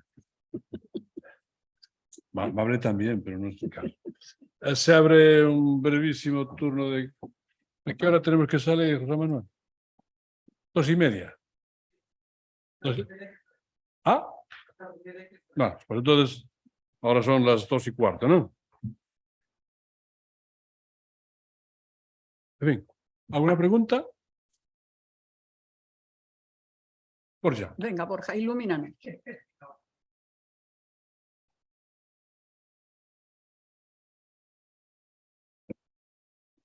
No, una cuestión que creo que puede tener un cierto interés.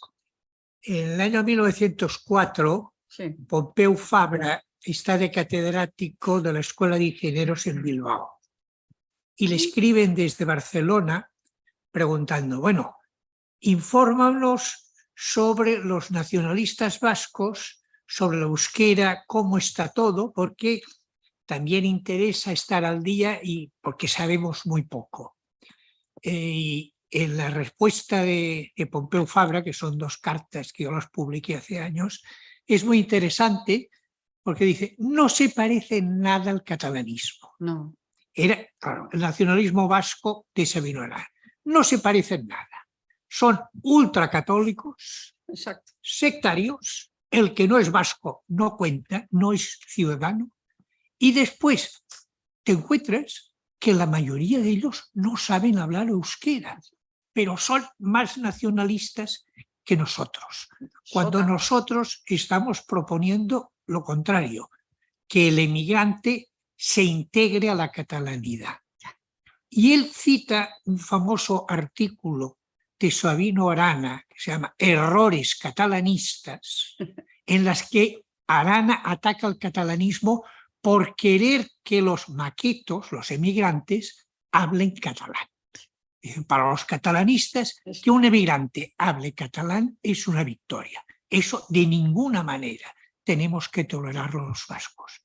Entonces yo pienso que esta imagen inicial del nacionalismo vasco, el de Arana y compañía, marca tanto, aunque haya después muchos cambios, pero lo marca tanto que hay unas actitudes de recelo en el catalanismo respecto a los vascos. Después con Sota el 18 ya es diferente porque ya son contactos entre políticos.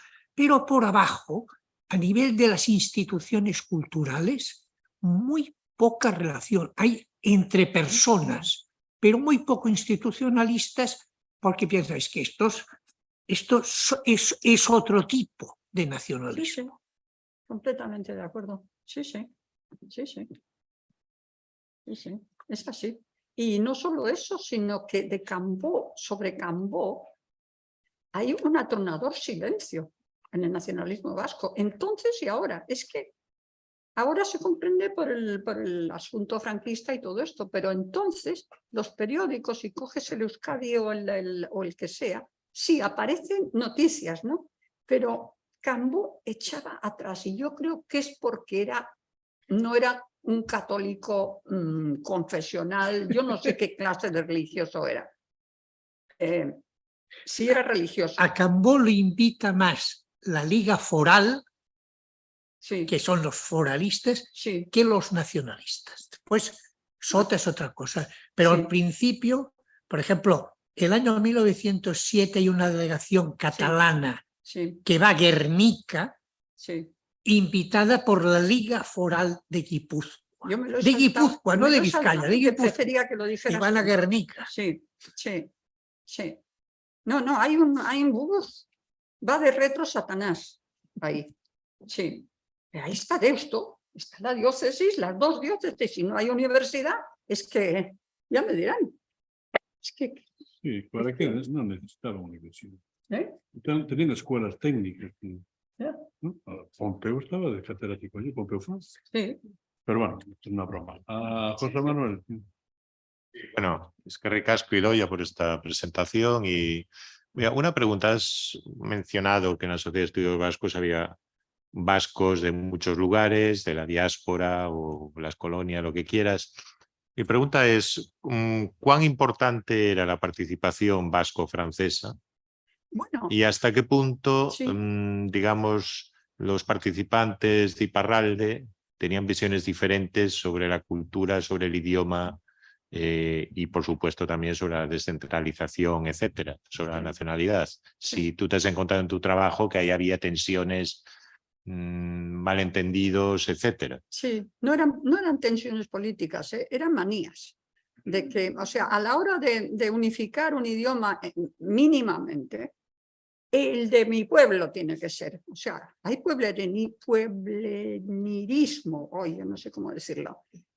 Y luego también tienes que tener en cuenta que la frontera se cerró durante mucho tiempo, durante la guerra. Estuvo cerrada pues el 17, 18 y 19 y al Congreso del año 20 no pudieron pasar los alemanes tampoco porque teníamos un montón de afiliados. Bueno, teníamos, digo yo, como si hubiera vivido entonces, ¿no? Un montón de gente muy interesada en venir al Congreso Fundacional, pero no podían pasar. Y ese cierre fue también para los vascólogos, o sea, eso se cerró, ¿no? Pero se tiraban, o sea, es muy elemental, somos muy poquitos, eran muy poquitos, pero de una fuerte,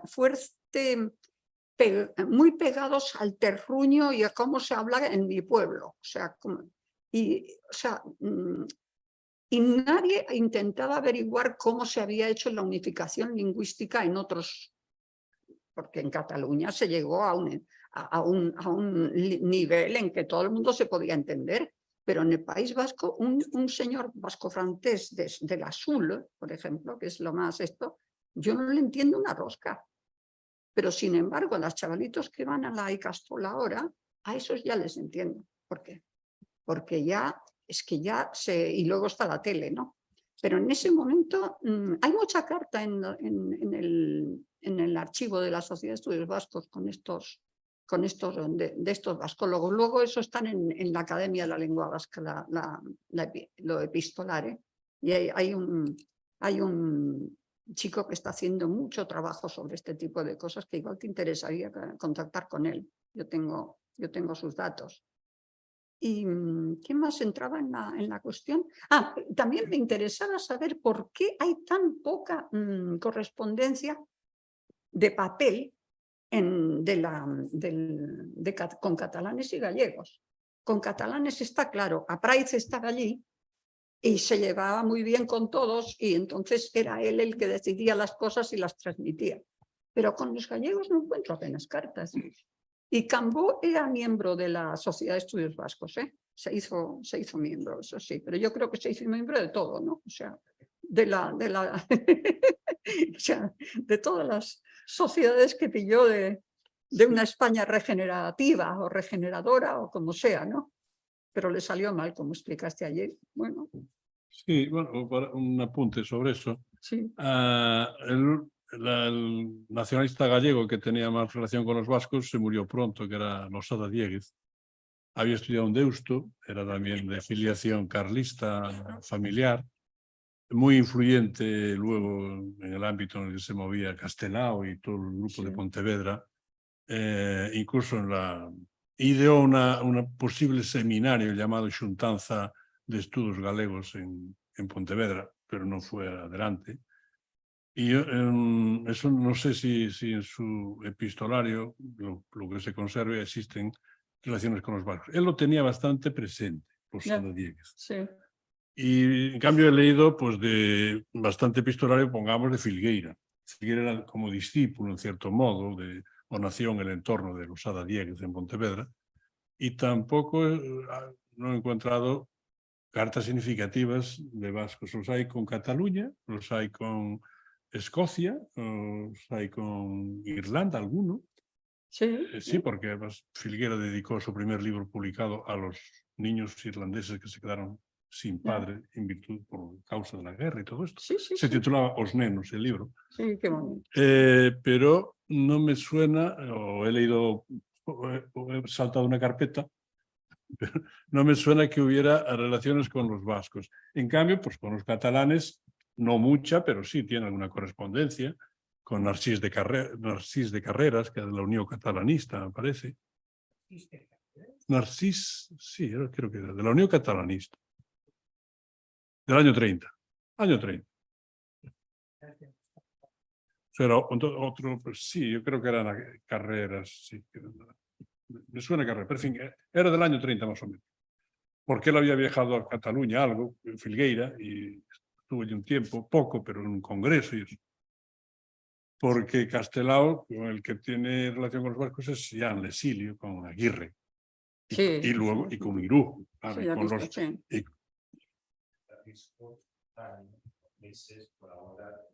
de manera regular en el diario Euskadi. Bueno. Artículos. Pasa que como el archivo de Vicente Rispo se perdió, lo vemos. Estamos hablando de relaciones epistolares. Vale. Sí. Pero mira, esa foto que he presentado del Congreso Ortográfico de Hendaya, del año 1, allí todos hablaron en francés. Pero no podían hablar euskera entre ellos, aunque todos sabían euskera. Porque es que no se podían entender los acentos, es que es muy cantonalizada. La Vasconia de entonces estaba muy cantonalizada y éramos muy pocas, perdón, es que yo no sé por qué me meto en otra generación. Era un país con muy poco peso demográfico. Ahí está. Bueno, el primer congreso sionista hablaron en alemán y pusieron a Wagner.